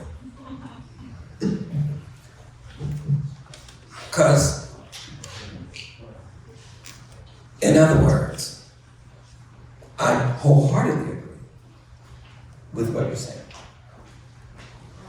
But what I know is not doing more. And I did talk to one of the community groups, by the way, and totally thought it was a great idea. Hold on, just hold on. You're still a chair. I'm not trying. I'm not worried about being the chair. I'm You're still a chair. trying So, to bring this So, to an end. but you were asking, so yeah, that's absolutely correct in terms of what you have said. But, I'm only coming from knowledge that I have, having been involved with this issue, is that is not going to change anything. What will change things is if the mayor and city council have the ability to either affirm or not affirm the decision that comes from this ethics committee if it continues. That's all that I'm saying. It's just an extra layer, it is security. Because what it does is that right now, as the police chief and this ethics committee and the police commission, the public has no voice with them unless it's something that is politically expedient for them. When you can cut off a mother whose child was murdered, who is pleading with you with tears in her eyes, if you can cut her off and tell her, your minute and a half is up, This is the police commission. The chair of the police commission threw a 75-year-old man out of the room and had him arrested because he walked too swiftly past the police after being told to leave. The chair of the former commission wrote a whole book on domestic terrorists. You're losing supporters. No, they just gotta go. We support you, I have to. We love that. Yeah, go ahead. Thank you. Miss Murray, I know you have a number of proposals or suggestions. I didn't have suggestions. I was enumerating the staff committee, the issues they brought. You all, apparently, Mr. Thomas was on that committee who discussed those issues, and you're the chair, and you guys, I want you to make your motions. Right. And I've already said, don't have me as a pawn in this game. You all do what you have to do, and I was like, If that is the case, I'm gonna give you the honor No, of don't making, give- no, making it's your another motion. simple, I'm gonna do my motion after you make yours. The motion that I am going to make is as follows. I move that there be policy instructions to the chief of police and the Los Angeles Police Department through the adoption of an ordinance must be considered by the police commission within 30 days and voted on within 60 days of the adoption of that ordinance, or else it becomes law, and dispose of all other reforms that we have discussed, but recommended that the city council and the mayor establish a Christopher-type commission to review all of those reforms. Is there a second to that motion? No second. There is a motion and a second. Is there any discussion other than what we have already had on that motion? Yeah, I actually have something to add. We had taught, and Commissioner Thompson made this clear, that if we just recommend that the city council adopts a commission, I don't think that they will. Or I don't think that they'll adopt a commission with enough teeth. So I am offering a friendly amendment, hopefully friendly, to this proposal that will mandate that this commission is chartered, so that it just becomes, they have to have it at the passage of the ballot measure, should it pass. They would have audit and subpoena authority over LAPD. They would have a substantive independent budget. They would have direct ballot access. And commissioners would have paid stipends so that real community members have the ability to serve. And whatever appointing authorities, if they don't utilize them, let's say the council president as an appointment within a time period, it then becomes additional slots for at-large community members. Isn't that the mayor? Whoever we decide has appointed authority. City council is never gonna do this. What is problematic is. I asked a question that I want to hear an answer to. Right, but Please. but what I'm saying is, James, you are I want an dismissing answer all to the of those question. reforms with one motion, and you need to talk about your Christopher Commission alone and not attach all the other recommendations to it. Okay. So you talk about your Christian Commission, and we will vote on the rest of them. That's the way it should be. Unless that's what y'all want to do. If that's what you all want to do. I will not add it to my amendment, but I think as per the way that this works, you can always have a secondary motion that can be feasible. Yeah, but We've had friendly amendments. But yeah, all through we this can, process. but this is the issue. Okay. Why are we playing this game? Well, it's not a game. It is a game. It's serious. No, it is a game. It is absolutely a game. Because Karen doesn't want us to be talking about this. There's a motion on the floor. There is a second to that motion, and I'm listening to a friendly amendment. Yeah. Would you please state precisely what the friendly amendment will be? Yes, the friendly amendment is that a commission on police review, transparency, and accountability policy is mandated in the charter. This commission will have audit and subpoena authority over the LAPD. It will have a substantive independent budget, direct ballot access. Commissioners will be paid stipends so that community members will have the ability to serve, and it will be required to have at-large commissioners. While I have not yet decided who will have appointing authority, whomever has appointing authority if they don't exercise their authority within a certain number of days after the commission has started. Those roles will be converted to at-large stakeholder roles, much like. So excuse me, I'm the chair and I'm You may going be to the chair. respond. I'm gonna respond. That gets to have the discussion. You've taken up more time than I've even come close to, so don't make that allegation. Well, I'm gonna take I am as I gonna, want to, you know that's that. right, and I'm gonna answer Commissioner Andrade on something. The mayor has always had the power to appoint not only the police commission, but all commissions in this city, other than some where it has been delegated, like the ethics commission and such. Are you willing to accept that the appointments will continue to be made by the mayor? Yeah, that's fine. Okay. Mr. Thomas? Y'all, I can't do this. Okay. I cannot sit here and listen to crap. Okay. I cannot. There's I just cannot. I cannot. I cannot. I can't do it. And so I have found that there is, that they don't need quorum in this one. But you know what? You know what? Since y'all gotta deal with it, I may as well deal with it too. So give me the mic so I can respond. Now, by show of applause, were the 8 to 10 reforms that was read to us, are they more likely than this last motion? This last motion is impossible unless elected officials want it. Other than that, a Christopher Commission, you want it budgeted, you want the top minds in the country, when we're already in debt, it makes no sense. Well, I mean, we're budgeted and we have $1 million. I substantive. No, I'm not talking about that. I'm not saying to you general. I'm saying to get, if we were interested in the people deciding or having a voice in managing policing, we would listen to the people now. And we don't want to listen to the people. We don't want to listen to the people.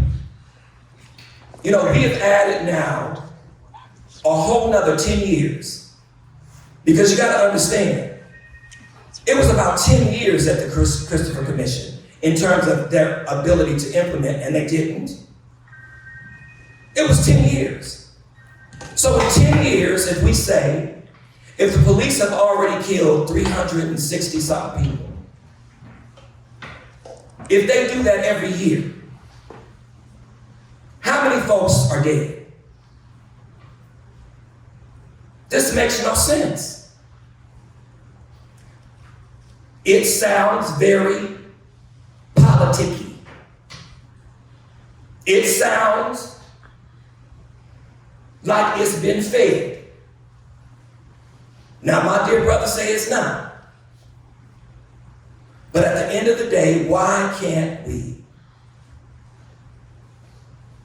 do something? This commission that you are proposing involves other people. What I am proposing and what others are proposing, they either say yay or nay. They would love, it's an election year. Who wants to deal with real police accountability during an election year? Not an elected official. That's what this sounds like to me.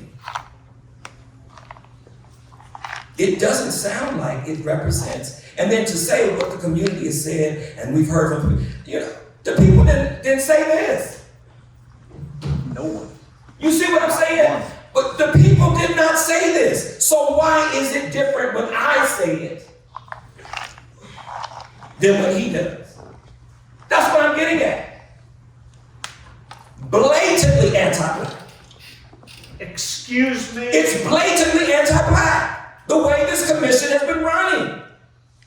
You listen to some people over others, and you should. And it's been clear. That's what these folks got up here and said they confronted us about.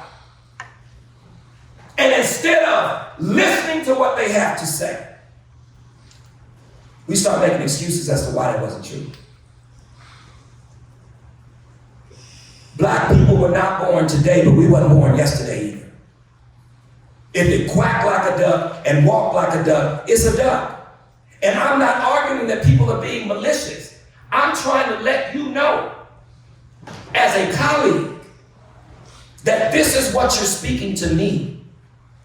I am telling you that this is what you're saying to me. And I am sitting here with y'all, know y'all. But this is what you're saying. You're saying there's not anybody on this commission that I don't have the capacity to love. I got to. But I don't see it reciprocated. Because people are acting as if it isn't traumatic for me to have to tell this. Over and over and over again. So let's vote. I have no problem with the vote. Take the motions and get them moving. Thank you, sir. Okay, I'm gonna ask you, Executive Director, to hold the motion. I accept. Do you accept my point of order? I have an amendment. Okay. Other than Diego. In addition to Diego's, and you will tell me if it's friendly, if it's because we're going down some specificity that I wasn't sure that we were going to get to today, but this is good. So let's move it. My amendment, you tell me if it's friendly or unfriendly, and we could poll. My amendment would be to modify the appointing authority so that the appointing authority is the same as this commission, meaning that there are. This commission's flawed. That it's not just mayoral authorities, but mayoral from city council, and then there's public appointments. And that since the motion carries the ability to go to the voters, that there be ex parte communication disclosures. Okay, I do not consider it friendly based upon the appointing authority. I do not have a problem with the ex parte disclosures. All right, then I withdraw the appointing authority and just advance the ex parte disclosures. Okay, I'm happy to accept that. I guess we need a second on the friendly amendment. Do I have a second? I don't think I need a second to it. I think you just. because it's okay. Yeah. Okay. And if the chair calls the question, I can do it. Please hold the commission on the motion that I set forth. Fantastic, thank you, Mr. Chair. Okay, on the motion, again with the friendlies, we'll make sure it's captured accurately in the minutes and double check with everyone. But I'll just start down the line with at the end, Commissioner. Let's see, I'm gonna go off the list actually. Commissioner Murray. No. Commissioner Meza. Yes. Commissioner Stein. Yes. Commissioner Andrades. Yes. Commissioner Sanchez. Yes. And Commissioner Thomas. No. Okay, that is 4-2. And that concludes our discussion on this item. We have a lot more, but I'm going to ask that we take a break for lunch. It is now 1:10, if the clock in the back of the room is correct, and we will reconvene at 1:45. Thank you so much. So how many of y'all know that they have an ad hoc for this Saturday coming up? We're gonna keep on doing this. If we're gonna spin our wheels like this, we might as well have all the commissioners here. Do any of y'all have? It's not a public comment, Mr. Quan. Is it the? You sent us to a recess, man. I can comment all I want right now. We're in recess. No, I didn't call you a racist. I said anti-black. I said anti-black. Because it is. No, I didn't say you. I said the way the commission has been running, it's anti-black, period. And it is. Yes.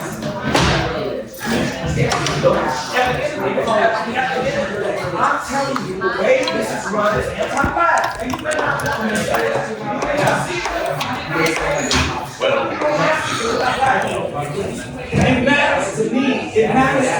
It matters to me. I'm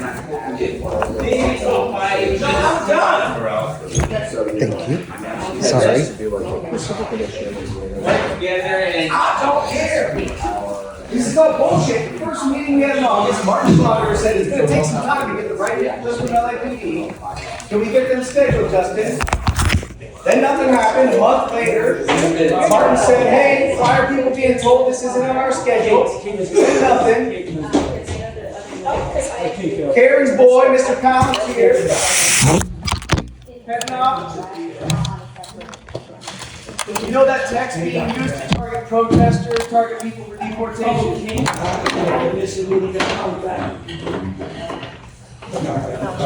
None of these people here have any appreciation for how hard it was to get this fucking commission created. Or the fact that Karen Bass, on a whim, could create a commission. That's how we go. Hold the commission, please, for attendance. Thank you, Mr. Chair. Chair Stein. Here. Chair Meza. Present. Commissioner Murray is walking back. Commissioner Thomas. Here. Commissioner Andrades. Present. And Commissioner Sanchez. Okay. Before we get started. All right. You have your members counted, sir. Okay. Before we move into the next section. Right, we have all six present. Yes, Mr. Thomas. Commissioner Thomas. So I'd like to move. microphone.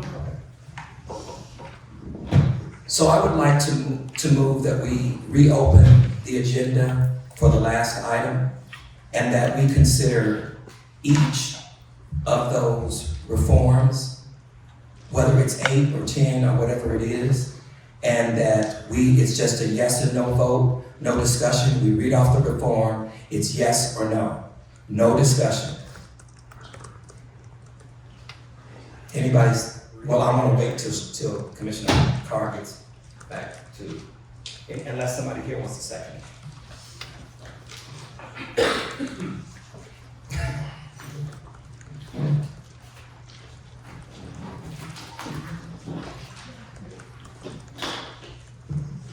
While we're waiting for Commissioner Murray on whether or not that's. Yeah, that's what I'm saying. On the second, the next item that we will take up is extend that there be a charter commission every 10 years so that people can kind of follow what we're doing. Sorry, Mr. Thomas, for interrupting. And this really came up because there are far less controversial reforms in the whole packet of reforms. And to just blanketly with one motion, just erase that, I don't think that's fair. Especially since obviously there wasn't enough time for the community to really respond to the fact that this motion to wipe out their recommendations. And I also don't think it is fair. She's back, so I can stop. So, for the record, Commissioner Murray has joined us. All six of us are present.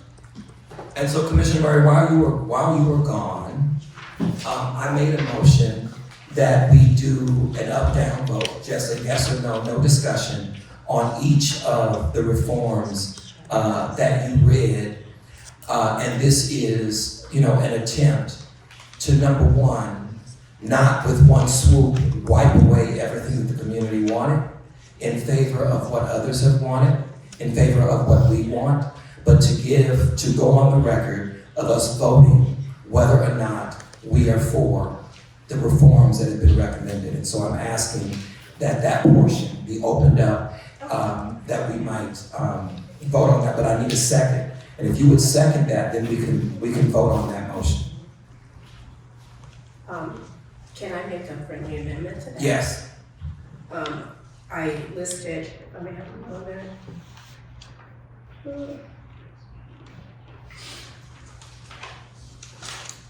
I listed several items that were listed in the police accountability portion of the staff report, which lists 13 forms. And I do want those to be considered by the full commission. So instead of taking each one individually, would you accept my friendly amendment to just 1 through, I think 10 has been reworked, but 1 through 13 that back go to the full commission, instead of going through each one individually? Because that's all I'm voting on, is to get the reports before the full commission. Yes, I can go with that. I can go with it. But I also wanted, well, I guess this will do kind of the same thing. I wanted a temperature check in terms of where people are. But yes, I would accept that as a friendly amendment. With that, I will second the motion. Since Mr. Thomas said there wasn't to be discussion, and I'm happy to do that. Why don't you pull the commission on that, please? So the motion is to rehear items 1 through, what was the number? 1 through 13, that the 13 items on the staff report of police accountability. So the motion is to rehear items 1 through 13. It's just to at this point, the motion just means that if passed, this committee will go through each of those items. If it doesn't pass, we move on. I don't know. Unless I'm misunderstanding. It's to go to the full commission. These are Sorry. So to forward those to the full commission. Yes. Yes. Yes. Okay. Chair Stein. No. Chair Meza. No. Commissioner Murray. Yes. Commissioner Thomas. Yes. Commissioner Andrades. Yes. And Commissioner Sanchez. No. That's a tie. So the motion passes. So therefore, procedurally, it fails. Yes. Correct. Okay, the next item is going to be periodic charter review. I mean, we have heard over and over from the public about, can't wait another 20 years, so like a shorter, oh, I'm sorry. Thank you so much. Somebody took my mic.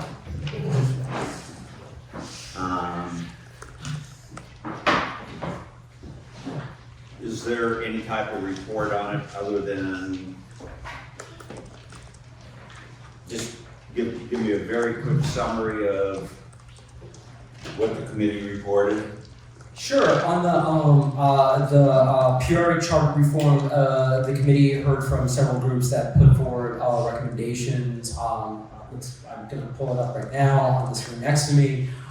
Just the need for, it is an ordinance that was a part of an ordinance that created this commission to set up charter reform, PRA charter reform on cadence. The recommendations that many are pushing forward is to give that ordinance teeth and to put it into the actual charter itself with certain mechanisms and protections.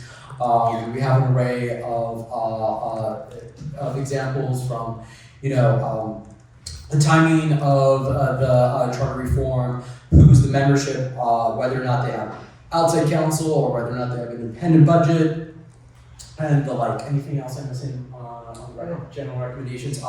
Those were all in the report, and then of course discussed at the committee. I believe the committee moved forward, in general, moving forward, pure charter reform being part of. Before I ask for discussion and a vote on it if there is no discussion, I believe Commissioner Fields sent a letter to the commission saying that if the appointing authority doesn't do it within a set time period, then it moves on to the next person with appointing authority. So it's not a situation where it just sits there for a prolonged period of time. Why isn't that proposal public? Yeah.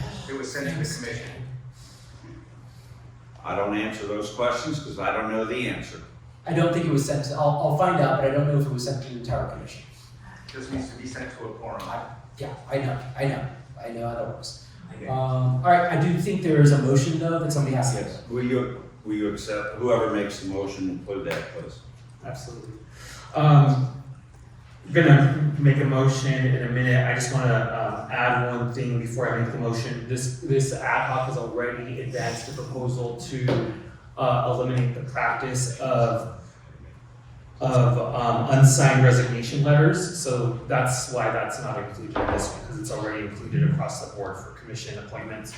But the motion is to move forward with a periodic charter review that shall occur every 10 years and begin 3 years before each decennial census. It shall include a mechanism to ensure appointments to the commission are filled expediently, and I'll ask staff to develop language on that. That it have an independent budget, that it have independent staff that reports to the commission, that it have the authority to send its recommendations directly to the voters, that it have ex parte communication disclosures,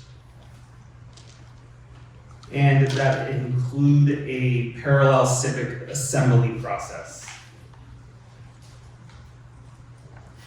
That would be the motion. I would second that motion. Any discussion?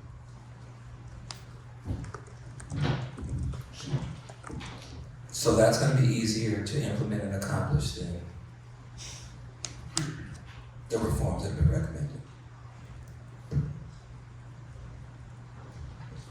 I'm gonna ask you to clarify, I don't quite understand. I'm asking you a question. So do you believe that that's going to be easily implemented and accepted over and above the sensible police reforms? Now I understand your stance.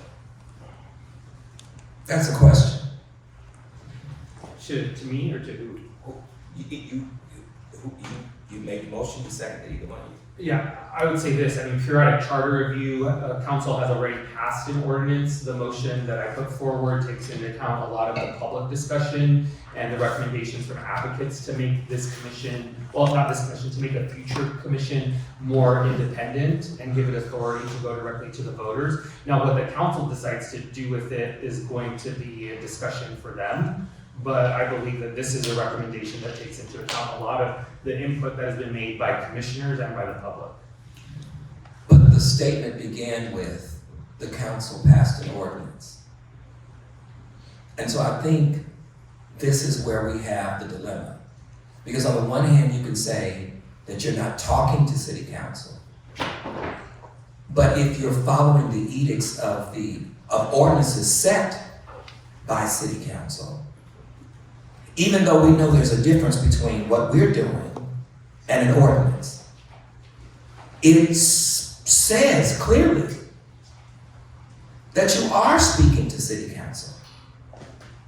Now, maybe we haven't defined what ex parte disclosure looks like, but if a city council person, if you're saying that you're following the ordinance of the city council. And I just want to remind us about how this sounds. And maybe I need to stop with saying that I don't know if it's malicious and start saying that I think it's malicious. Maybe that's what I'm trying not to do that. I'm trying not to do that. If I could just say this. Let me finish, and I'm done. I'm gonna be the referee. And I'm done. Finish, then I'm gonna recognize. And I'm not coming at you. I'm not coming at you. But what I'm saying is that I want you all to hear what you are saying and take it out of your bubble. Take it out of your bubble. And think about how this appears to the public. When you say that even though Councilwoman Hernandez came here, and pretty much everything that she said I agreed with.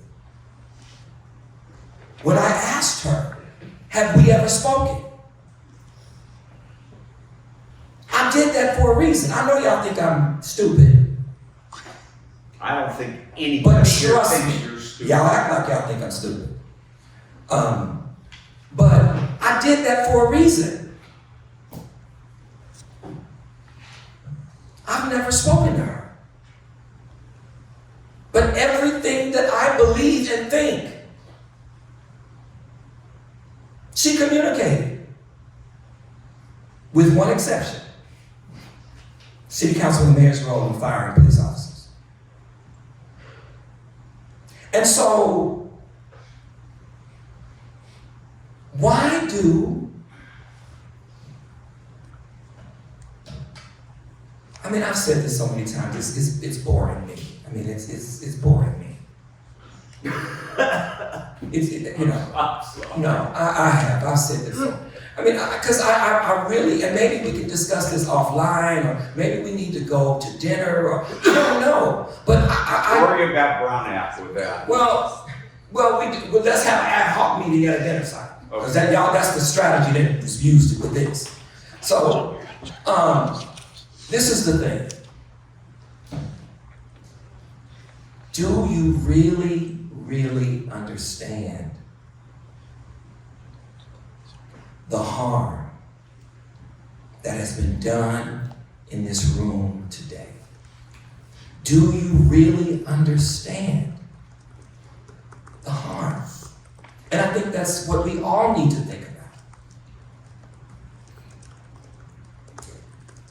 That's what we are. We have the mayor, we have people saying that the police are being escorted by ICE. And yet we don't want anybody to hold them accountable. Because the system that was suggested is just like the one that we have. And so, if we could, please, when we make proposals or motions, could we not cite elected officials?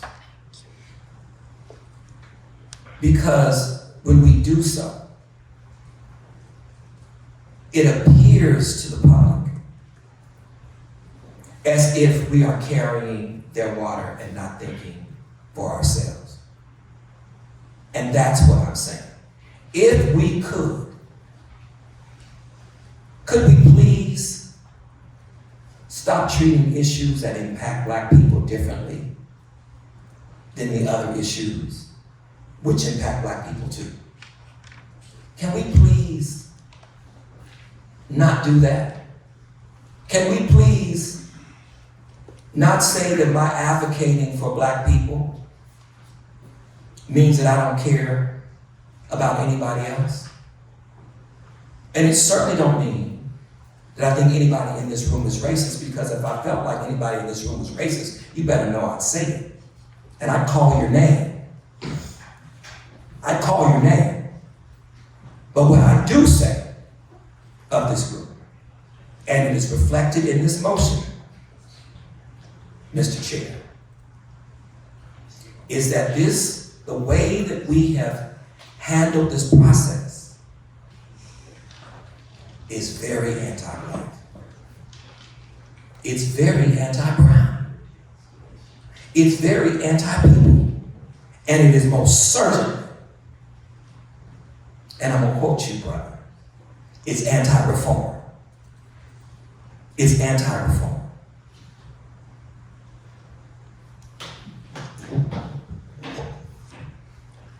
I will limit my comments to the topic of periodic charter review. The question that was posed to me was how this was going to be received by council, and so I was answering the fact that council passed an ordinance that was not this motion. This motion actually gives authority to the commission above and beyond probably what council ever wanted, and I say that ever because they did not give the 99 Commission the authority to go directly to the voters. That was done separately with the elected charter of the commission. They did not give us the authority to do that. Almost the entire list of recommendations came from the public. And so I don't know how that's anti-reform, including some of the advocates who frequently give public comment the most to our meetings. So I ask commissioners for a yes vote. Thank you. Any other discussion by any other commissioner? Mr. Executive Director, will you please poll the commission on the motion in a second? Chair Stein. Yes. Chair Meza. Yes. I need to hear a repeat of the motion, please.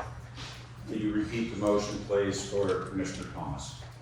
I think I got all of it. Moving forward, the following reforms under periodic charter review. Add periodic charter review that shall occur every 10 years and begin 3 years before each decennial census. Include a mechanism to ensure appointments to the commission are filled expediently. Has an independent budget and staff, includes ex parte rules, ability to send recommendations directly to voters, and has a parallel civic assembly process. Mid-vote, I'll start again. Stein. Yes. Meza. Yes. Murray. Yes. Thomas. Yes. Andrades. Yes. Sanchez. Yes. Thank you. Thank you, that passes 6-0. Then the next one, I'm just trying to get the small ones out of the way, was on AI procurement. He's gonna move to dispose of all recommendations contained in AI Procurement. As I said, the next motion, the next item is AI procurement. Is there any staff report at all, or is it everything that we had read that was given to us?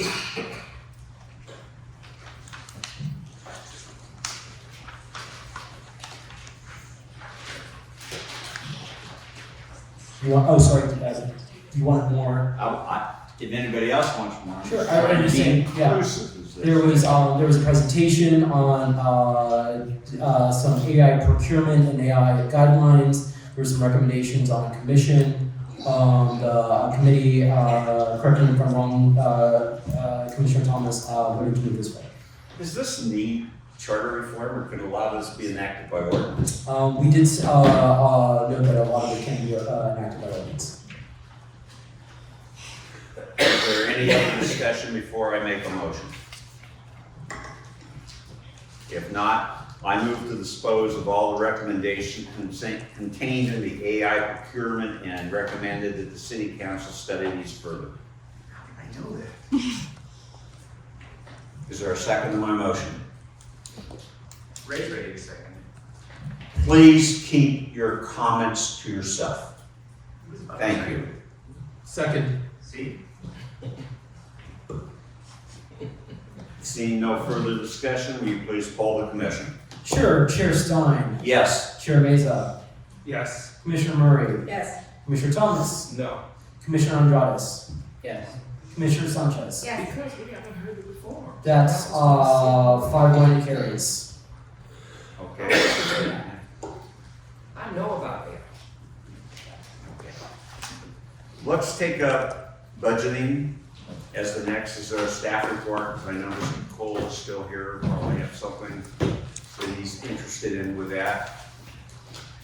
Not that I'm paying favoritism to Mr. Cole. I just sat here all day and sat through a lot of others and made presentations to us. Yeah, On but budget. he ain't the only one. See, that's what I'm saying. This is what y'all don't get. This is what you don't understand. It's what you don't understand. If I knew there was someone here There other are. than Mr. Cole on budgeting. No, what I'm saying is that all of them is, anyway, it's okay. It's okay. Thank you. It's okay. This one I would like more of a staff report on, please. Sure, we've gotten definitely, this was discussed in depth at the committee and a bit at the commission. We've gotten proposals from various groups, including examples from the city of Oakland, Chicago, New York, other places in New York, Detroit. We also had participation from and presentations. Let me see. Of course, from the city controller's office, from the CAO's office. Let's see. I just want to make sure I get them all. The People's Budget gave a presentation as well on this.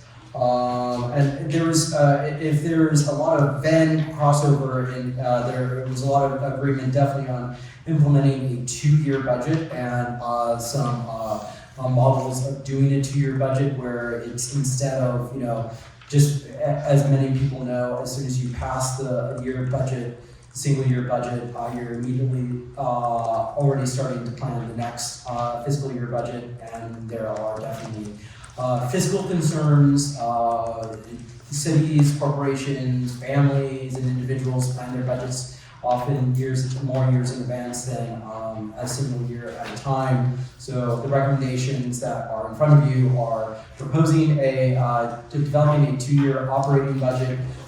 We would look to amend chapter section 310 through 315 in order to implement that into the city charter.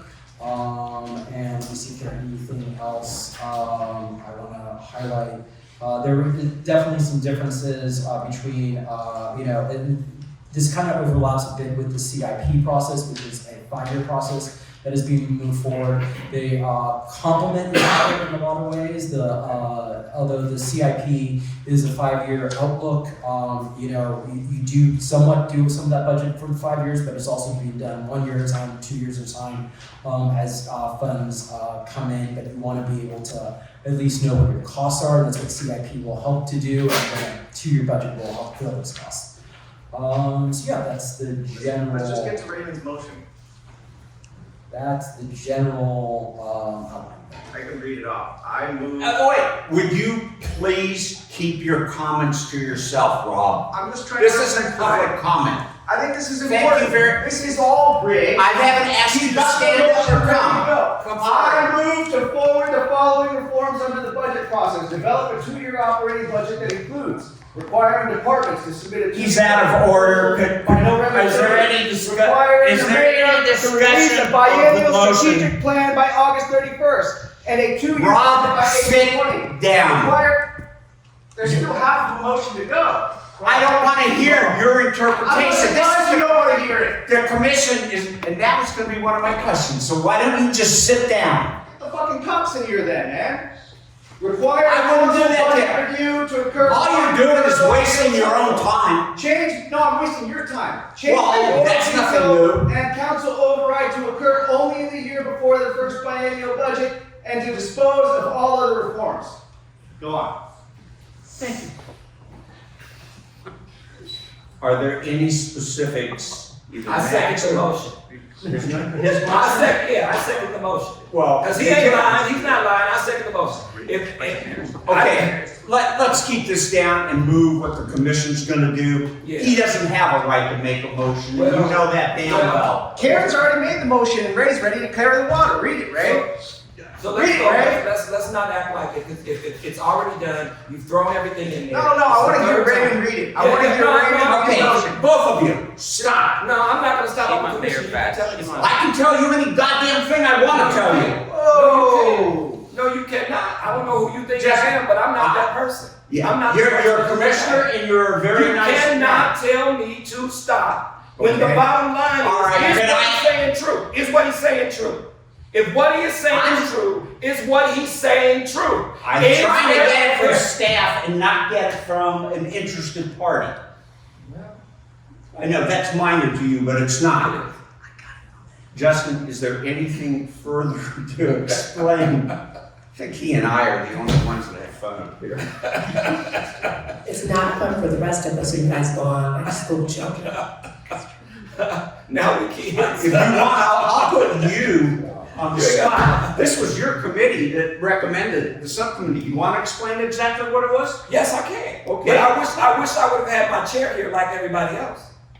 Your chair here. Yeah, my chair is not here of my subcommittee. Oh. That's a different issue. No, it ain't. Okay, to you. No, Is- it's on this ad hoc. And maybe some were invited and didn't come and didn't That accept one it. was not. Well, That was when, that one you're was not making those recommendations. Well, whether I'm making it Justin- or not, I am willing to come forward with the truth about what happened to Mrs. Knight. Talk to the reporter. She's right there, No. and she can tell. Yeah, you can look, get to look, it all. no, I'm gonna talk to the people and let the people know what happened to Mrs. Mack. Miss. She's up That married. Miss, She's up married. well, I still call her Did Miss. she? I don't think she's married. Oh. You guys really knock it off. Thank you. Let's move on. Is there anything further to give us the opportunity to evaluate more? I think all of us No, know I what a just think 2-year that- budget is. The underlying theme is that a lot of groups came in favor of supporting a 2-year budget. Okay, are there any specifics about this two-year budget in comparison to other cities that would be different? Or why are we being asked to adopt the language of the resolution for this two-year budget? Because it was supposed to be participatory, a participatory budget. So not just a budget as budgets as usual, it's supposed to be a participatory budget, which means people get a chance to participate in the budgeting process. They get a chance to weigh in. And what was discussed in our committee meeting was that we would consider people's budget LA. We love to set up these extensions, to kick the can down the road. And so what was suggested is, and we love to commit funding to this. And so what People's Budget LA said was that their budgetary process was participatory. They talked to over 60,000 residents of Los Angeles and asked them what they wanted the budget, what they thought the budget should look like, and where they thought cuts were important, and where they thought increases were important. And that has been presented to the mayor, it's been presented to city council, and then they presented it, okay. And then they presented it to us. They presented that to our committee. And so what they asked was that whether or not this becomes a process to juxtapose the mayor's budget with the people's budget and see if there's some synergy around it. And so that is the major issue that we put forward with regards to the budget, a participatory budget, not just a budget, but that it extends for 2 years. So a budget where the people have an opportunity to have a voice. That was I don't want to take that away from you.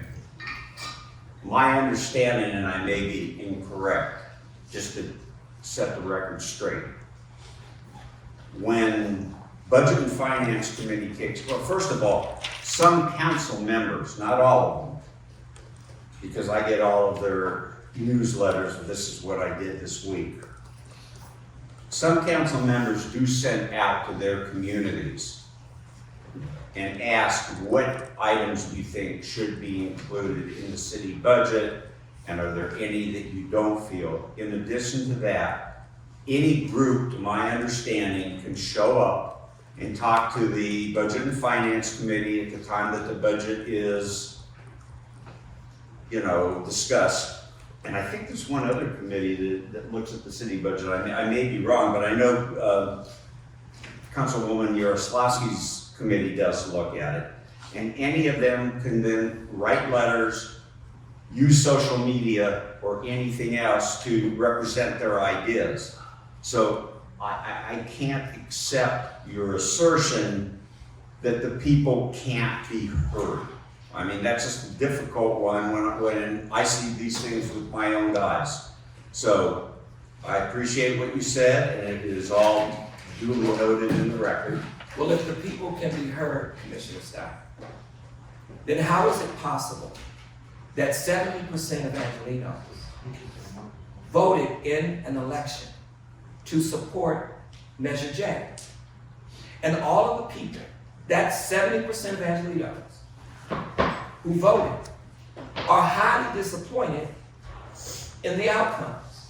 And so if you know the struggle that this commission has had with public comment and emails and letters, and we've ignored some of theirs. We've listened, but we've ignored some of theirs. And so then to argue that we're just gonna do the same thing, and we are in a budget crisis as we speak,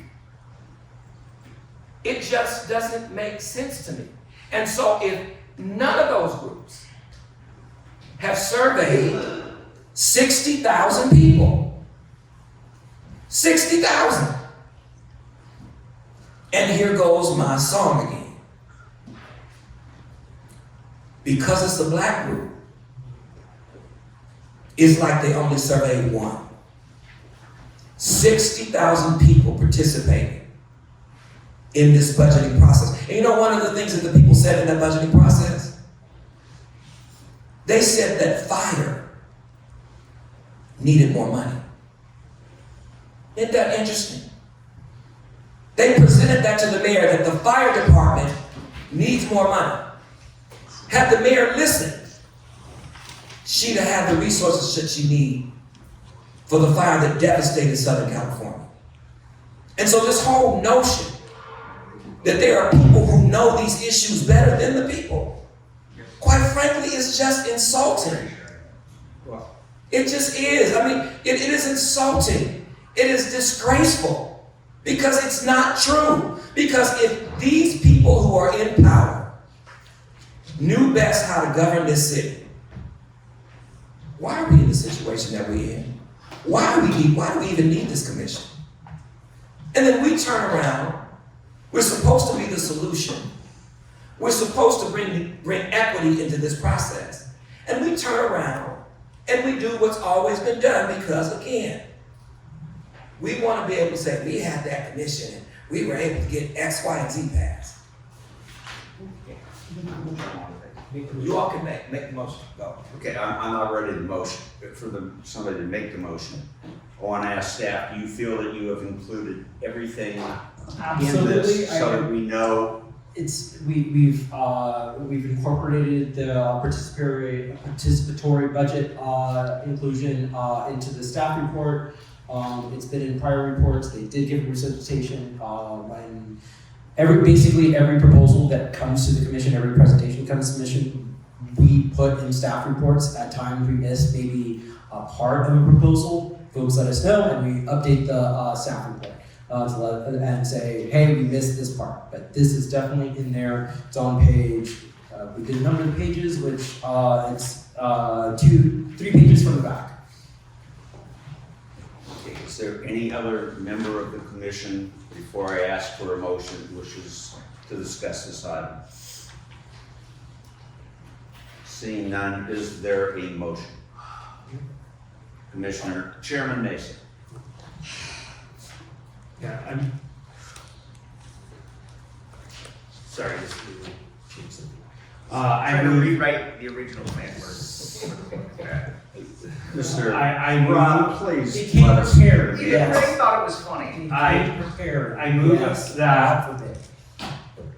I move that we advance a 2-year budget process that includes requiring departments to submit a 2-year budget proposal by November 30th, requiring the mayor to release a biannual strategic plan by August 31st and a 2-year budget by April 20th, require the council review the budget to occur once per biannual cycle, change the mayoral veto and council override to occur only the year before the first biannual budget year, and include a mechanism for participatory budgeting. That's the motion. Is there a second to the motion? Even around yours. Mr. Weinstein? We'll work on that. Again, we don't, Sorry. it's a good question, but it's. Let's just do it on a 2-year cycle, so. Stay tuned. Yeah. We'll step. Oh, okay. And include a plan for transition to the 2-year budget. Okay. Okay. Is there a second to the motion I'll by second. Commissioner Meza, second by Commissioner Sanchez. Sanchez, I'm losing it, and edited by Commissioner Weinstein. Is there LT, yeah. any other discussion? Seeing none, will you poll the commission, please? Yes, Mr. Chair. Chair Stein. Yes. Chair Meza. Yes. Commissioner Murray. Yes. Commissioner Thomas. No. Commissioner Andrades. Yes. And Commissioner Sanchez. Yes. 5-1 passes. Thank you very much. Is there anything else from Commissioner Max, Thomas, and Fields committee for us to consider? Yeah, we have a couple more things to get through on the list of personnel and budget. We have, I'll quickly say what they are and then we'll go through them. It's the Lacer's recommendation, the recommendation on procurement from the proprietaries, and then we still kind of have personnel, and we'll talk about that last. Why don't we take up the Lacer's recommendation, please? Sure. So Lacer's, sent over a raft of recommendations that they presented to the Budget Committee, Personnel and Budget Committee, including changes to their government structure, changes to their budgeting, outside counsel requests, etc., and then some personnel changes as well. We've gotten there's a VEN in a lot of things that different groups or departments and entities in the city want, including outside counsel, including ability to hire personnel. And I'll discuss personnel I think at the end of this, but that's the gist of it. I think top bullet points might be that they wanted their ability to hire their own general manager, director, what have you, and of course outside counsel. What was the arguments against? This was a departmental presentation. No one, I believe, argued, has come forward at least, to argue against, to my recollection. There was a critique though, for that. Okay, Yeah, Commissioner Thomas, could you yeah. share that with, for the record, that you didn't speak in the matter? Could you share the critique that was made and the recommendation that you made at committee meeting? Basically, the critique is, do we give more autonomy to a department that still doesn't hire black people? This is Lacer's. This was a different Lacer's. No, I'm saying in terms of one of their recommendations. That was separate. That was a separate presentation. This was, they did a separate presentation from the procurement one that the other ones did. But I see what you're saying. I'll let you continue. Sorry. My point is, I'm not opposed. They were talking about the need to be able to get a handle on hiring and be able to do that faster. Yeah. And so it was interesting because we had the Black Workers Center present. Of course, everybody was gone. None of these people got a chance to hear the Black Workers Center, which is problematic because I think that they complemented each other. They complemented each other. If this autonomy means autonomy to be able to hire more black folks, more people of color, then I can go along with it. But if autonomy means that we just do what we've always done, and then we have a city government that has virtually excluded black people, I'm not comfortable giving that autonomy. And so I would suggest that they work with the Black Workers Center and see what synergies they have regarding their recommendations or that. Yeah, and we're hopefully gonna also just kind of, we're still waiting for personnel and Malika to come back with recommendations that encompass, the proprietaries did have some personnel recommendations that are good, but it just makes sense to take the proprietaries and the city recommendations holistically, and since we don't have the city recommendations yet, I think it just to move on any of the proprietary recommendations, I don't think it's right enough time. So I would agree with you that there needs to be, we need to wait on it. That now is not the time probably to move on these individual asks on personnel. And it needs to be taken up as a holistic role. And again, I can appreciate that. I just wish that was the same sentiment for the other things that we've taken up today. I think that has been. Okay, let's not get into that argument again. It hasn't been. We're gonna continue to get into it, but that's what happened, at the end of the day, I appreciate what you're saying, Justin, but one of the things that I think is very important, one of the biggest roadblocks to hiring in general with the city was the testing. Testing, absolutely. Yeah. And so, and And that in particular, if I may, sorry to interrupt you, it also has to wait, and I think it's a big one. I think there's a lot of advocacy around that, but it also has to be a part of a meet and confer. So that's why, like, it's not right now today. But again, I think that's important for you to bring it up. Yeah, one of the community members, as a matter of fact, someone from the Black Worker Center says that there's already state law, so we need only, say that the city of Los Angeles will adhere to state law regarding these matters. Yeah. And so that we can do that because state law has already determined that there are alternative ways of assessing someone's qualifications than they're just taking an exam. So I think, best to have that. We're waiting for personnel, hopefully to come, and then we can have a fuller conversation about it. May I be recognized, Mr. Chairman? Of course. Thank you. I reviewed the staff memo specifically on lasers, not necessarily on hiring and procurement. And to me, the recommendations that lasers put forward on the LACD employee retirement system, they're twofold. Some of the stuff we've already done, and we'll talk about later, like hiring outside counsel. And some of the other stuff, there were some pretty significant cons that I thought were mentioned in the staff proposal. And I would obviously know more, but there were some really significant cons that I think would hurt everyday people, not to mention the budget. So for that reason, I actually moved to dispense with all reforms presented by listers, specifically with regard to retirement systems.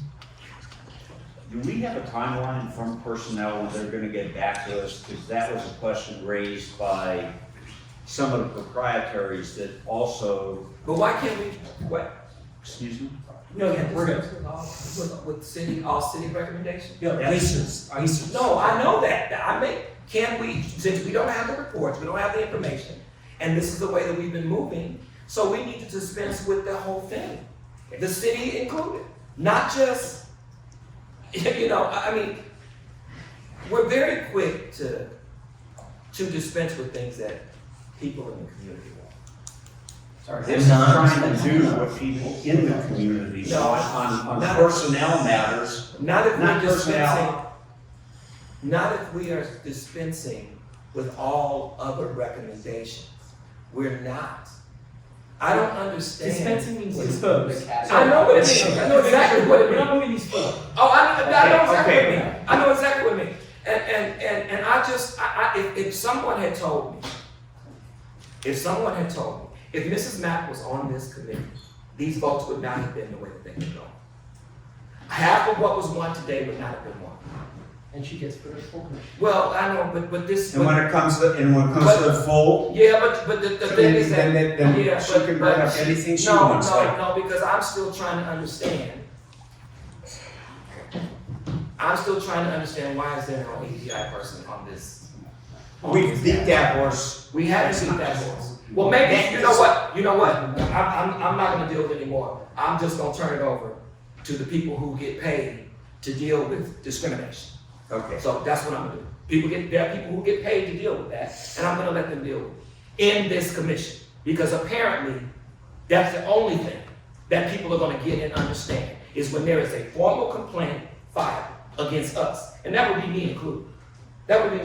So the bottom line is, because I'm on this commission, and so let's just move forward. Y'all do whatever y'all wanna do, dispel with whatever you wanna dispel with, but there's another layer that's gonna be added to this. Thank you for your comment. Now, yes, my question was on the question of personnel. Yeah, I don't know what hiring and firing. Yeah. It was touched on numerous times by, I don't know their exact name, but the Black Government Workers Association. I know that the proprietaries have discussed in their presentation of why they aren't able to hire and fill positions, and we didn't take that up because we were dealing. You can't hear me? Yeah, I was just very intrigued. Oh, okay. With now why don't make me lose my train of thought. That the proprietaries can't continue to hire and fill needed positions. Public Works had that same argument that came through. When will we get a report from personnel that will allow us to move forward on a decision on those items. I'm eagerly waiting for that. I wish I could say I had a timeline. I can only ask on behalf of the commission at least twice a week, which is what I do. Our time is running short. As you all know, it's last day of January today, and we have a short runway. I can say at least I hope if recommendations come forward, they'll be fully baked and ready to go to meet and confer. So this commission can also take it up at the same time. But having said that, I just I have a want Mr. Thomas question, not to you, using your name. If in fact they don't get back to us, can we just move forward with whatever we want to do? Which obviously is far inferior to having all the facts in front of us. Yeah, I would have to get back to you on that. I'd have to see what, I know there's a lot of wiggle room, that this commission can do. I would just have to, come back with, city attorney guidelines on. Could you do that at our next regular meeting under director's report? Sure. Please. And could you tell them if they don't get the report in a certain amount of time, that we're gonna move forward with the people's recommendations? I guarantee you they'll get the report. I will say that the city attorney staff has been great. Every document that you do see has been worked on with city attorney staff. The civil staff of the city attorney's office are fantastic partners. Is there then a motion? Can we talk about the motion on lasers first? Because I have this Yes, we saw regarding lasers. personnel Oh, that's in the where we staff went. report. These are two separate issues. But like I said, I wanted to dispose of all reforms presented by the LA City Employee Retirement System. In my rationale, not related to the motion for the commissioners, was because of the cons that were specified. I thought that they were glaring in our staff report, and also because we're going to be addressing a lot of their other recommendations in other parts of the charter review process. And you have a motion to make concerning lasers? Yes, the motion to dispose of all reforms concerning lasers. That is my motion. Is there a second to the motion? Second. Is there any further discussion? So you separated out the. In the staff report, they were separated. This was not me doing it myself. Okay. I'll poll the team. Will you poll the commission? Yeah. Chair Stein, Yes. Chair Meza, Yes. and I'll get this right. Vice Chair Murray, Yes. Commissioner Thomas, No. Commissioner Andrades, Yes. Vice Chair Sanchez. Yes. Perfect, thank you, 5-1 passes. The next thing I'd like to take up is the procurement items from the Proprietary. Can I do my personnel motions and Yes. just talk about that? I would like to actually table personnel matters to our future meeting, hoping that we get a report from the personnel department, and in the event we don't, it would then get forwarded along to the full commission for consideration. If that is a motion, I second it. Any discussion? Poll the commission, please. Chair Stein, Yes. Chair Meza, Yes. Vice Chair Murray, Yes. Commissioner Thomas, No. Commissioner Andrades, Yes. Vice Chair Sanchez. Yes. Fantastic, 5-1. Okay. Procurement would be the last one. The procurement are the items that we have from our friends in proprietaries that sent over list of procurement fixes, deadlines changes, and flexibility. And again, this is separate from their personnel request. We're separating the personnel request until, one, they had a lot of similar requests, but two, we want to wait for personnel. So is this proprietaries only, meaning airport, POLA, and DWP? Yep, it's the three.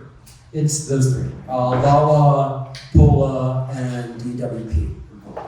And Public Works. Okay, could you specifically tell the commission which of the items that we're considering and the changes? Sure. Give me 2 seconds. As well. Okay, here's this one. Okay, so it's include best value in competitive bid, section 371, sub A. Then it's remove required ordinance for competitive sealed proposals and allow this procurement method to be approved by the Board of Harbor Commissioners in section 371B. Isn't LAWA to be added to that also?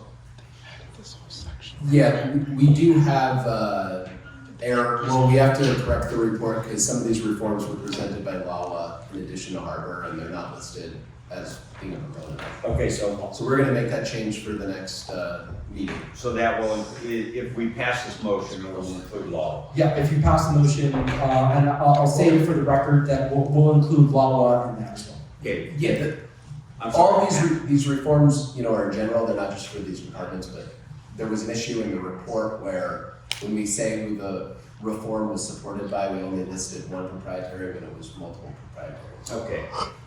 Okay. Then what else is included in what? Include exceptions to lowest bid criteria for critical infrastructure and software in section 371E. Small business preferences and allow technical or administrative defects to be cured by section 470C12H. Leases up to 66 years in section 607A. And my understanding is the harbor already has that, but the other two proprietaries do not. Correct. Thank you. If the council meeting, this one is a request. If council meetings, cadence changes, make board action final within 5 business days unless council acts. That's primarily because there was discussion about having less council meetings a week, so they wanted to work around that, and that was a recommendation. So far, this commission has not made that recommendation to make council meet less than 3 times a week. Self-certification and permitting within LAX, BNY, other relevant specific area plan, section 635. Can I stop you there? Sure. If I remember long ago when we were taking this up, I think it was with the court. And I believe Councilman Kosker had asked for it. I'm pretty sure of that. And the commission decided that they didn't want the court setting up a quasi-planning commission just for their matters. Am I correct in what my memory tells? It wasn't Councilmember McCosker, it was Pola requested that and then withdrew it. Okay, so why would it be any different with this one? Well, for allowing their own, in effect, quasi-planning commission? That's gonna, have to be a discussion, we're gonna have with them about whether they wanna do that. Or we can just eliminate it? Yeah, that's our discussion, yeah. Okay. So these are just, again, their requests. Conforming changes to authorities having jurisdiction, AHJs. If the charter changes are made to other departments, i.e. city planning, LADWP, preserve LAWA authorities as necessary. But that didn't happen, so don't have to worry about that. Broaden ability to sole source contract with OEMs, that's original equipment manufacturers, for critical equipment repairs, services, and software. Increase purchase order limits, allow advance payments for long lead time equipment and critical infrastructure to secure production, and increase approval limit for certain purchases, including increasing GM, general manager, approval authority. Okay, those were all the recommendations. Did you include the allowing technical and administrative defects to be cured? Because I know from my own past experience at LAWA, that was a problem where Mr. Thomas forgot to sign on one of the forms, and he was the bidder that they really wanted, and yet the next bidder was $50 million higher, and Mr. Thomas was eliminated because he forgot to sign one form. I don't believe that was a request that they made. We can check back with them. It's a request I'm making. I think allow technical administrative defects to be cured. That's right there with one of the recommendations. Sorry.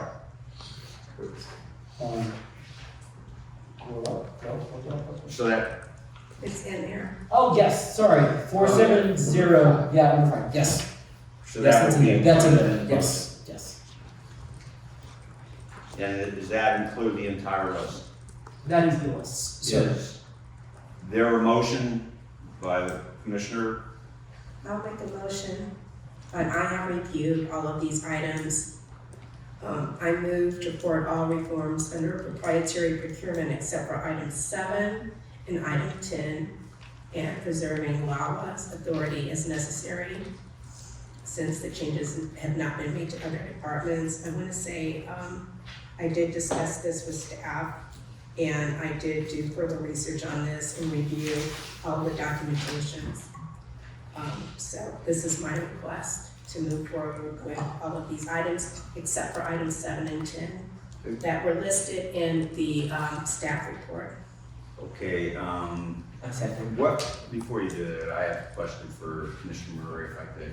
What was 7 and what was 10? Because I'm working off of a different sheet that I sort of compiled. Those are the moot ones. 7 was if council days change, and 10 is if other departments are rearranged. And since those actions have been disposed of already, those items have been moved forward. Okay. Thank you, Commissioner Murray. I second.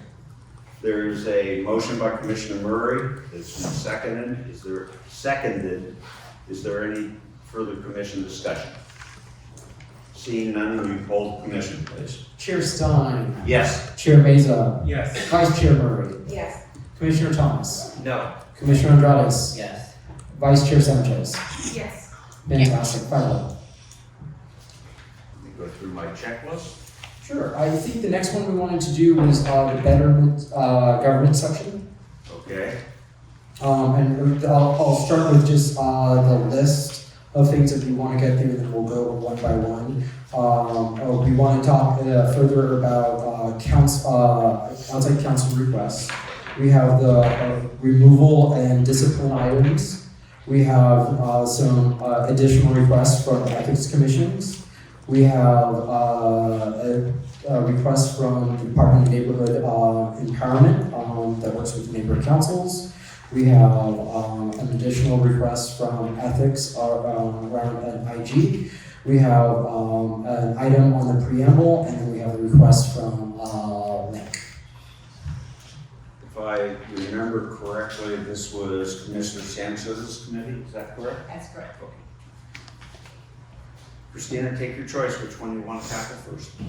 Actually, before we move into the agenda, I want to briefly frame the discussion that's ahead of us. First of all, I want to thank Commissioners Lewis and Yap who served with me on this committee. The items before us go to the very core of the charter and how the city governs itself, public financing of elections, the removal of elected officials, how vacancies are filled, the role of the council president as acting mayor, ethics commission reform, and neighborhood council recommendations, as well as a preamble. These issues, as we know, have been brought to us because of the scandals that we've been living for the past several years, and they pretty much shape the continuity of leadership, public trust, and how power is exercised during both stability and a crisis. In recent years, as I mentioned, we've seen both structural stress and unfortunate scandals that have tested public confidence and exposed gaps in our governing framework.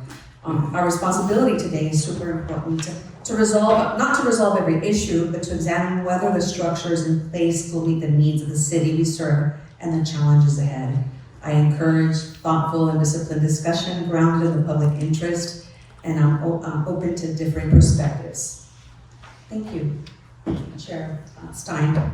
We can move forward and just go through the list and take for That'd be fine if you would do that.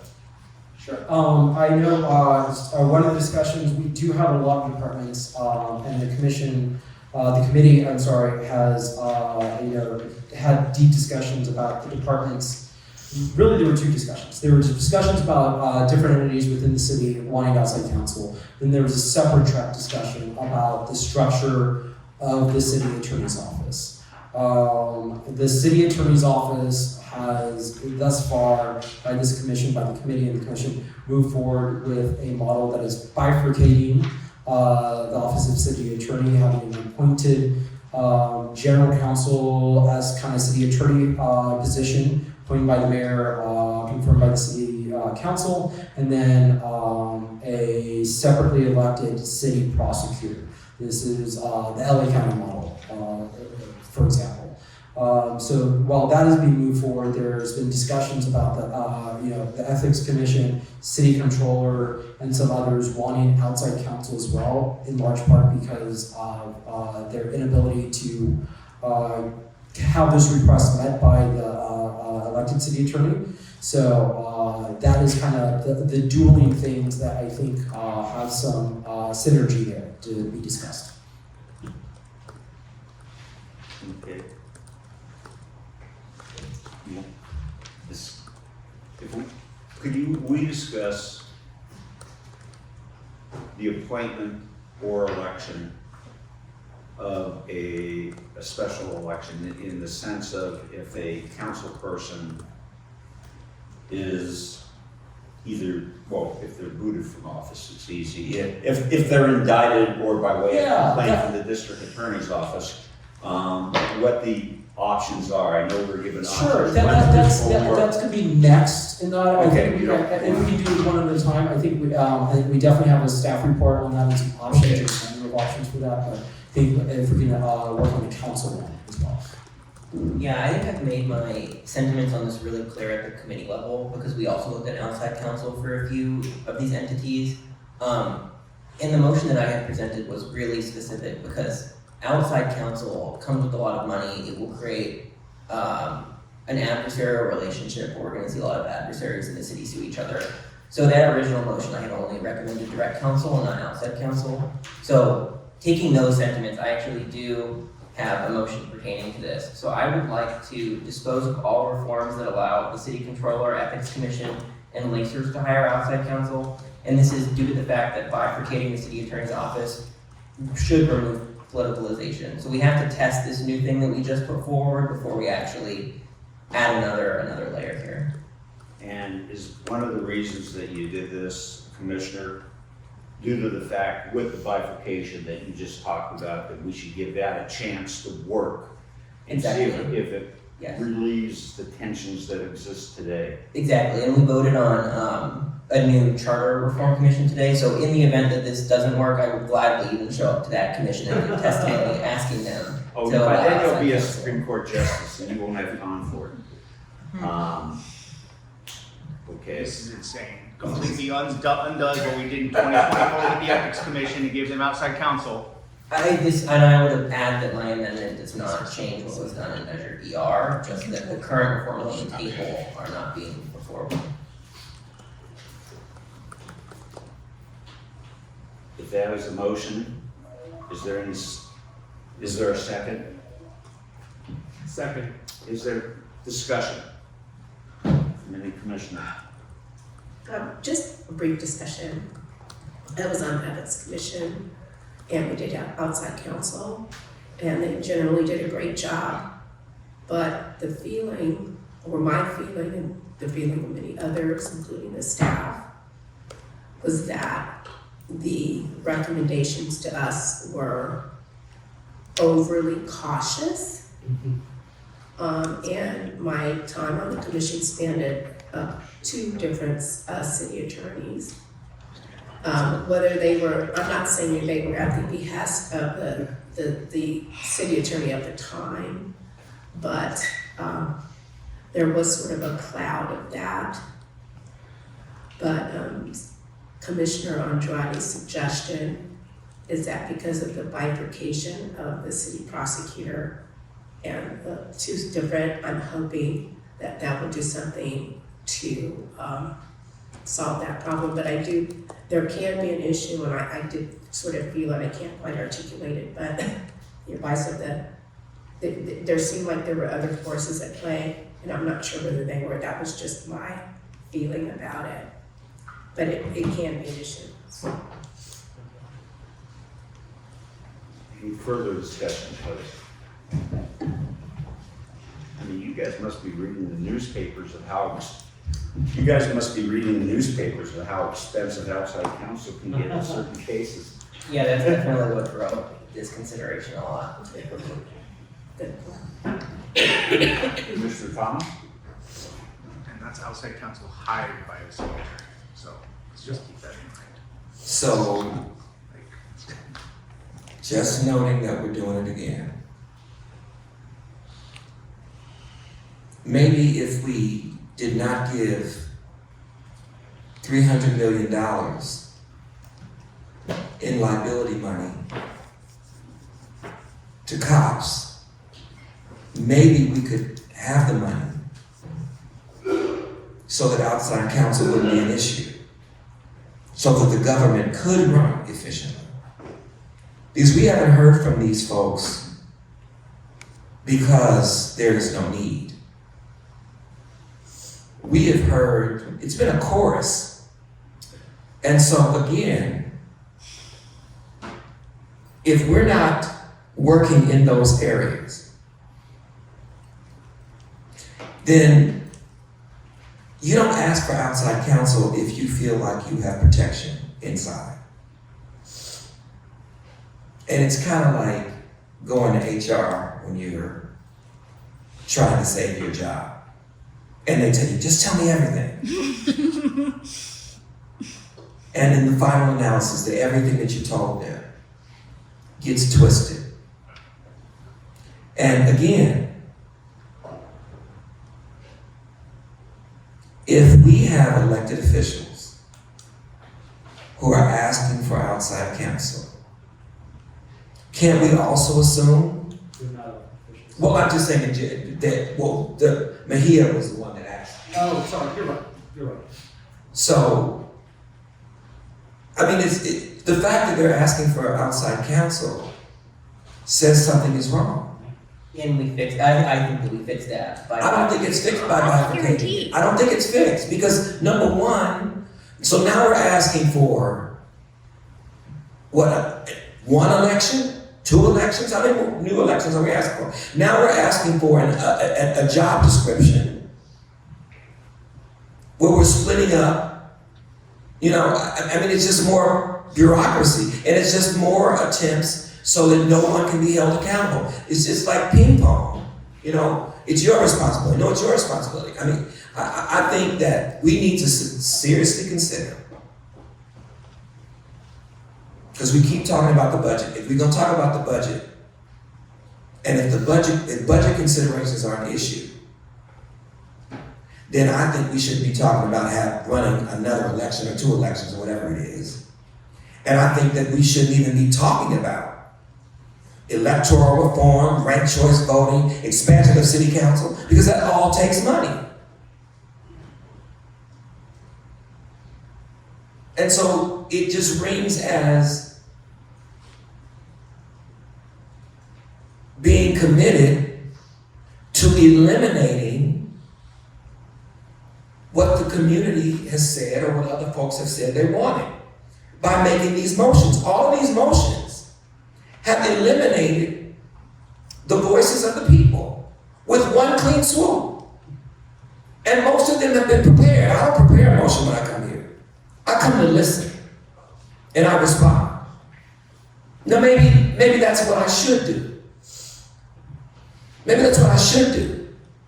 But if I don't like it, then why would I do it? At the end of the day, if you prepared a motion, you didn't know what these people were going to say today. We had public comment today on this issue. If you've already had a motion prepared, you had not heard from these people. And so you're just doing whatever it is you want to do and want us to feel like you're thoughtfully considering it. You're not. It is very hypocritical to have a motion prepared and have public comment on the motion. To move public comment up with police reform to try to show some appreciation. It's not about whether or not you are first or last. It's whether or not the reforms that you are proposing are honestly being considered.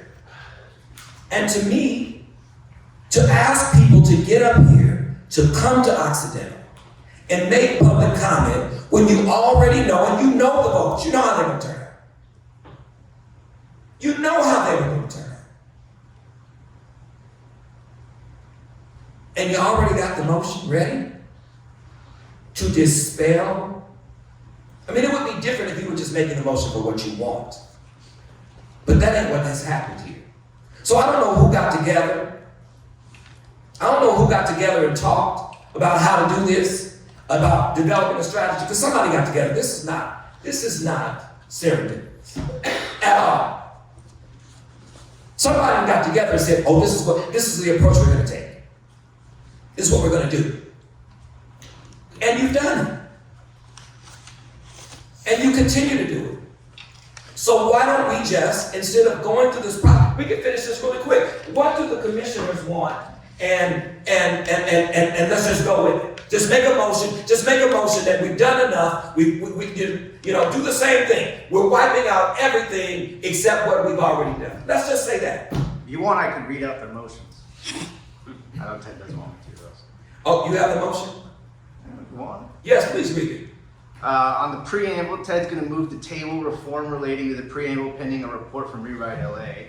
On the LANCC recommendations, Ted's going to move to dispose of all reforms listed under LANCC. Under government structure, Ted's going to move to dispose of proportional ranked choice voting. And then when we get to government structure, Ray is going to move to dispose of the recommendation to create a CFO. That's all fine. And he's going to You further can move submit that that to the the previous commission. motion Not to having- clarify audit You're authority out of of order, elected Rob. officials for the controller's office be disposed of. Okay. Karen didn't like that The motion next- we made last week, did she? We had a motion on this. Yes, to restate my motion, that's only with regard to outside counsel. I move to dispose of all reforms that allow the city controller, ethics commission, and lacers to hire outside counsel due to the fact that bifurcating the city attorney's office removes politicalization. Is there a second? It does. Second. You really don't understand what you're talking about. You get removed. You want to poll, unless there's further discussion, you want to poll the commission?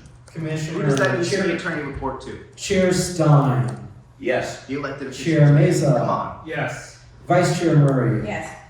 Commissioner Thomas, No. Commissioner Andrades, Yes. Vice Chair Sanchez. Yes. Thank you. Okay, the next subject I think you were just about to talk about, Chair Stein, was the removal and discipline topic. Oh, I really want to hear this. Yes. I know this came straight from the mouth of the elected official. We- Please let me hear this. We've got, I think we've gotten a lot of proposals actually on this, from groups, the groups that are here. You mostly And ignored going them. forward, I know, There's Tom some new Bucket stuff in letter. No, I'm not. Please, Mr. Vaughn. Call the cops, man. Call the cops. You're not a member of the commission. Call the cops. Get your boys in blue over here. I don't need to call the cops. I need you to refrain from what you're doing so we can conduct our business. Thank you. Justin, could you? Yes, sorry, thank you so much. I think the history is clear here that there's been a lot of ambiguity in the charter, and there have been a lot of questions and litigation.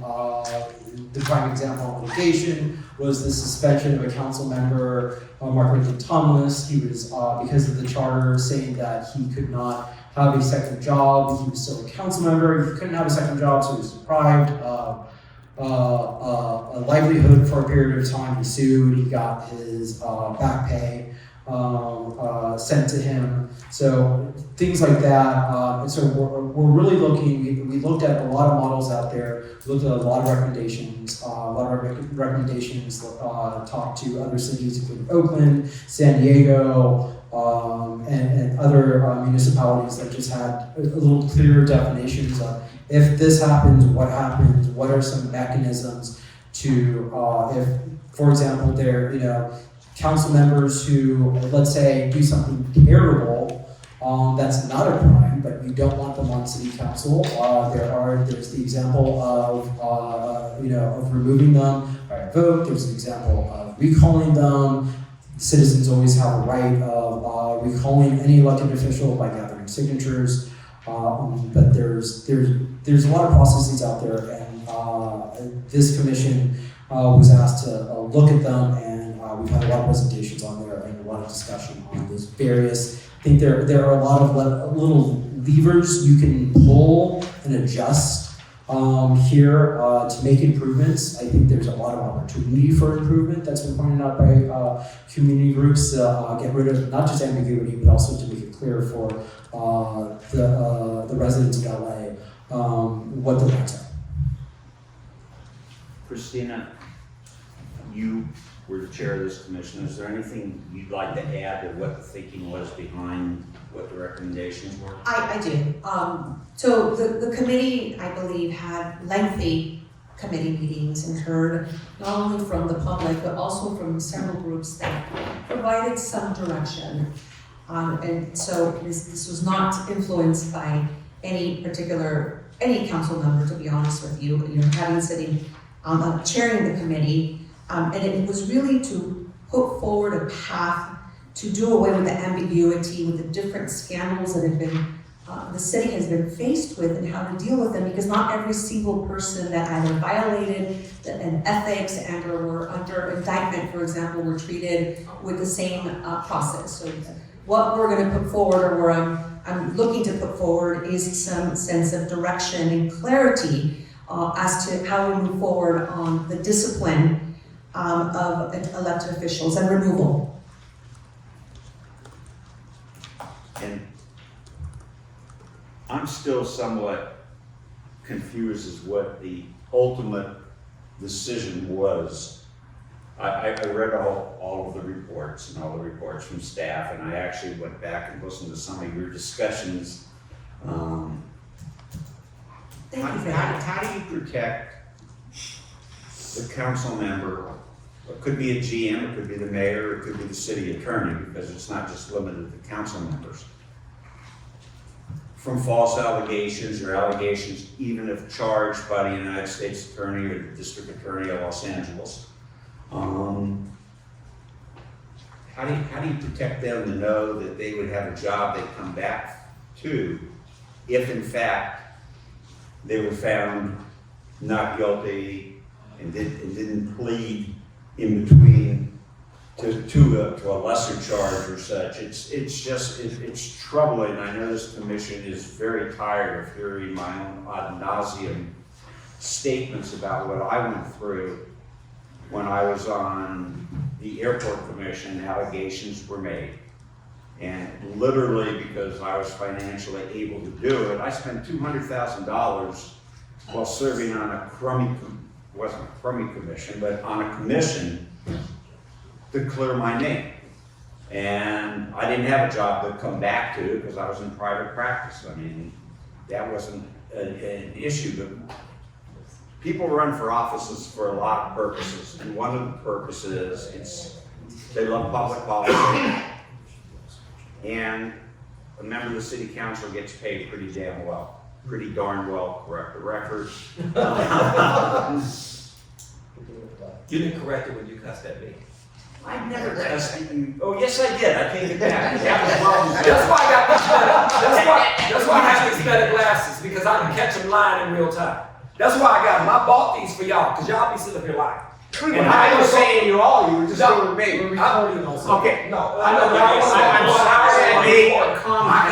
In 3 minutes. Okay, just hold up. Go ahead. What do you do? I mean, council members have people to support, whether it's themselves, whether it's with a spouse, a partner, whether it's children.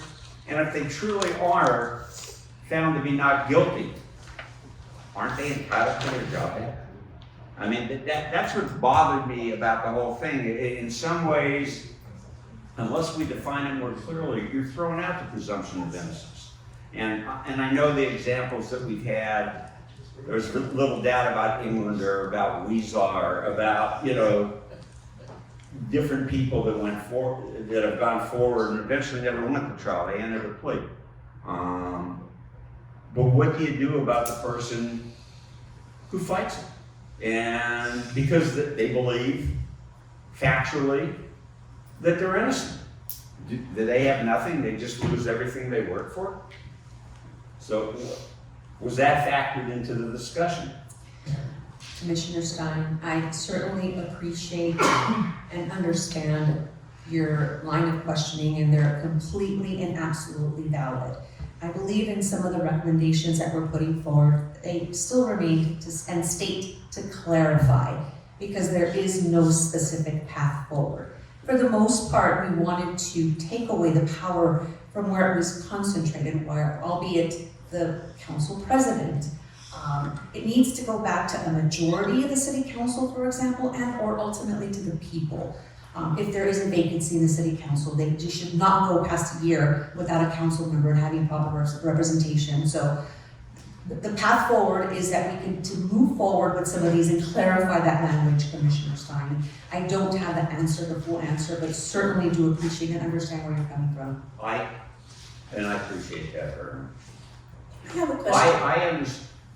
What, you taking my mic away from me? But what is the basis for declaring there to be a vacancy? We define that. I mean, under the present system, which is by no means perfect, you know, normally the person accused continues on their full salary, which was included in here, and more likely than not gives up committees and isn't allowed to vote in the committee, but is allowed to vote on the floor, if I'm not mistaken. What's the defining act that when, and I keep saying council person, again, it could be any of the citywide elected officials. What is the defining act to determine whether or not a vacancy is declared? I have no doubt, no problem with your motion, considering it shouldn't be the council president. It should be the majority of the city council votes on it. I have more problems with declaring a special election right away, and I know where James is going to answer, so I'm going to answer for him. But why are you so concerned about money when you aren't concerned about the $300 million that's in police payoffs? Did I say that properly? Yes, you did. Thank you. To do something about it. Don't just talk about it, do something about it. I would get the issue right. But my question that I'm asking is, a special election costs a lot of money. And if the person's truly not guilty of it, it's a waste of taxpayer funds. So now that I said that, I will turn to Commissioner Murray. Thank you. I'm gonna go, if Commissioner Sanchez could just state exactly what reforms, if any, that you're requesting, because I'm reading, I've read through everything several times, and it's just unclear exactly what reforms your subcommittee is requesting, and maybe you could just briefly discuss your findings and like if there's like certain things, because I'm just unclear about what reforms you want to, that the subcommittee wants to present, or any changes. Chair Stein, I'm ready to move forward with the motion. Thank you. To clarify that, unless I want to get back to you to make sure. I think we have to be careful killing a gnat with a sledgehammer. Number one, we're asking people who, I mean, the face of this corruption, in my opinion, when I hear it talked about, is Mark Lee Thomas. No relation. No ties whatsoever, other than when he was at the Southern Distribution Conference. I happen to have read the court documents. It ain't as clear as people try to say that it is. Now, I'm not arguing for Mark Lee Thomas. Not my representative at all. But I do think when you make something the face, because I'm hearing his name mentioned, but I ain't heard Gil Cedillo, and I haven't heard Kevin De Leon, because what they did in comparison was far more reprehensible. And even when we look at how that decision was made about Councilmember Lee Thomas, why did not the person responsible for cutting the deal was she indicted? Well, we all know if you're black. Because she's a white woman.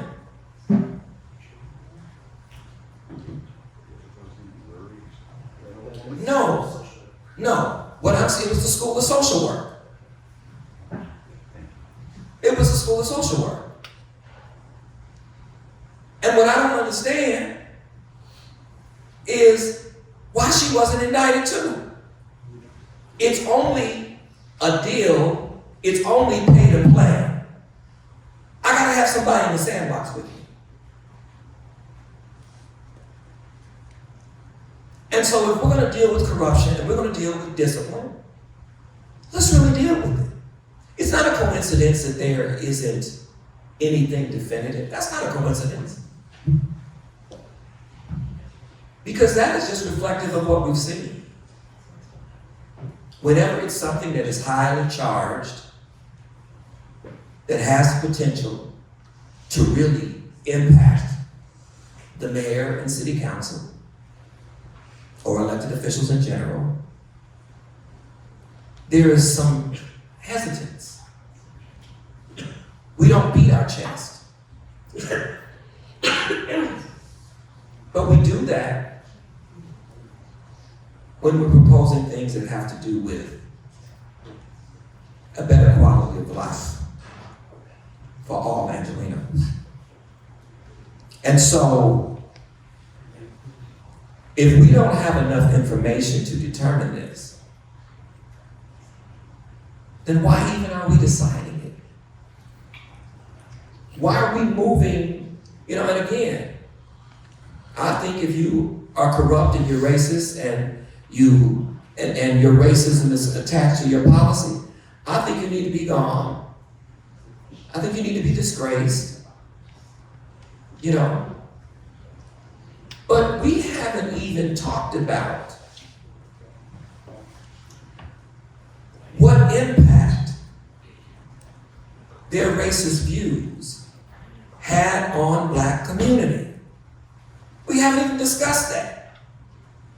We haven't even looked at whether or not those people who made those comments, whether or not they were unilaterally not funding initiatives that directly impact black people. We haven't talked about that. And that's the real issue. That's the real corruption. That there are some people that we leave behind and some people that we push forward. And so again, I don't know how much I'm protesting with these no votes. Because I don't think we just sweep everything away. Now, we're not going to sweep everything we're not going to sweep what she's saying away. And I think that what I'm putting forward will address some of your concerns. Does that mean you're an aye vote? No, it don't mean I'm an aye vote. I'm just saying I know y'all gonna vote how she wants y'all to vote. That's what I'm saying. That's what I'm saying. But anyway, let's go. Further discussion. Can you repeat the motion? I don't have a So you might, so we do have a staff report and I'm going to. Okay. So as it relates to the removal and discipline of elected officials, I move to forward the following forms from the discipline and removal of elected officials staff report. Option 1A, establish a council-driven process to suspend council members. Option 1B, clarify that elected officials are entitled to continue receiving full compensation while suspended. Option 4D, create a legislative recall process that allows for the council to call a special election for removal and replacement with a 3/4 supermajority. Option 2E, require a special election for vacancies if more than 1 year of the term remains. And dispose of all other reforms. Can you say that one more time, please? Just repeat the motion, please. Of course, I move forward the following reforms from the discipline and removal of elected officials staff report. 1A, establish a council-driven process to suspend council members. 1B, clarify that elected officials are entitled to continue receiving full compensation while suspended. 4D, create a legislative recall process that allows for the council to call a special election for removal and replacement with a 3/4 supermajority. 2E, require a special election for vacancies if more than 1 year of the term remains, and dispose of all other reforms. And so what's she reading off of? Is it in the same format as all the other secret motions going around? Could you please? No. It's not. It's not. Okay, just making sure. Ignore Mr. There's a lot of Corman. Let's go. Is there Double anybody check. else that wishes to speak May I? on the commission? May I offer a friendly, but hopefully a friendly amendment? Can we reduce the 3/4 to a 2/3, so dropping it 10%-ish? Would you be open to that, Commissioner Sanchez? Yeah, 4D, 3/4 to what? 2/3. I'm open to it.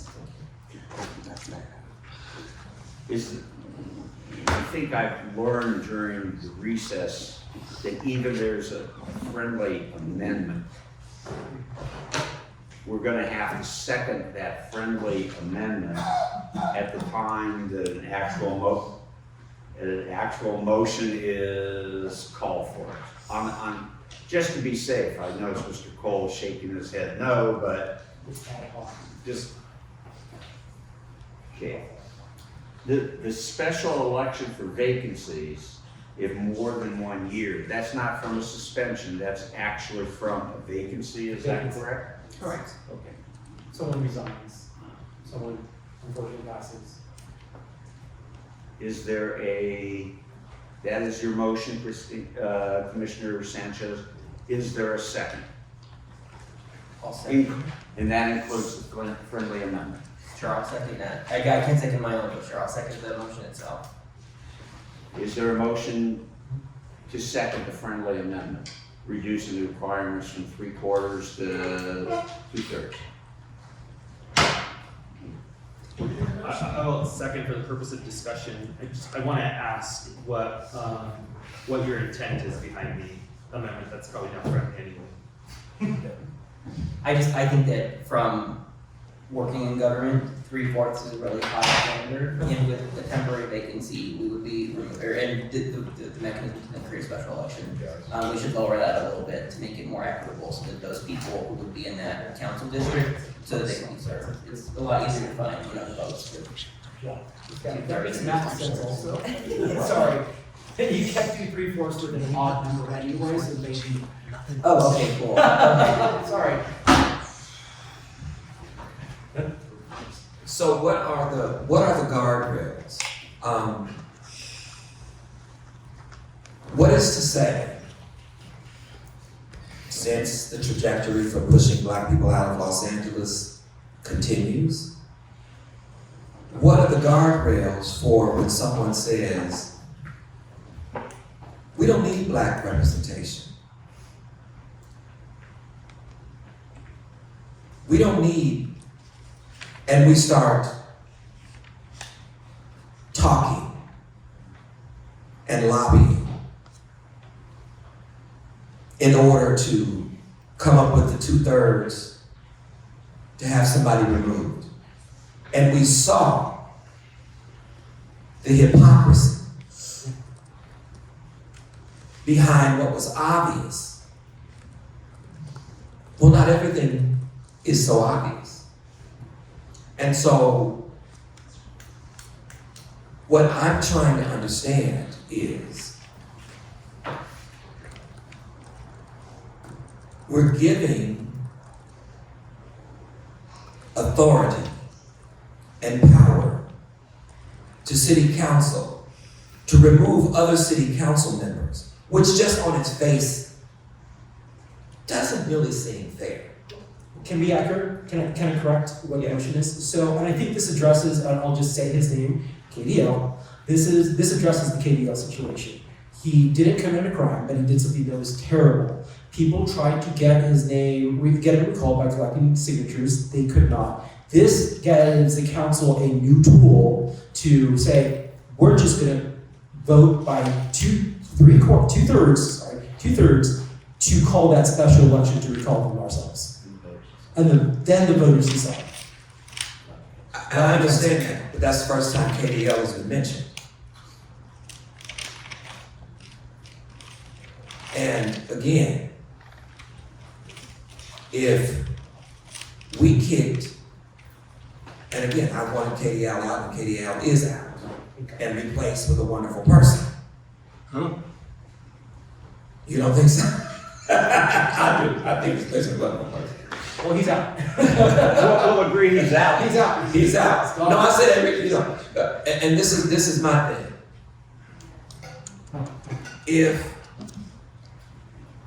If we're wanting these people to be gone, and we're giving elected officials the power to do so, I don't understand how that's okay. And this is why all roads still lead back to political influence. Because how can we sit here and make a decision which is very, you talk about controversy.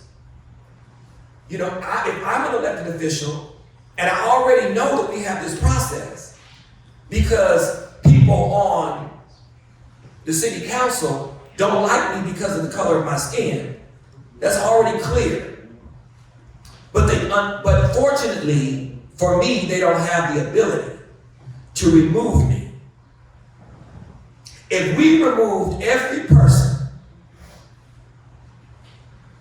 who practiced anti-blackness, not calling nobody racist, when I want to call somebody racist, I'll call their name, who practices anti-blackness, we probably wouldn't have too many people in city government. And so, while we can talk about KDL, the face of this is Margaret Towers. And I'm going to say it until I'm blue in the face. I am tired and offended by the ways in which we are handling and engaging Black people specifically, all people generally. We continue to do that. This is why when we started this process, and you know, Ted, I said this. When we started this process, I said we need a rubric.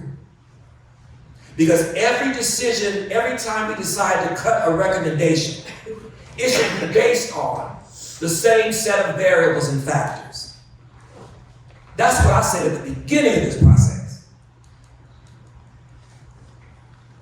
Everything that we have cut, we ought to be able to go to the community and say, this is our rubric, this is what we use to judge whether or not we're going to move something forward. We can't do that. We can't do that. We have now done something I think is totally undemocratic. We're picking and choosing based upon, I think, somewhat of a clique. That's what I think. No one has to agree with me. Commissioner Thomas, just to clarify, this is not unprecedented. Congress is actually able to expel a member from both the House and the Senate with a 2/3 majority vote. Yeah, I'm not saying that it's unprecedented. I'm not saying that it's unprecedented and Congress ain't worth a quarter. But what it does mean, though, is that means that people who are elected officials, let's say I wanted to recall KDL, because I think that what KDL was corrupt and it was morally bankrupt, but I couldn't gather the signatures because he's still well loved in his district, or because it's just hard to gather signatures. We talked about how much money it costs to signature gather. This means that there's another tool to do that. But I don't think focusing on KDL. Well, focus on whoever you want. You know, this is what I'm saying. I'm saying Commissioner Stein was asking about people being falsely accused. There are no guardrails for that. And the bottom line is that Congress isn't local government for a reason. There was a reason that Congress and local government responds differently. If all of KDL's district was for him, behind him, and held the same kind of values that he did, then if he runs again, he's going to win again. So I don't think it's up to city council to veto the will of the voters, whether the voters are racist or not. But that's not. Hold on. But he said, and that's what this. No, that's not what it is. Because again, because the reason that that's not what it is because in the same way that it is difficult for this commission to appreciate and accept and support the recommendations of Black-led organizations that are in the trenches fighting to make Los Angeles better. That's the same way that they will not hear Black elected officials. And so, for anybody to say, because again, I was a research associate for the Thomas Rivera Institute. The first study about what the impact of having a Latino mayor, I was a part of that study. And the only impact was City Hall would look like it does. There would be no Black people, and it would be majority Latino. That was the conclusion of the study. And there were no guardrails put in place to protect Black people from that. And so we have a Black flight from Los Angeles. Have a Black flight. And we think we solved the Black flight problem because we got 3 Black commissioners on here. That's not. You got to care about Black people. You have to listen to Black people. And it's not to disregard anybody else. And so the only thing that I'm saying is, if we know that they came together around trying to squash Black political power in this city, and trying to redistrict, before we even get to the derogatory remarks now, if we know that that has already happened, we're supposed to give those people the responsibility of removing. So they can't remove. This says that they have to ask voters to remove. That is what this says. It is not that it's taking away power from the council and saying the council has the option to send it to the voters and it's the voters' choice. So, if someone, going back to Mr. Stein, yes, if the person is determined, if it is determined after it has gone to the voters, and this happened in Northern California, if after it has gone to the voters say, we want this person to remain out. Then the person goes back to their job. So what do we do about the election that we had? I'm sorry, what? What do we do about it usually takes about 2 years. What do we do about the election that we had? Let's start at the beginning. So someone's elected to office. The council finds that they did something terrible. They vote by 2/3 to ask the voters to recall this person. Same election happens, it's a special election. Voters get a chance to say, I want to keep this person, I don't want to keep this person. At the same time, they also, much like we've seen with the governor's recall, they also get choices. If this person loses this recall and is tossed out, here are people who qualified for the ballot to replace them. If the vote fails, the vote to recall the person fails, that person goes back to their job. So, That doesn't make sense. If It's a saying, it's a, They're under indictment and they haven't been charged. Is that what you're talking about? Yeah, right. What I'm saying is that by the time we find this out, whether or not they're guilty, 2 years have already passed. And the reality is, because again, this is 2 years have already passed. because by the time, with the investigation, the way that goes, as slow as justice is, by the time we find out whether or not an elected official is actually guilty, about 2 years have passed. Yeah. So this can happen before that? Yeah. I know, and what I'm saying is that, so this person serves until, it makes no sense. It makes sense that and I'm so glad that you did this the way you did this, by the way. I think I sound like that. I am, because it really gives the ability to tease out what doesn't really make sense. And this is the thing. This is the thing. But we want to do this, and we're so quick to do this. I would think that this should have been one of the most difficult issues that we wrestled with, but it ain't. Well, you are. You are. No, I'm not wrestling with it. No, because no, I'm not wrestling with it. I'm not wrestling with it because we're discussing it. I'm not wrestling with it because whatever y'all want to do with it, you're going to do anyway. So I'm just merely discussing it. I'm just saying that in theory it makes sense.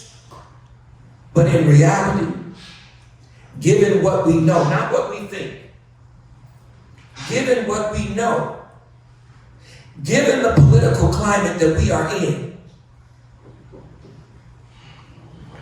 where people are rolling over to Donald Trump without being forced,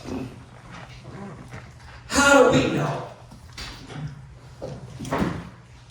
that Commissioner Stein, since he always used mine, because you used mine, that he runs for city council, and they had already lied on him once, and then they do it again.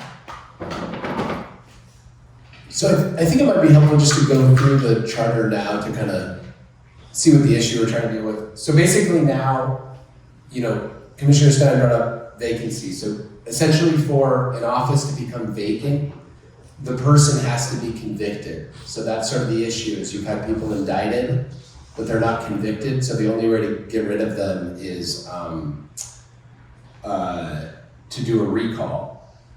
And then there's also suspension pending trial. So pending trial, the council may suspend an elected officer, and the appointing power may suspend any appointed officer against whom felony criminal proceedings or criminal misdemeanor proceedings related to a violation of official duties.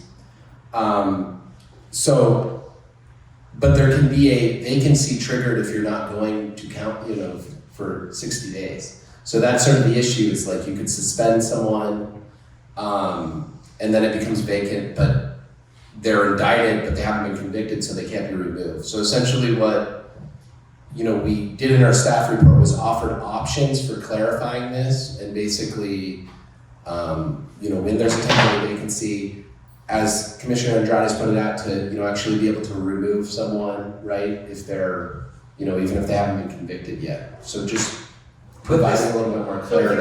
But this is easily weaponized. Do you have a better idea? This is easily weaponized, and this is the point. This is the point in terms of, do I have a recommendation?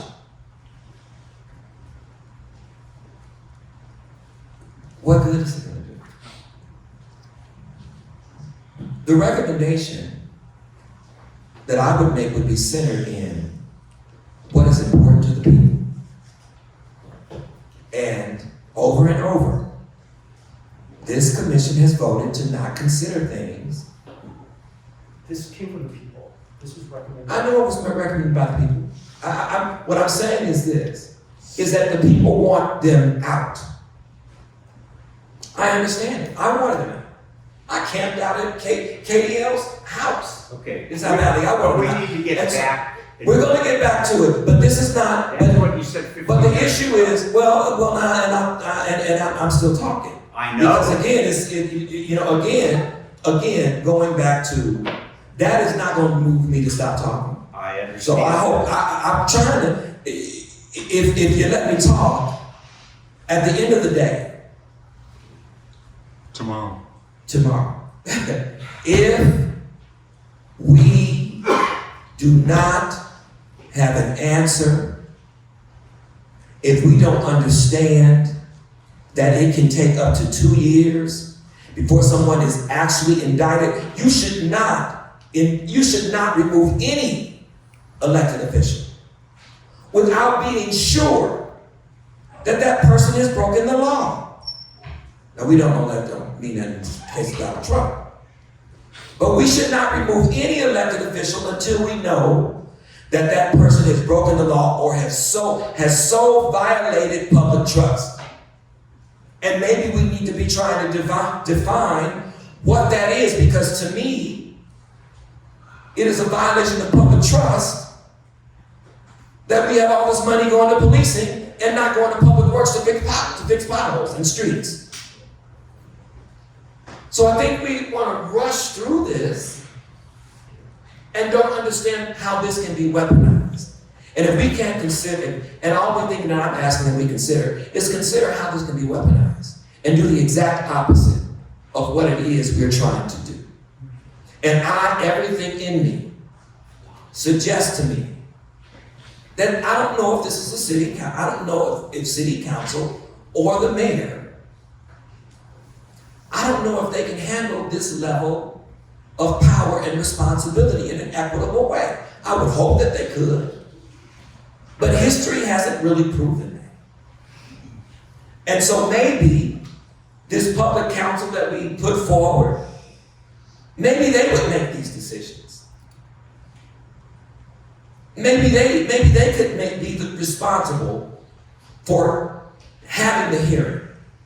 They've done this in houselessness. They've had a houseless hearing court that was held down on Skid Row.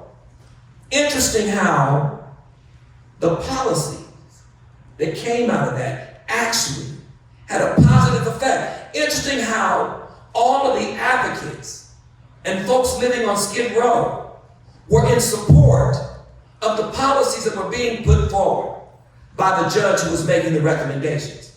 So this is not always an adversarial role. It is only an adversarial role when you ain't doing what the people want you to do. Or when you're trying to get around what the people are actually trying to get at. And so, in the end, can we, not opposed to what you're trying to do, can we stop with the sweeping everything away with the motion?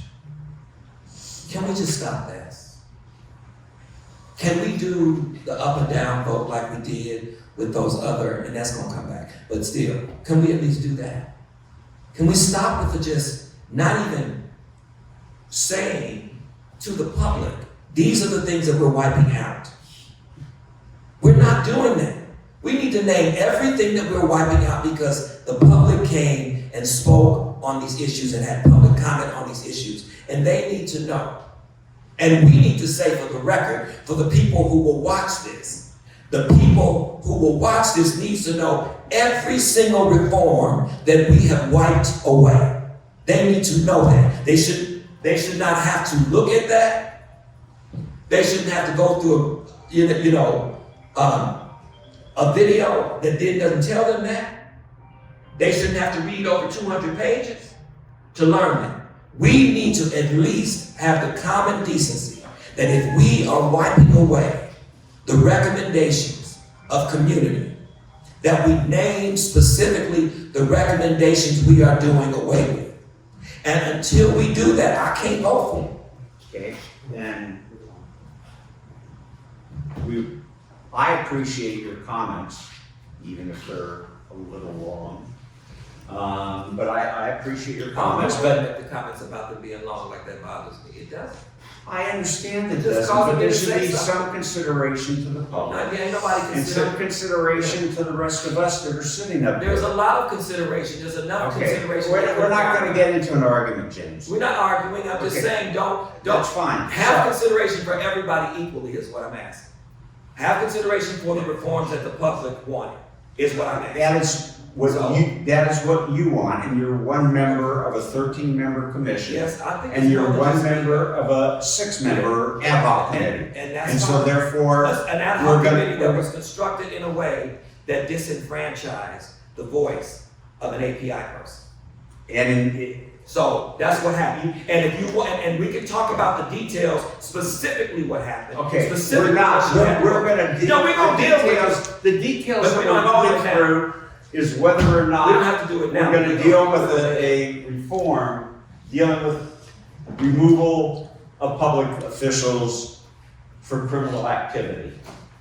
May I There add? was some, Just yeah, because please. I have a motion, and I think there's been a friendly by Commissioner Andrades, is that Commissioner Thomas, I wrestled a lot with this, a lot of scenarios. It is my hope that this city elects city officials that will not find themselves in this pickle. That is, of course, dreaming big, but we need to look at all these scenarios. There is a motion and a second, if I'm correct with what has gone on before we've had commission discussion. Am I correct, Mr. Executive Director? Sorry, what was the question? Pardon? What was the question again? I missed it. There's a motion. Yeah, there is a motion in a second. Yeah, happy to do roll call. Let's poll the commission on the motion in a second. Alrighty, Chair Stein. Yes.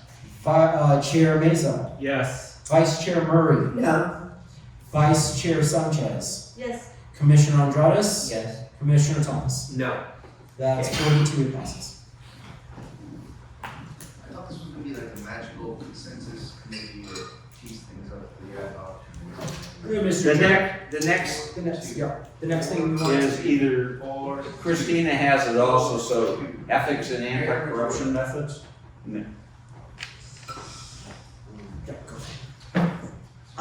Yes, the following dealt specifically with recommendations from our Ethics Commission and anti-corruption measures. Chair Stein, I welcome any discussion to any of what the staff report has before I put forward my motion. Okay. Removing section 803, that deals with the school board, is it not the Board of Education? If I remember right, in perusing the charter, 803 was a Putting stuff in. LAUSD school board. Correct.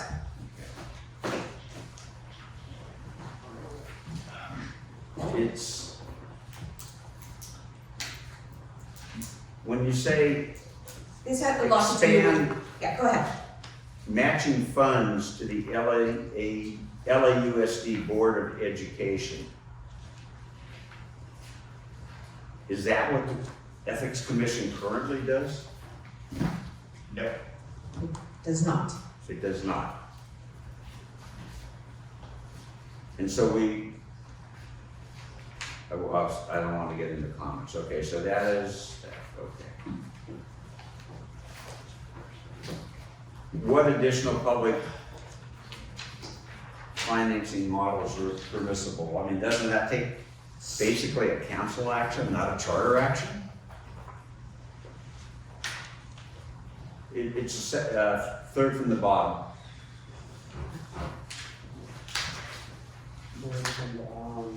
Applied lobbyists, you said? I was saying additional public financing models, isn't that a ordinance rather than a charter amendment? Charter prevents it, Yeah, I think it's specifically here because the charter would have to say so. Okay. Maximum civil penalties. I'm gonna let Christina go through these or make a motion unless there's questions from members of the commission. If I see no questions from members of the commission, Christina, could you wrap it up and tell us exactly what you propose, what your committee is proposing? Absolutely. As it relates to ethics and anti-corruption measures, I move forward the following reforms under ethics and anti-corruption measures. Remove Charter Section 803. Apply the LAUSD process for adjusting contribution limits to city contribution limits. update the contribution limits to reflect current amounts, prohibit the use of campaign funds to pay for certain fines, make the maximum civil penalty for violations of the campaign finance laws the same as the maximum administrative penalty, and specify in the charter that additional public financing models are permissible. Expand matching funds program to LAUSD Board of Education and dispose of all other reforms. You take a friendly motion to eliminate the last one, matching funds to LAUSD. Certainly. Any other? I have a question. So you're not proposing to prohibit contributions from non-individuals?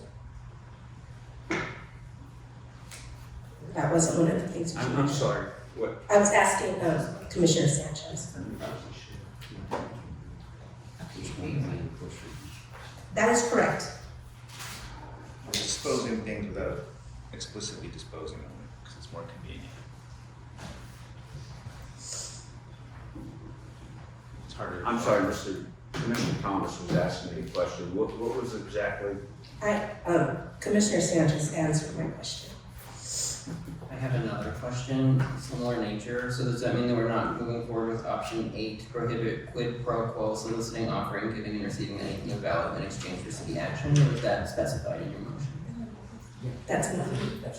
That's against the law, it already exists. Okay, that's why I was wondering, 'cause I was like, that's okay, that's all, thank you.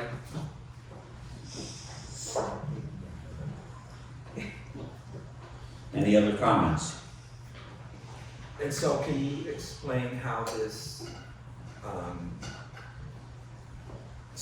will specifically enhance the work of LAUSD? And have you considered the impact of if we have moved forward, and I think we have, the voting age? How does this, has that been considered in terms of what the impact that could have on this? We certainly haven't studied how these two things would impact each other. At first blush, I would say they likely do not impact each other, at least right now. These are requests from mainly the Ethics Commission to improve processes. Again, apply the LAUSD process to adjusting contribution limits to city contribution limits. That's just kind of one of the things that they've worked with LAUSD on these recommendations as well, and it just makes their job easier instead of like bifurcating things. They have one process. They also align some of the processes just to make, because they have same election cycles, but we're having to do different processes for these two bodies, even though like you go to the ballot and you're voting for a council member and you're supposed to vote also.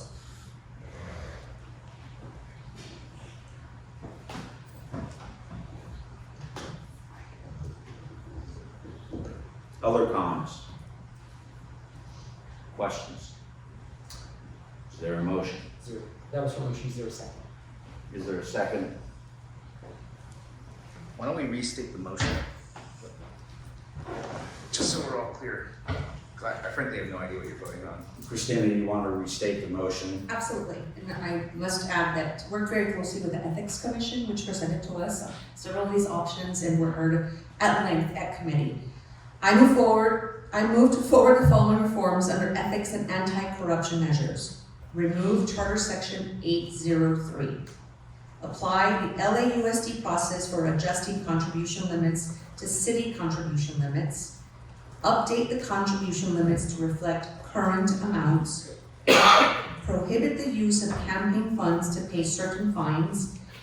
Make the maximum civil penalty for violations of the campaign finance laws the same as the maximum administrative penalty, and specify in the charter that additional public financing models are permissible.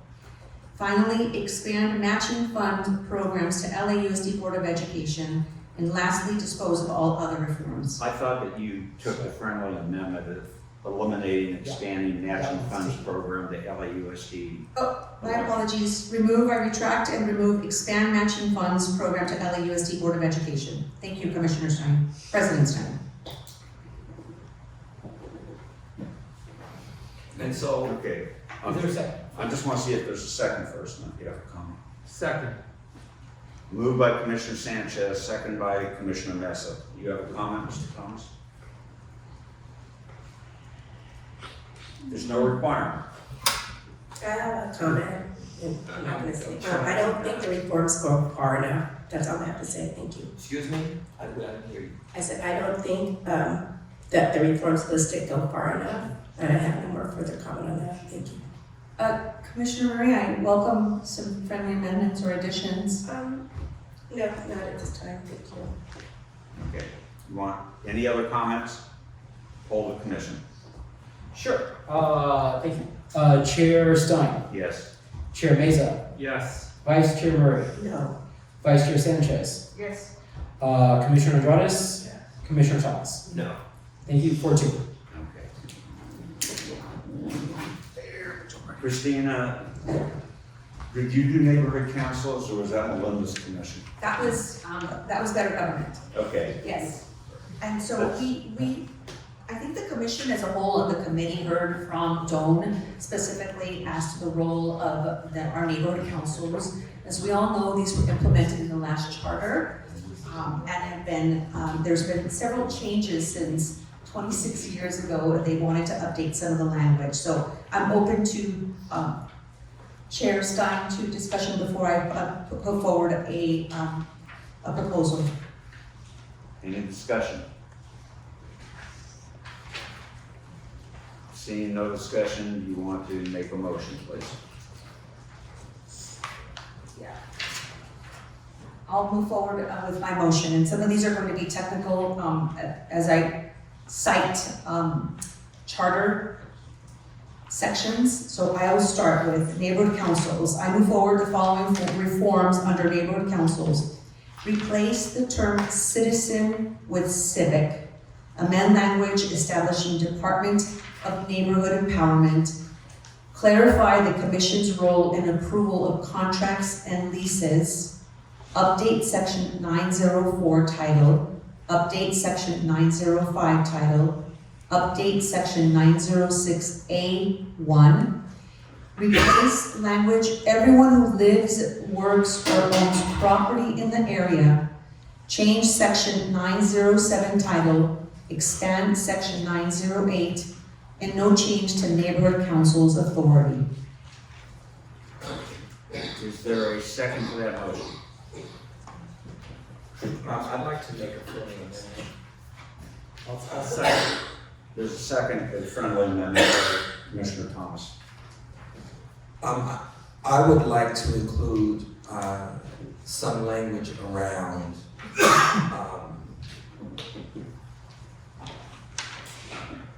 discrimination existing with the neighborhood councils.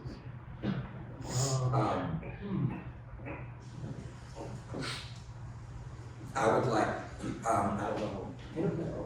Well, say a little bit. Yeah. Right. Well, so basically, one of the issues with the neighborhood councils, particularly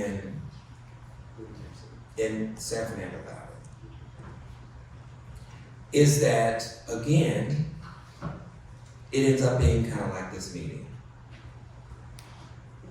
Black folks come, Black folks express themselves, Black folks are ignored, can is kicked down the road, or if you are a Black neighborhood council officer, you get the same kind of treatment. And so my narrative around neighborhood councils have to do with people who are actually on the neighborhood council. Also has to do with when it was proposed that there would be quote unquote diversity training.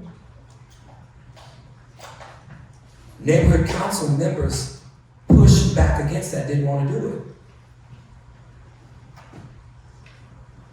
Didn't want to do Are you talking? it. I'm talking about, I can't name all because I don't know all.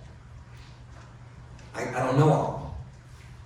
But I do know that they were bold enough to say, and they felt as if they were being put upon by the fact that they were being asked to do this because their colleagues got tired of calling out the racism that exists within the neighborhood councils. And so I would like some language in the motion to address that. Do you have specific language? Of course I do. I need to I can- Do you have specific language? Of course I do. I can, Commissioner Thomas, I can work on that with you, in the coming days if you want to add like a friendly that says, and work on language to address issues of racism. I want to codify Yeah, we'll work on language that would codify that. I don't know what the language would be. anti-blackness. Yeah. Anti-discrimination. Against. Go ahead. Commissioner Thomas, when Doe first presented to us, that was one of the first items that I brought up, because it's not exclusive to the Black community. It also happens to Latinos, and you've heard lots of incidences that have happened. Nevertheless, if I'm not mistaken, Doe did come back with a report saying that in a span of so many years, there have only been X amount of complaints, which again, doesn't That ain't always, I concur with you, because that is an issue with me as well, and I completely agree with some language to address that in the future. Thank you. Any other discussion? We have a motion and a second. We have a friendly amendment by Commissioner Thomas, which I believe Commissioner Sanchez accepted, that we would have language of anti-discrimination within the recommendations. Or mandatory training.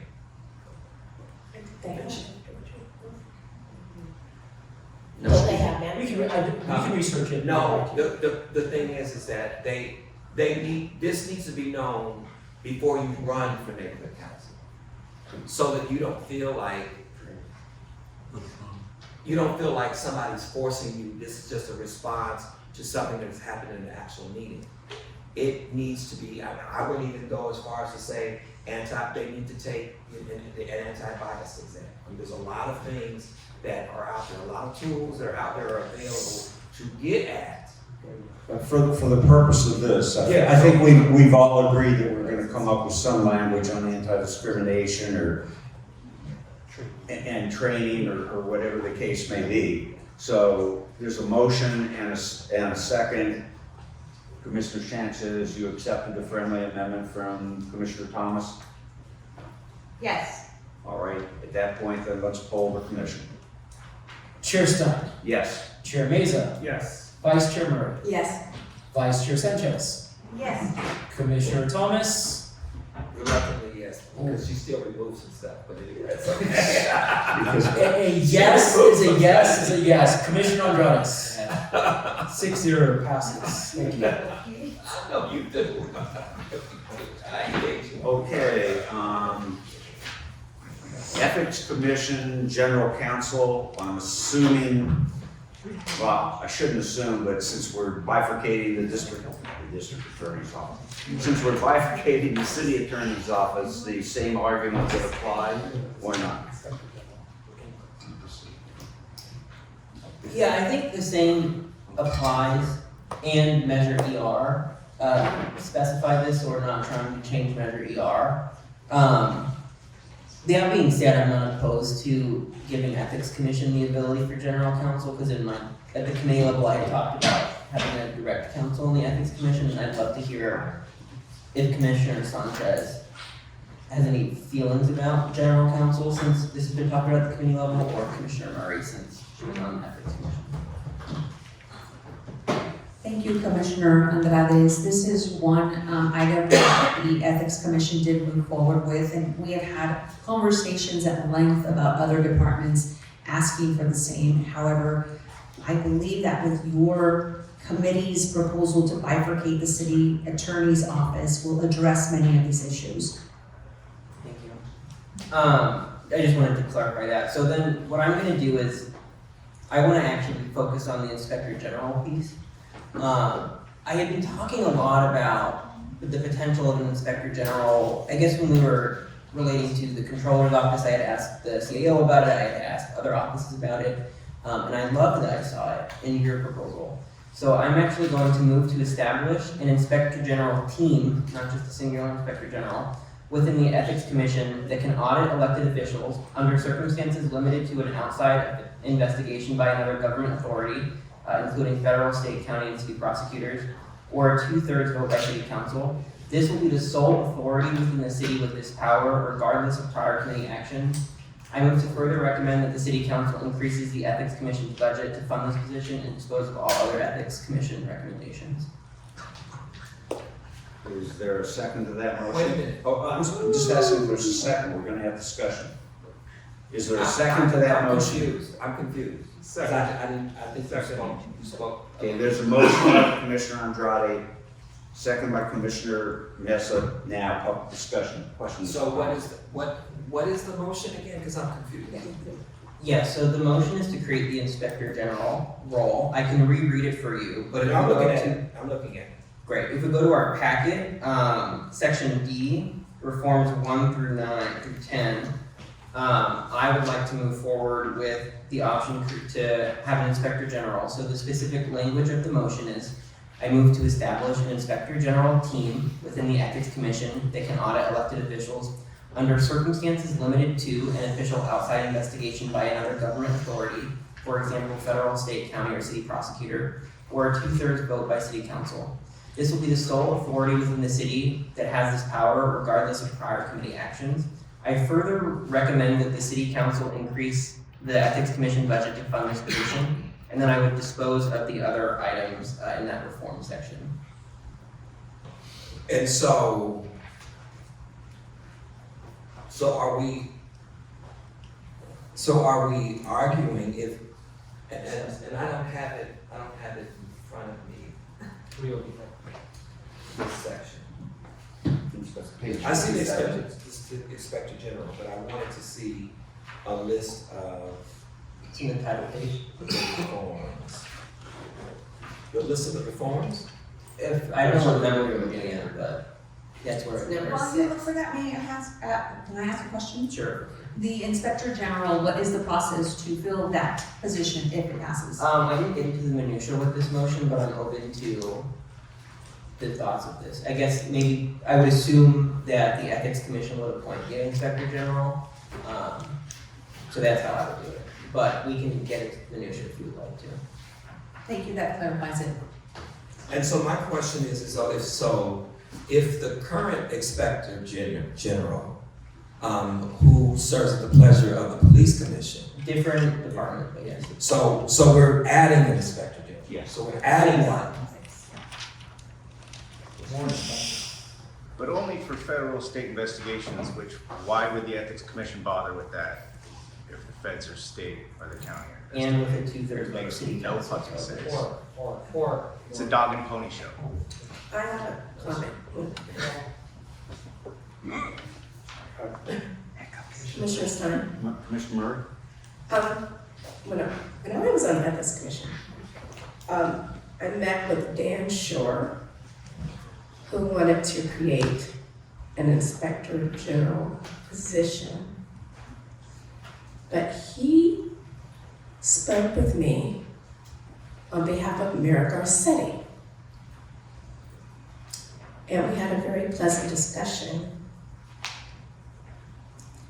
We do have an enforcement section of the Ethics Commission.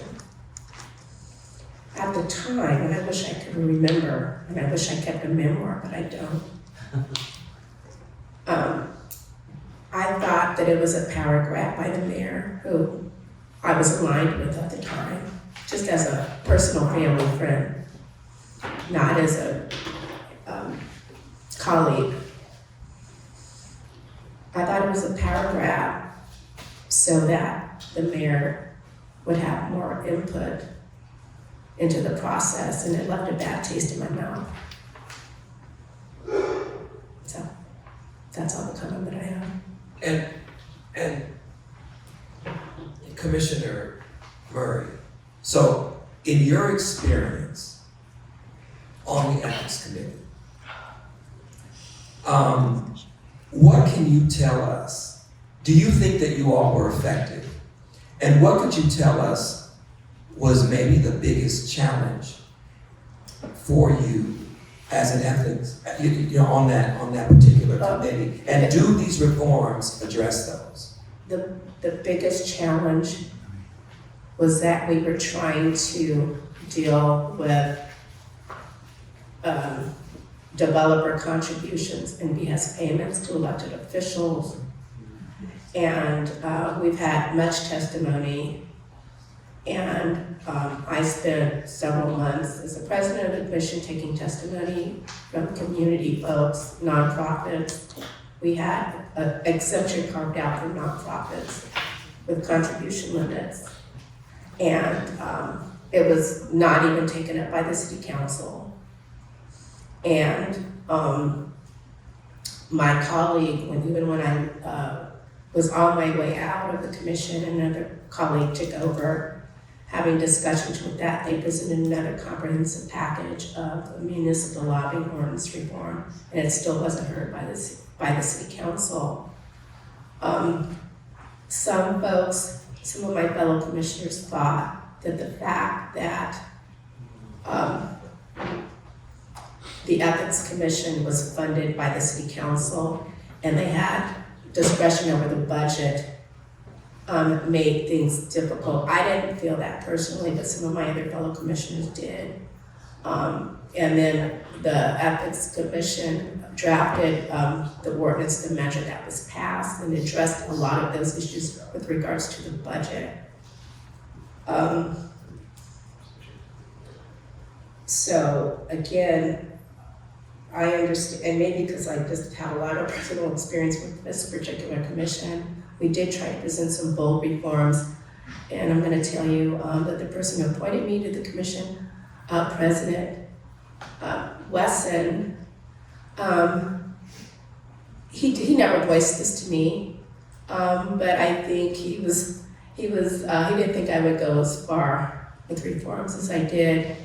But you know, that's neither here nor there. I don't think he had an agenda when he appointed me. Just knew I had a lot of experience with dealing with political campaigns and those kind of issues, and I would grapple with them well. So yeah, I think my main the concerns I had, I think, were mostly handled by the reforms. But we really tried to rein in developer contributions, and that didn't get any traction. So I'm a little bit frustrated with that because that led to Councilman Weezer and all that nonsense, and Councilman Englander and all, paper bags and cash money and strippers in a hotel room in Vegas. So, yeah. And so the reforms that are going to be swept away, because I still would like those to be read. It doesn't seem like, maybe it's me, and you can tell me, Commissioner Murray, does proposing an inspector general solve this issue? Is city council more inclined to reject relationships with developers because we have an inspector general, if they were not willing to do so when they had an entire commission that was duly seated and appointed? No, I don't have an opinion on that. Okay.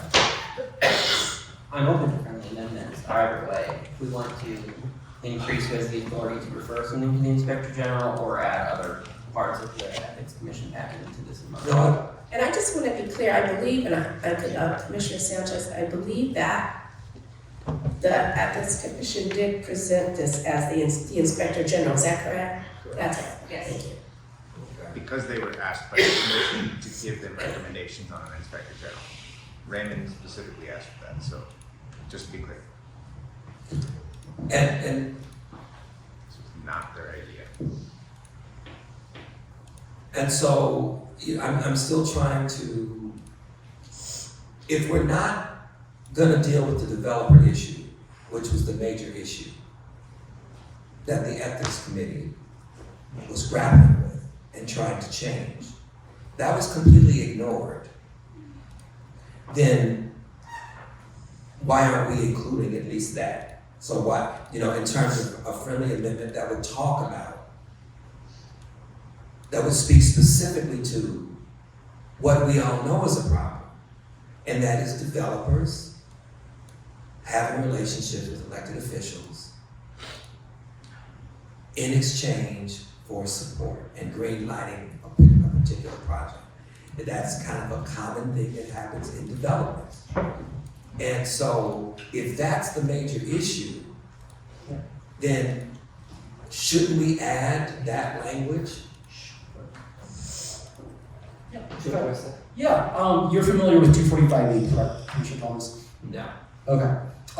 So this commission voted on one of those fixes that addresses issues with developers, where the commission voted to move forward with amendments to 245E.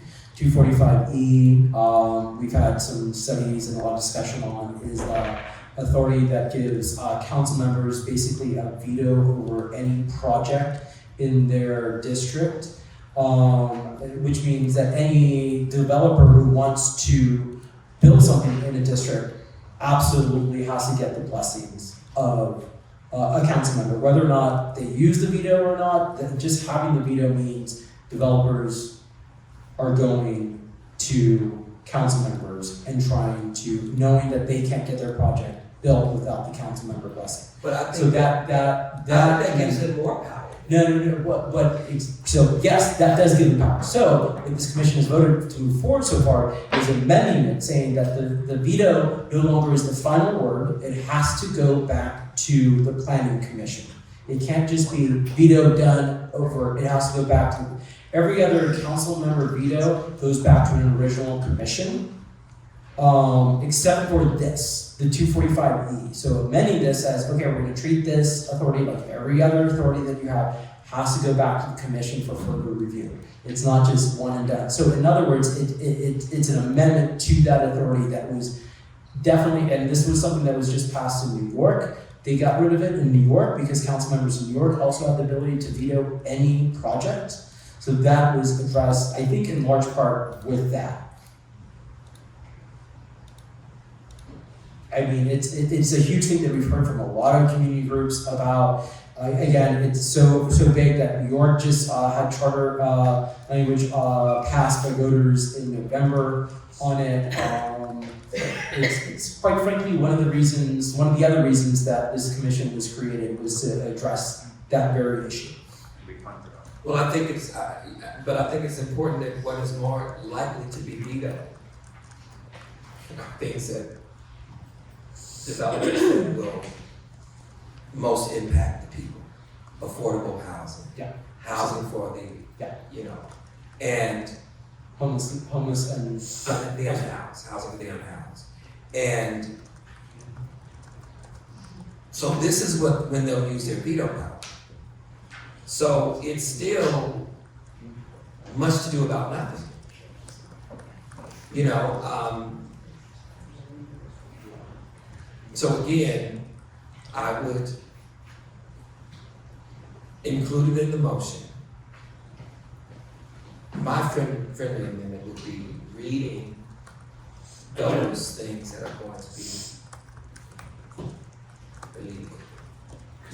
How would you phrase that? Hold on, I want to give Commissioner Meza a chance to speak. He's been very patient here with his hand up. Commissioner Thomas, you tell me, I have a potential way of articulating your friendly amendment. I'm gonna just read from the Ethics Commission presentation on the Inspector General because it speaks to your question. It says to address the current concerns regarding land use in the city, we recommend establishing an Ethics Commission team led by an Inspector General to focus on investigating land use processes and decision. However, because the potential for actual and perceived corruption is not limited to land use, we also recommend that the team also focus on procurement processes.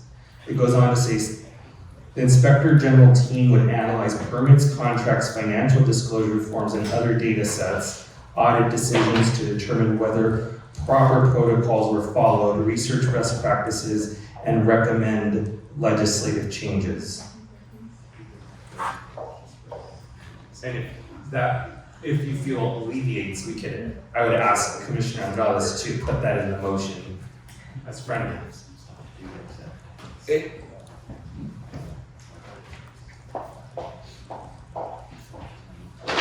in a sense, it definitely does.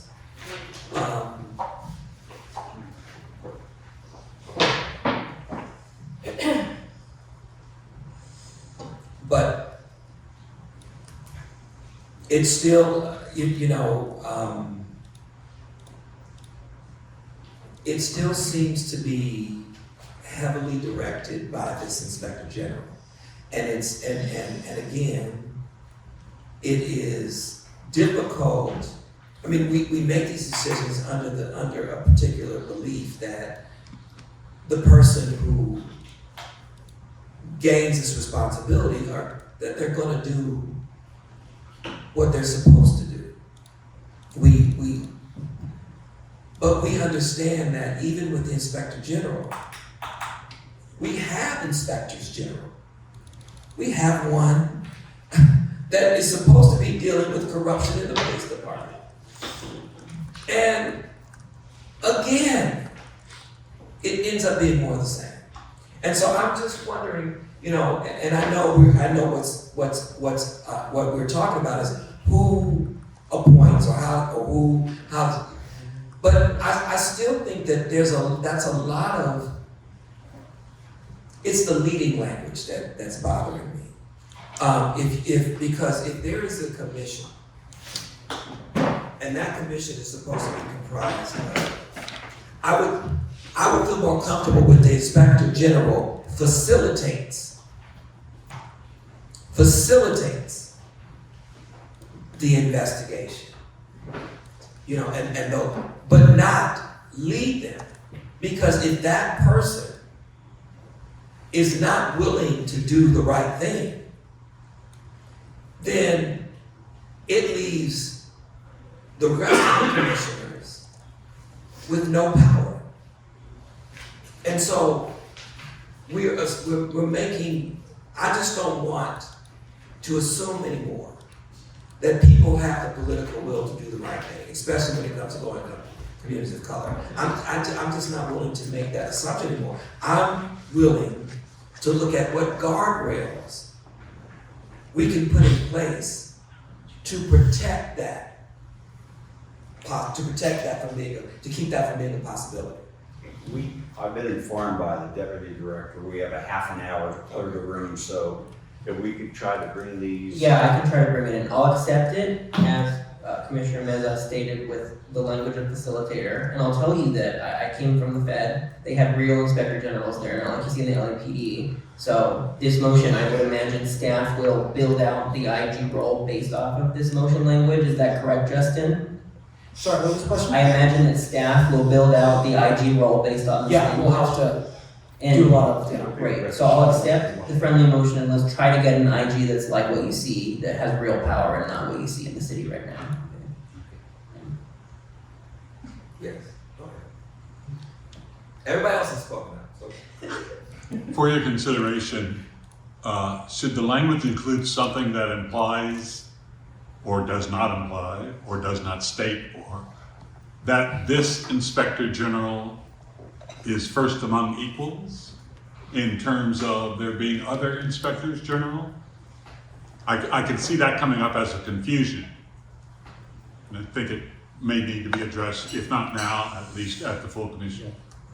Great question that Cameron Bass would not like to see. Do you accept that? I'll accept that. Can some kind of commissioner make it so that I may accept it?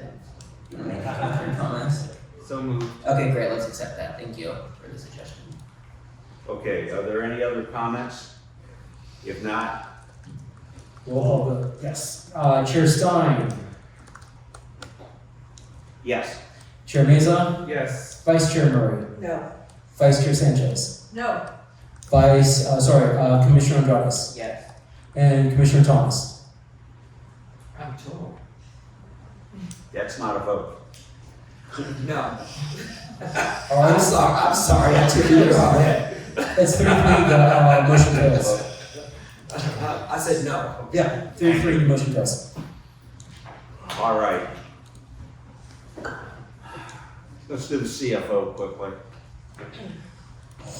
Sure, we're going to go into governance structure. We do have a couple of things under governance structure that I want to start with CFO. We do, I can just briefly talk about, we've seen different models, we've seen different desires, hopes, and dreams on CFO. Randy's ready for his motion.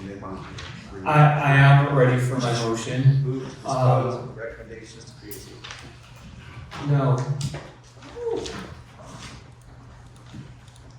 You know what? I want to say something. There's not like doing homework and advance work and reading the staff reports and going and listening to every presentation and thinking of motions is not something that needs to be canned. I think the public wants us to do our homework, and on the motion that I'm making, because there's been a lot of discussion on this, is to table the CFO discussion until the next meeting so that we can continue having those discussions. It's a complex topic. So my understanding is we're tabling it for one meeting, we're not tabling it for permanent. No, until the next meeting. I would second your motion. And if the public, Juan, Mr. Cole, any other member of the public has a better idea other than the CAO or the controller being the CFO, we're welcome to suggestions. Is there any other discussion? I have discussion relative to COO, but more holistically the mayor's authority. Or around the COO. It's a motion to table. It's a motion to table the CFO. Oh, we didn't vote on that yet. Okay, no, never mind. Motion to table is non-debatable.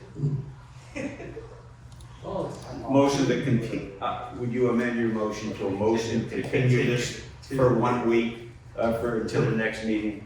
Of the ad hoc committee, yes. And I would second your amended motion. Any other discussion? Hold the commission. Chair Stein. Yes.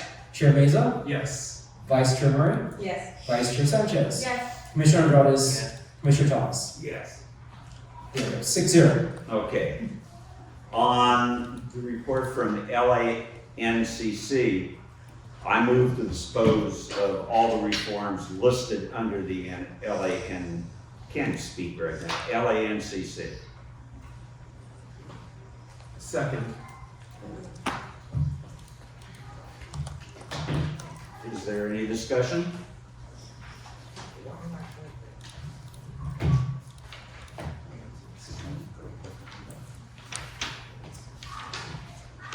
Seeing no discussion, hold the commission. Chair Stein. Yes. Chair Meza. Yes. Vice Chair Murray. Yes. Vice Chair Sanchez. Yes. Commissioner Thomas. No. Commissioner Andrades. No. All right, 4-2. Next. Let's take up the CAO one. I think CAO? COO, I'm sorry. Okay, thank you. So, much like you, Commissioner Stein, you brought it up in the past, I believe in a strong mayor.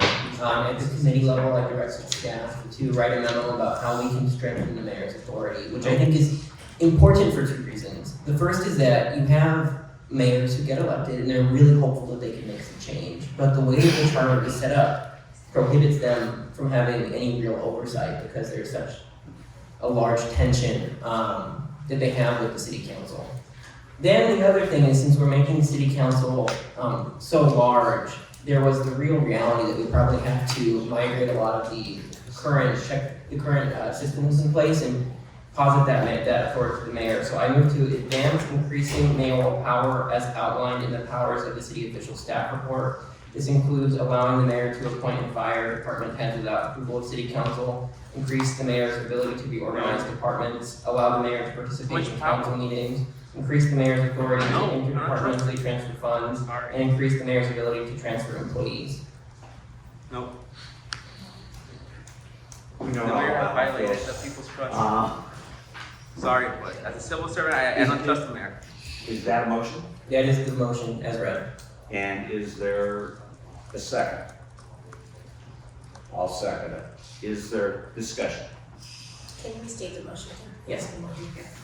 I move to advance increasing mayoral power as outlined in the powers of city official staff report. This includes allow the mayor to appoint and fire department heads without the approval of city council, increase the mayor's ability to reorganize departments, allow the mayor to participate in council meetings, increase the mayor's authority to interdepartmentally transfer funds, increase the mayor's ability to transfer employees.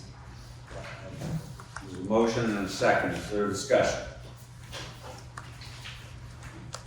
It's the same discussion.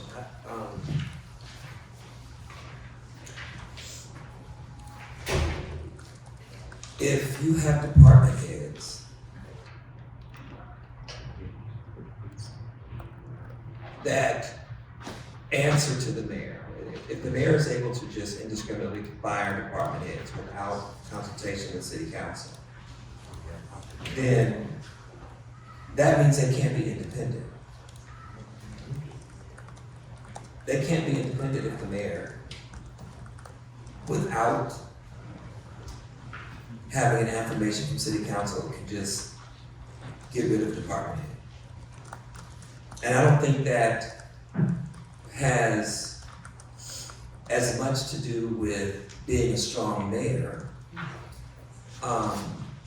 because just having the ability to fire department heads doesn't necessarily make you strong. And I think that this process was put in place for a reason. I think the mayor needs to use whatever political savvy that the person has to win the support of city council. Because the removal of department heads unilaterally by the mayor will at some point impact in a negative way the work of city council. Because those department heads don't just work for the mayor. They work on behalf of the people, which means that they have to consider city council. I don't think that, and I think one of the issues that we get caught in is we're looking at today's mayor, which we should be looking at the mayor 30 years from now. And 30 years from this point, we never thought that there would be a Donald Trump.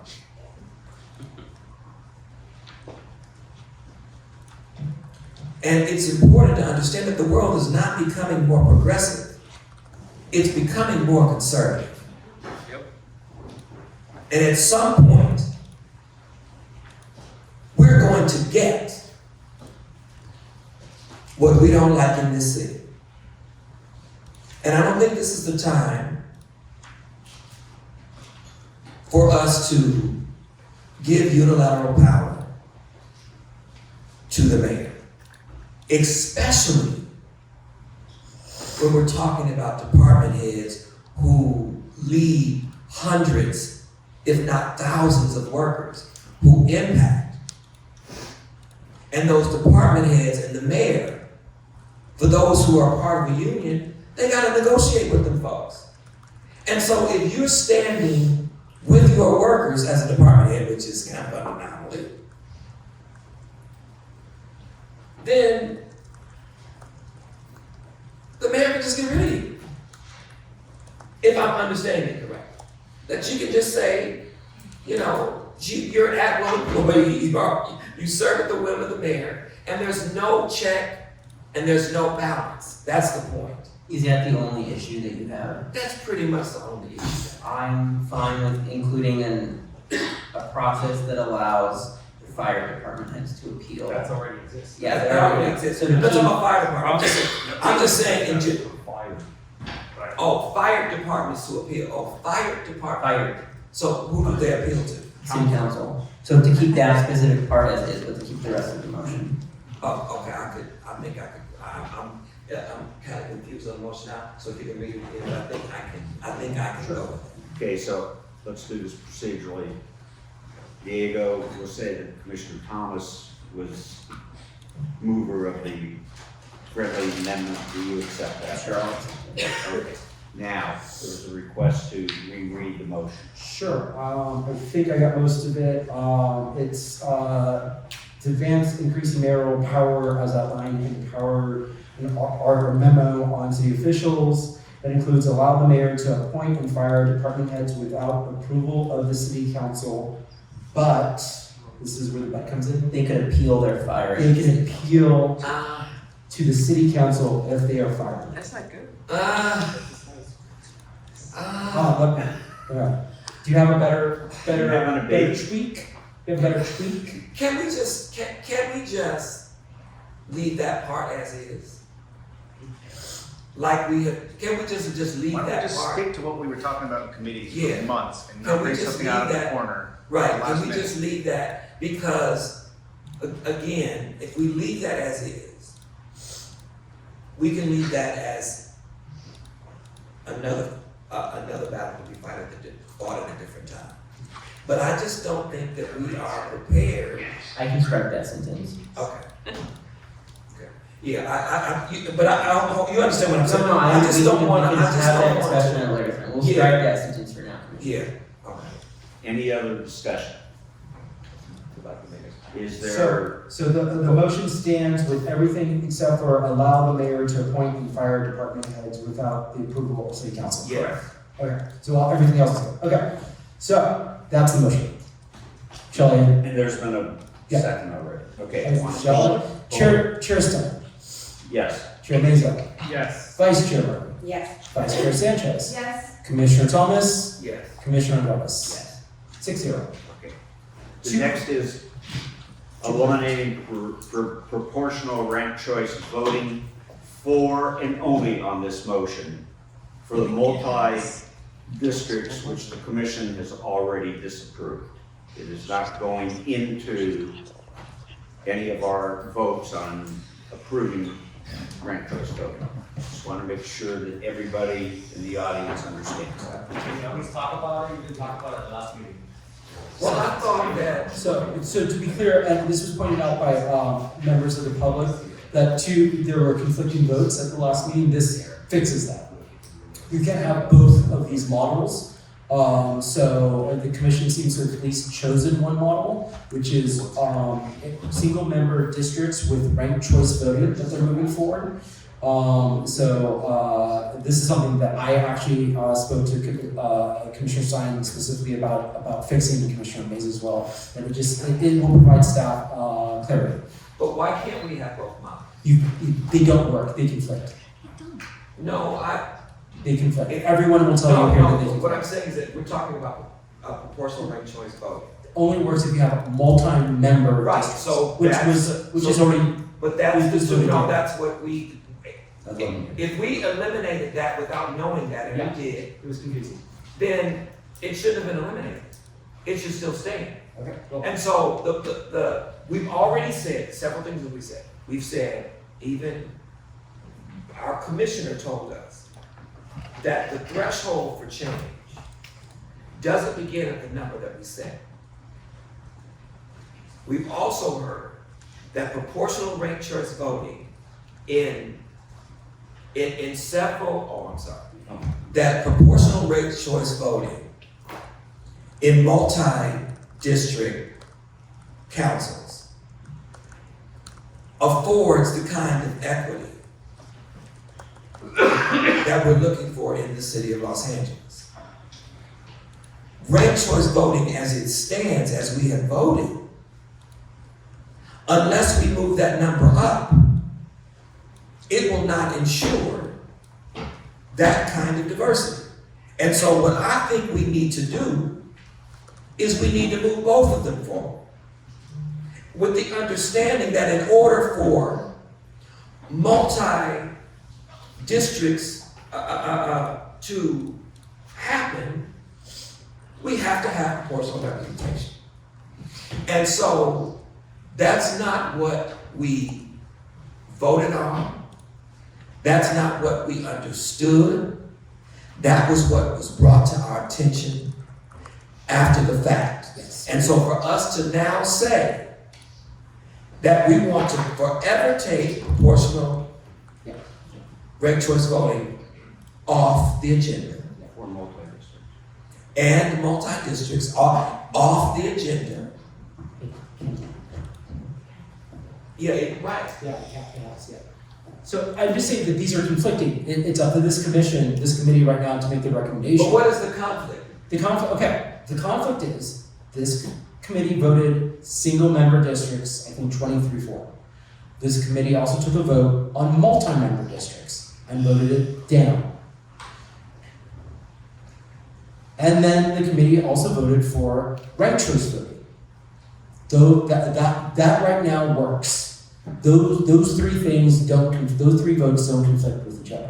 What brings conflict, and again, if you want to relitigate multi-member districts, that's what this is proportional. You only have proportional ranked choice voting if you have multi-member districts. Right, but that's not what we voted So, on. and I'm asking you, that's the conflict. I'm asking you to resolve that conflict. And I think resolving the conflict These are is just recommendations. Quiet. Send it to the full commission. Send it to the full commission. Right, It's I not think in that's how conflict. I think that's how you resolve the conflict. I think you resolve the conflict by sending it to the full commission. I And don't think you resolve it. that's what your vote is for today. There is a motion on the floor to propose it.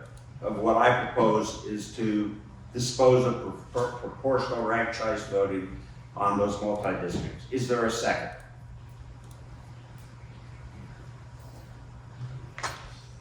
Seeing no second, it fails. Is there a subsequent motion? We're not gonna say that.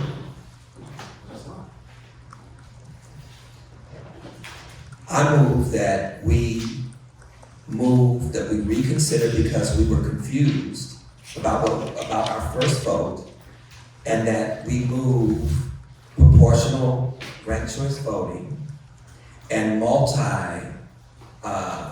districts, multi-member districts to the full commission, and we join the two together so that they're not confused when it gets to the full commission. And that it is understood that with what we have studied, that without increasing the number of single districts, it will not provide the kind of equity that we need. But that multi-member districts with proportional ranked choice voting can do that. That's my motion. Is there a second on Commissioner? Is there a second on Commissioner Thomas's motion? Seeing none, that fails. Are there any other motions on this subject?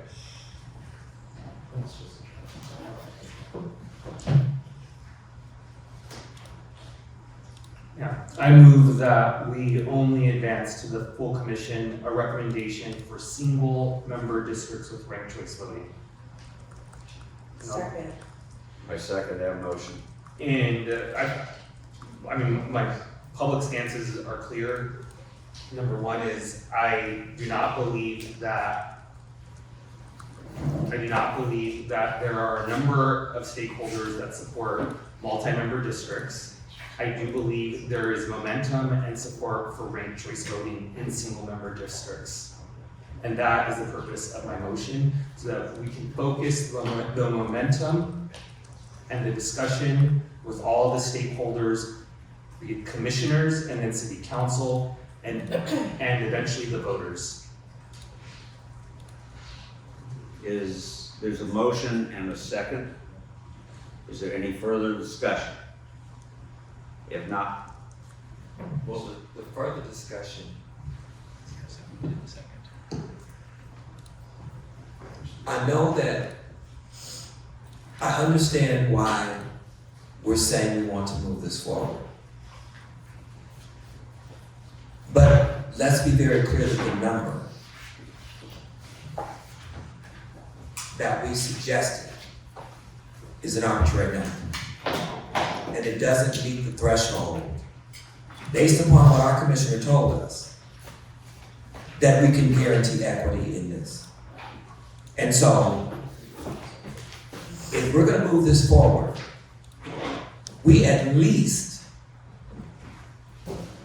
needs to be amended so that it is open-ended in terms of the number of single member districts that we want, and we consider what threshold that would be to make that equitable. Because again, we're talking about 30 years from now. And if what is happening in Los Angeles continues, there will be very few black people in Los Angeles. And so that would be my friendly amendment, that we consider striking the arbitrary number of 23 and leaving that part open so that we can discuss that with the full commission so that we can reach a threshold where the data says it'll be equitable. That's my feeling. And I don't know how friendly you think. I'm going to speak on it. The amendment's not friendly, and also every commissioner is going to have that opportunity at the full commission. I asked commissioners I asked the commissioners, please come with amendments to the ad hoc committee and make your case to the full commission. Everyone will have their opportunity to do that, including the number. There's a difference in how the votes are lined up and votes needed And to so- get something passed. and so- You know that. There's a reason. Ignore Mr. Kwan and continue with. So every commissioner will have that opportunity to make amendments on the ad hoc report. I know I have voiced my reasoning why I chose the number in the last meeting, so if you're right to make an amendment, though, if there's a second. Your original motion? Well, there's the original motion was to move forward a proposal with single member districts with ranked choice voting. I don't believe that was a motion. I believe that was a friendly. It was to strike the arbitrary number of 23. There is no 23 in this motion. No, I'm saying, we said the motion contains a number that we voted on. And the maker of the motion doesn't believe it's friendly. That came from him, not. Right, no, I know, he doesn't believe that it's friendly. So then I want to make a motion that. We have one motion on the floor. You can make another motion afterwards. There was a motion and there was a second. Any other discussion? Hold the commission. Chair Stein. Yes. Chair Meza. Yes. Vice Chair Sanchez. Yes. Vice Chair Murray. Yes. Commissioner Thomas. No. Commissioner Andrades. No. 14. You want to make a motion or you heard enough in that one? My motion is that the arbitrary number of 23 be struck and that we work on a number, in determining a number that will bring equity to the electoral process. That's my motion. Is there a second to Commissioner Thomas's motion? Seeing none, that motion dies. There's one last item I believe Commissioner Meza was going to talk about in the preamble. Yes. Thank you, Commissioner Stein. We are awaiting a report from Rewrite LA that did a mini assembly on the preamble. So I will move that we continue that item until we have a report back from Rewrite LA. There's a motion and a second that we postpone this item until we've heard from Rewrite LA. Is there any discussion? Seeing none, hold the commission. Sorry, and this is on the motion for the preamble to be tabled. Yes. Continue until. Continue, sorry. Chair Stein. Yes. Chair Meza. Yes. Vice Chair Murray, Yes. Vice Chair Sanchez, Yes. Commissioner Thomas, Yes. and Commissioner Andrades. Yes. Okay. Now we gotta adjourn and kick people out. Is there, No ex parte communications disclosure? We're not gonna ask Mr. Stein? I mean, if anyone wants to volunteer ex parte, I haven't talked. I believe, and I'll say for the public, I'll say for this commission, I'm meeting with city attorney staff on Monday to get more clarification on implementation, and as I said to this commission, on implementation. at our next meeting, whatever we decide how the disclosure is going to be, Yeah. you present that into the director's Yes. report, so we can vote on it, and we don't have to have I'll have clarity for you. any member of the audience continuing to ask the question, but we'll have a procedure for the disclosure. I can volunteer, I would like to volunteer that I had no ex parte discussion since the passage of the motion. And I have not Folks, either. thank you for coming today. We do have to get up, so if you have any extra stuff with you, trash, or just to help us clean up, so Excuse me, Executive I would Director, appreciate that. there's still a motion to adjourn formally. We may have a discussion on this for 3 hours. Is there a motion to adjourn? Second. Just to be clear, there's nothing wrong with y'all coming up with your own motions, but there is something wrong with them all coming in the same exact format that indicates that one person had their hands on all of them. It's very much appreciated if you post those in advance. Last